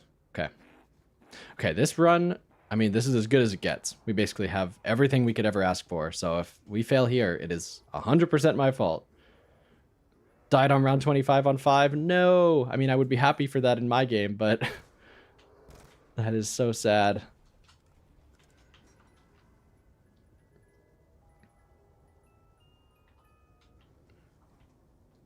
This is a different backyard than I was just in, so I probably should not be here because I don't know what I'm doing. Never pap the...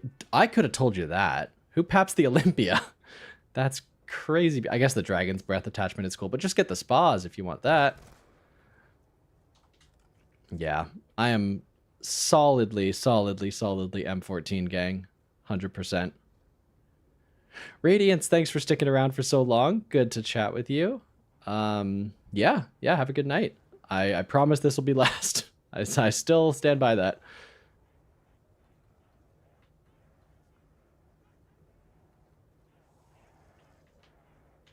This is not good. This is very not good. Okay, we're fine. Never mind.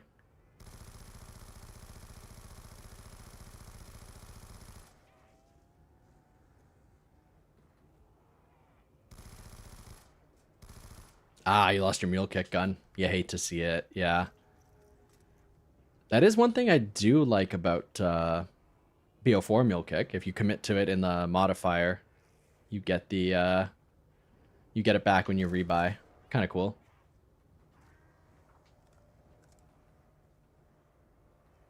In a moment of weakness for a shotgun.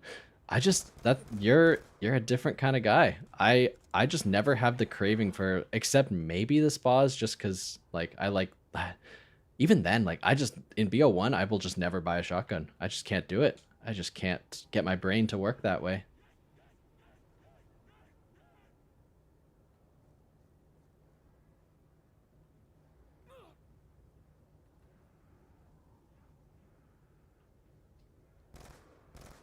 Okay, we definitely want to see a pack-a-punch soon. We are starting to struggle, even on headshots. Okay, but it seems like we only have about like 1.5 hordes, so we can kind of finish things off pretty quick.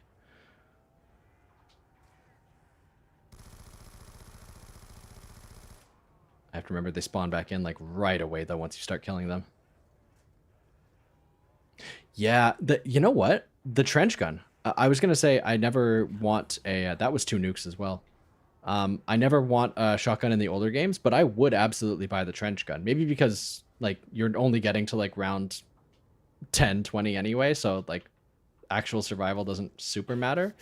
But you're right. The World at War guns were a better selection than the BO1 guns.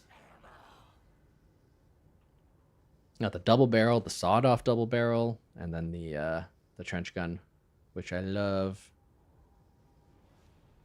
Probably not actually a good gun. I just remember it carried me to like round 10 on Noct, which was like my highest round of all time. So back then, that was a big deal for me. Interesting. So it is like the exact stakeout. Yeah, but it might even just be visuals. Like the stakeout just seems so short to me. It looks like a dinky little gun, whereas the trench gun felt like a tube of death. Oh boy. World at War guns had more satisfying. I completely agree with that, Brett. World at War, because that was their like, that was Treyarch's, I'm trying to think, that was their first like, did they do Call of Duty 3? They might have. It was one of their first games, and they were trying to really set themselves apart from Infinity Ward. So they were like adding all this like very visceral, like hard-hitting stuff. Like they were adding enemy gibbing, which is why we basically have zombies, is that you can blow limbs off of soldiers during the campaign. Like they added all these things to make it like feel like heavy and dense. So like yeah, the guns were absolutely a big part of that, where they were like chunky, like they felt like meaningful hits. I actually think we should have gotten Pack-a-Punch last round. Oh no, it's there. We're waiting for it.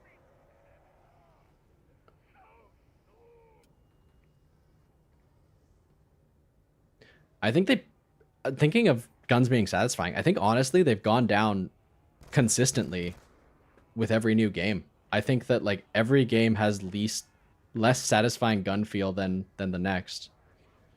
Because like BO3, I was already talked about how I don't like that. BO4 maybe might be like at best on par with BO3. It's not like, I don't think it's a step down. But then all the new games, like all the damage is like leveled out. So like I do think that every single time like it's felt like less impactful to get a different kind of gun.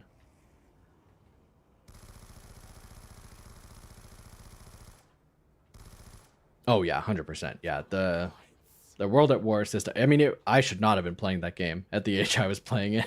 What you could do to those Japanese soldiers was absolutely a war crime.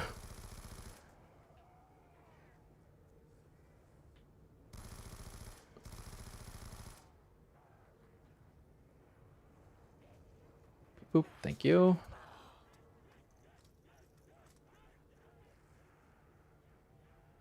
They can jump straight up there. Yeah, that's not like a safe escape by any means. I'm kind of getting into a rhythm though. Brett, you were 100% right. that I needed to get out of that little bus choke point.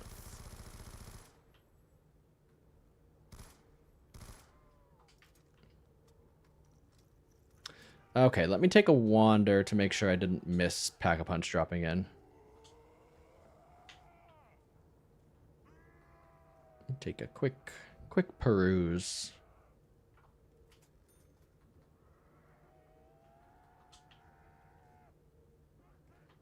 Yeah, I know there's nothing there. That's quick revive. That's nothing.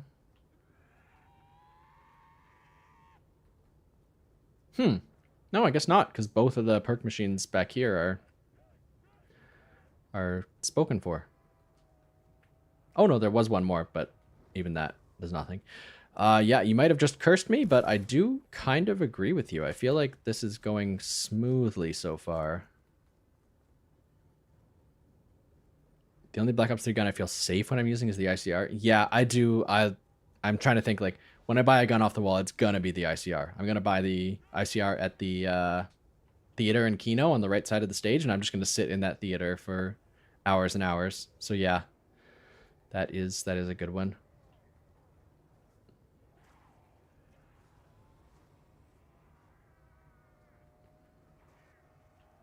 Oh, was there something in the back corner of the garden that I missed?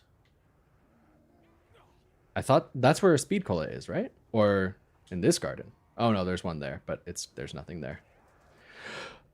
Wowzers, that was a lot of hits. Okay. That's fine, that's fine.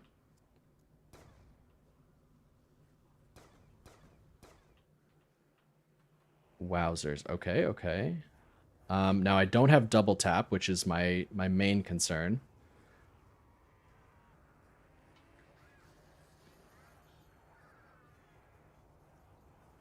Let me out, let me out, let me out. I'm just gonna, like, monkey over and over again here. Yeah, I do think I had Jug and Speed Cola back behind this house. But I am gonna have to double check.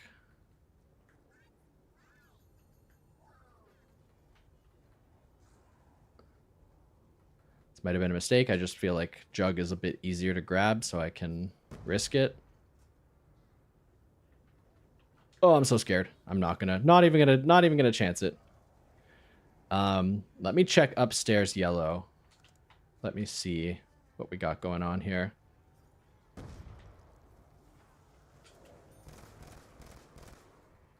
No, that is double tap. Okay, so there is something there. But yeah, not pack. I guess I thought it was consistent. I really did think it was either like 5 or every 3 rounds, but maybe it's just like, maybe it does scale, maybe it's a bit randomized. I really don't know. I guess I do not know how this map works. Huge Crazy Barks, congrats, halfway done.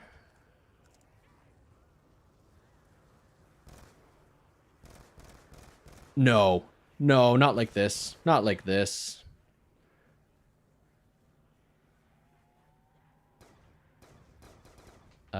That's fine. It is just a waste of a quick revive, but this is my last one, right? Yeah.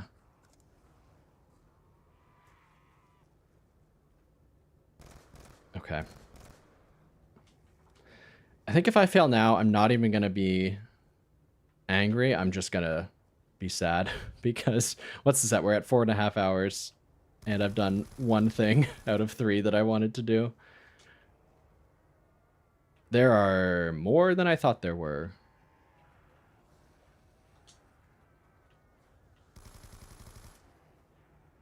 And there are some crawlers that I really have messed up.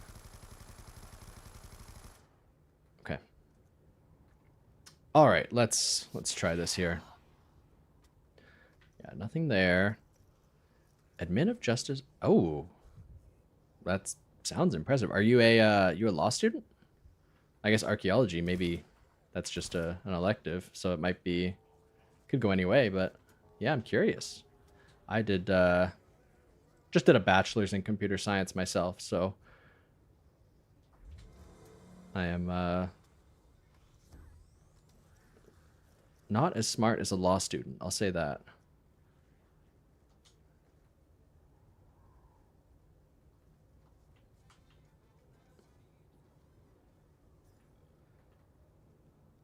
And then let me just double check. Oh no, that wasn't. Wait, do you get 3 buys of quick revive or 2? I forget how the math works. Applied anthrop. That is a cool combination. Brett was absolutely right on that. That is an interesting cross section.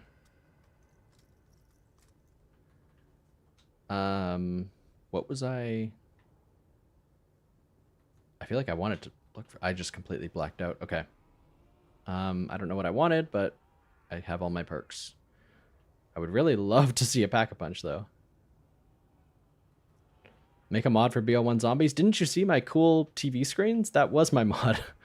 that was a lot. I mean, I just basically put together a bunch of other people's work, but that's really all computer science is finding code on the internet and slapping it together. So technically I used my degree.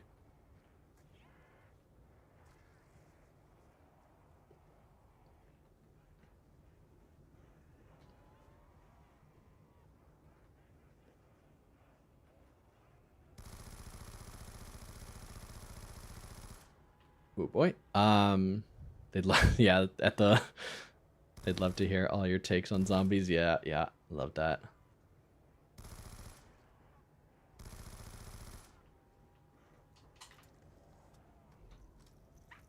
I always wanted to, so I wanted to find a way to, when I was doing my courses, to do, like, bring in my interests into the course, like talk about stuff like that, and like unironically actually do that. I managed to do it once. I was taking a philosophy course on the like, oh, we finally got Pack. Amazing.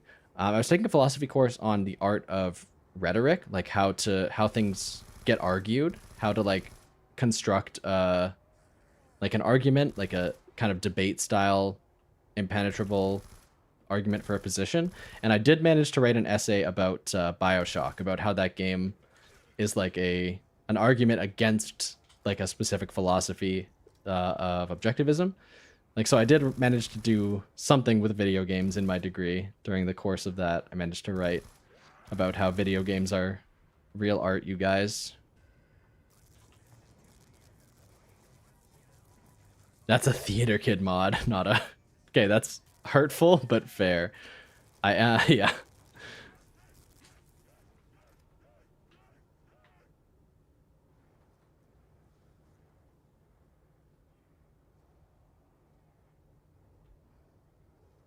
Cultural Anthrophile is about Dwarf Fortress. That is cool. Yeah, I love that. I love that you actually get a chance to, you don't just have to do, like, university isn't just stuffy. You can actually do things you're interested in. Oh boy.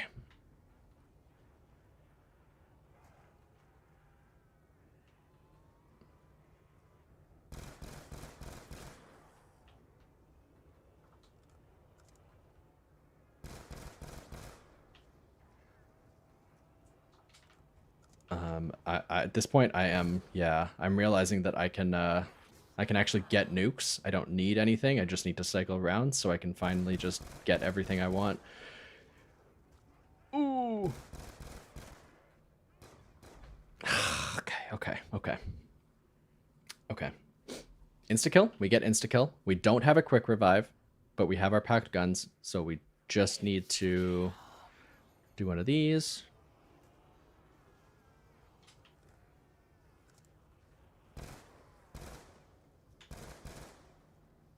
It's a very dangerous kind of thing. Yeah, that's gone.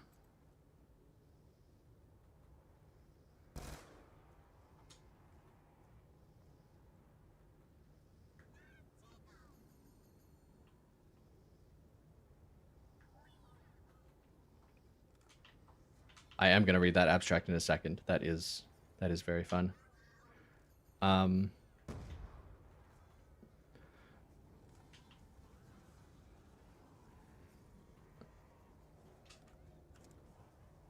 This is not a, oh, it is a real door. Oh, I forgot about that. Okay.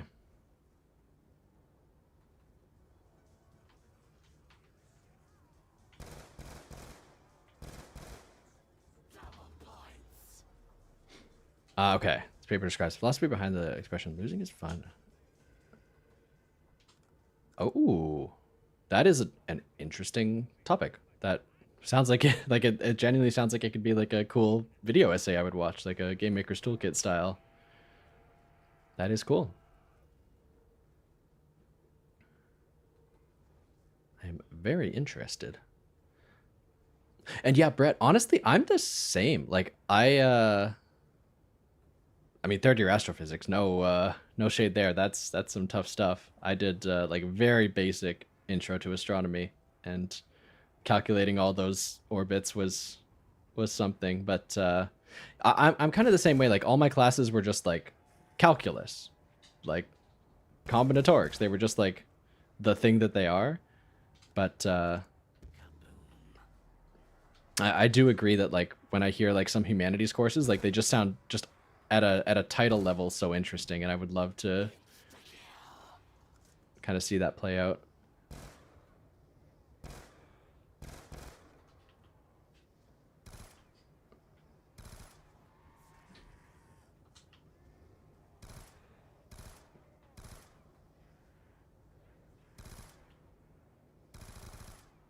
Okay, these rounds are getting a bit longer than I would love them to.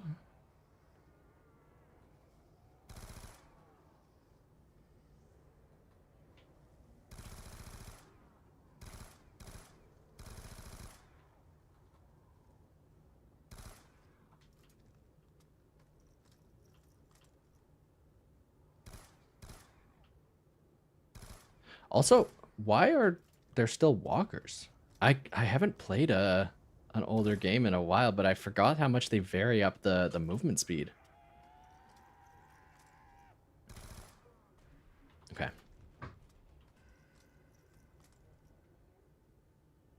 Scattered Great. Okay. What's the channel name? Because I genuinely would watch that.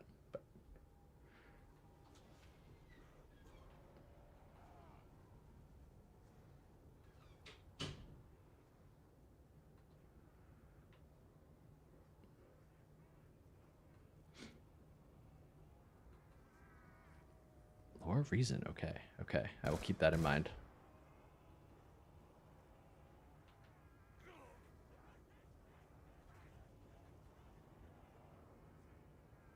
Yeah, 100%. Yeah, Brett, I know exactly the feeling you mean. Like,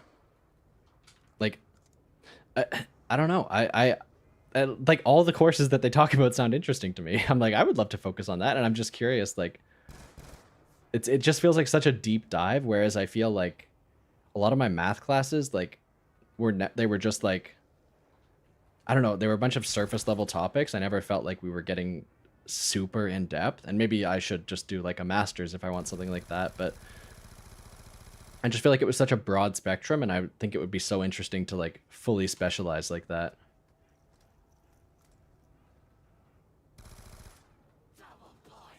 Another double drop. That was double points. And we got another double nuke like 2 or 3 rounds ago, I noticed.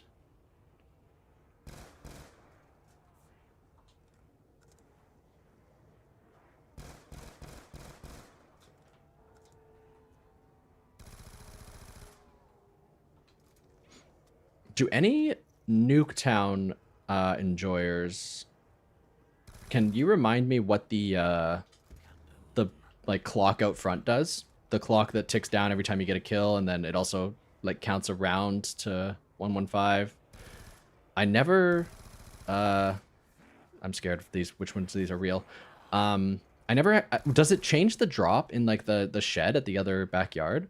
That's what I always heard it was, but I did not, I never checked that.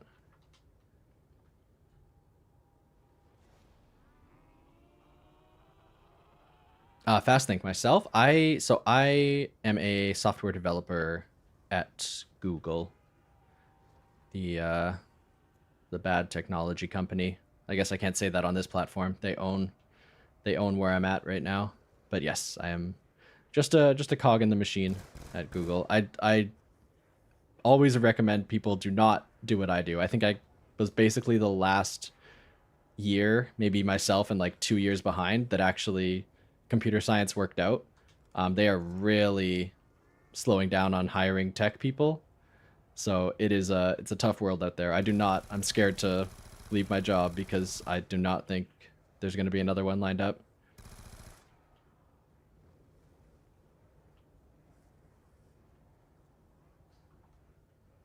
Oh, Crazy Box, you work there? Very cool. Yeah, I'm obviously at a Canadian office, but I have been to the main Mountain View one. I mean, it's cool. They got the slide, they got the ball pit, everything that was in the movie. But it's just, I mean, you don't get to do that every day. You do have to actually do work sometimes.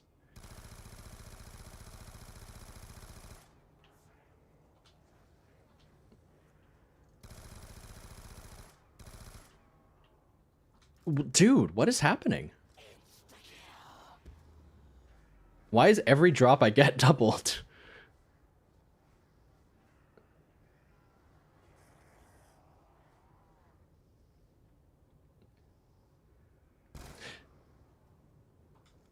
Fast Think, I definitely think it depends. Do you know like what you're interested in? I think there will always be jobs in the like security side of IT. I think a lot less now.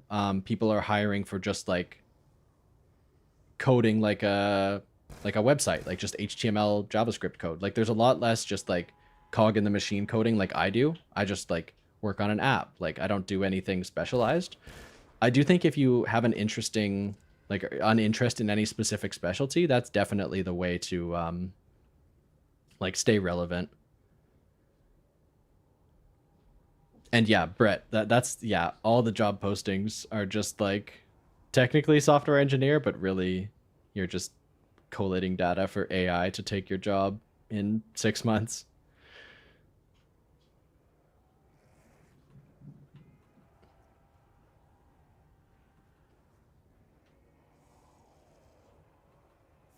Okay, this is a risky one. Okay, we're good. We're good.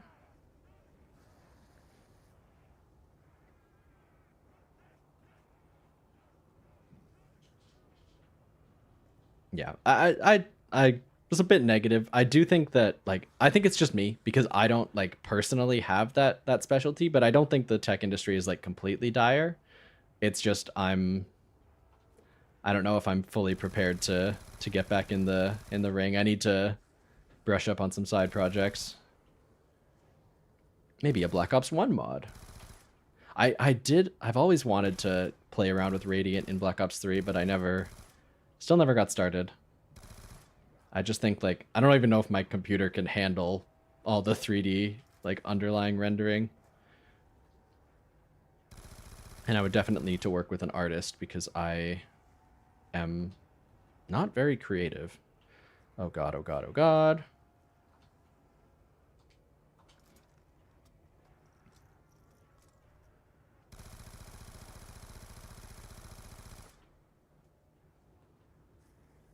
So sorry, Brett, I know you said you're doing astrophysics class. What is your major? You said you were looking for like co-op positions. Jesus, Jesus. I'm also curious if it's not too personal just because no.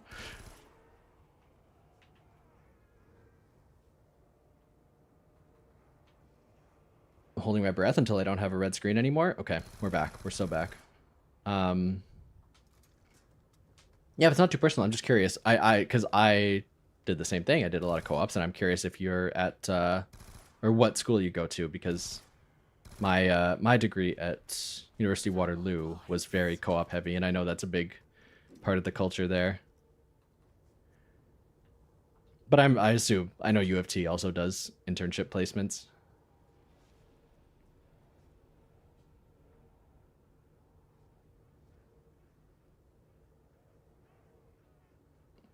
UBC, ooh, nice, Vancouver.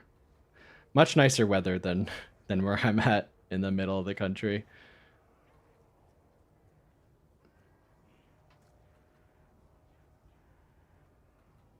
So here's what I'm gonna do here, because I only have to make it one more round. I'm not even gonna risk going through that sketchy place over there. Oh, or the monkey bomb's not gonna work. Very cool, very cool.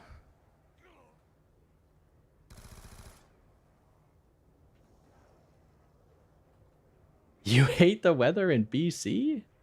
Too wet for you? I guess it is rainy. It's not like pure sunny all the time like in LA or something. That is fair. I guess it's there's levels to it. I don't think I could survive in the desert, so it's like a rock paper scissors kind of thing.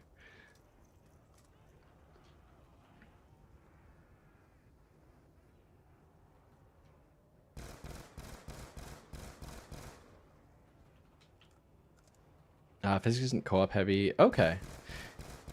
Fair enough, yeah. I guess it's kind of specific. I don't know why computer science was laid out the way it was, but at my school they had like literally a faculty of computer science. In most places it's rolled up into the math department, but our school was like very specialized for that, so they had like a whole infrastructure for setting up co-ops.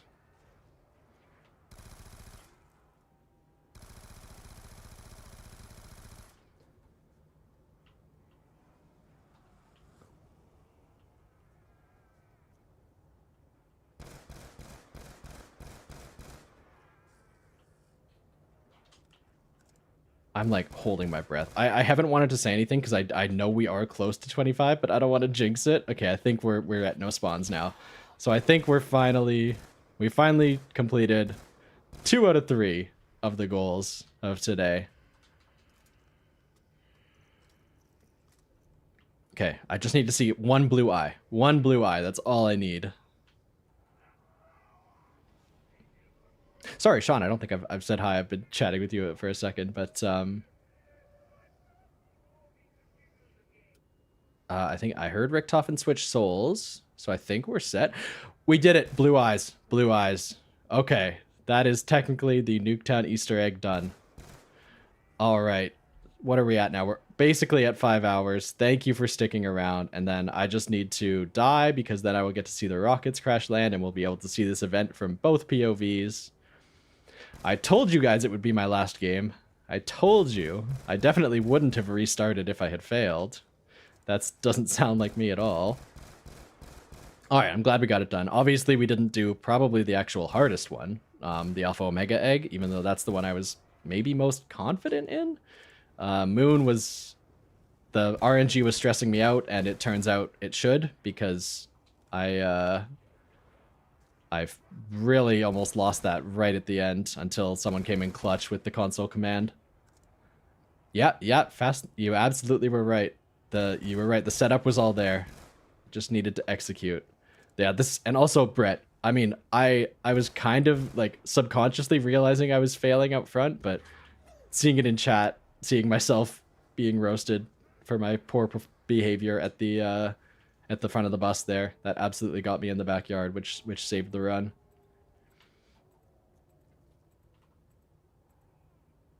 Cool. Yeah, we got 25, we got the moon Easter egg done, and then if these zombies kill me, we're gonna see the rockets fall. Thank you guys for sticking it out. We still have 22 people. That is huge. I just realized it's past midnight my time, so it is technically not Moon Day anymore. Oh, there's the rocket. Kaboom. Yes. Okay. So we did it. We did both perspectives.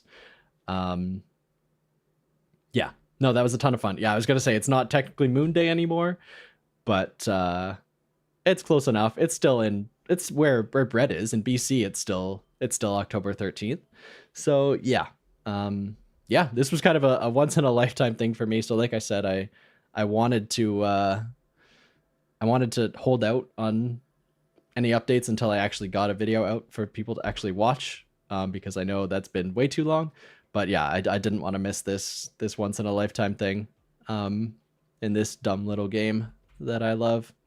So yeah, thank you guys for sticking around. Fast Think, you've been here like the whole time. What a legend. Brett, awesome chatting. Sean, yeah, good to talk as well.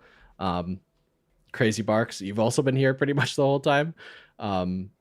Yeah, thanks you guys for seeing the struggle. I think I will try and cut together at least the moon game into like a stream highlights thing and put it on second channel, because I think we had some fun ups and downs there. But yeah, and maybe I'll come back one day and do the Alpha Omega egg live, but it won't be on the special day.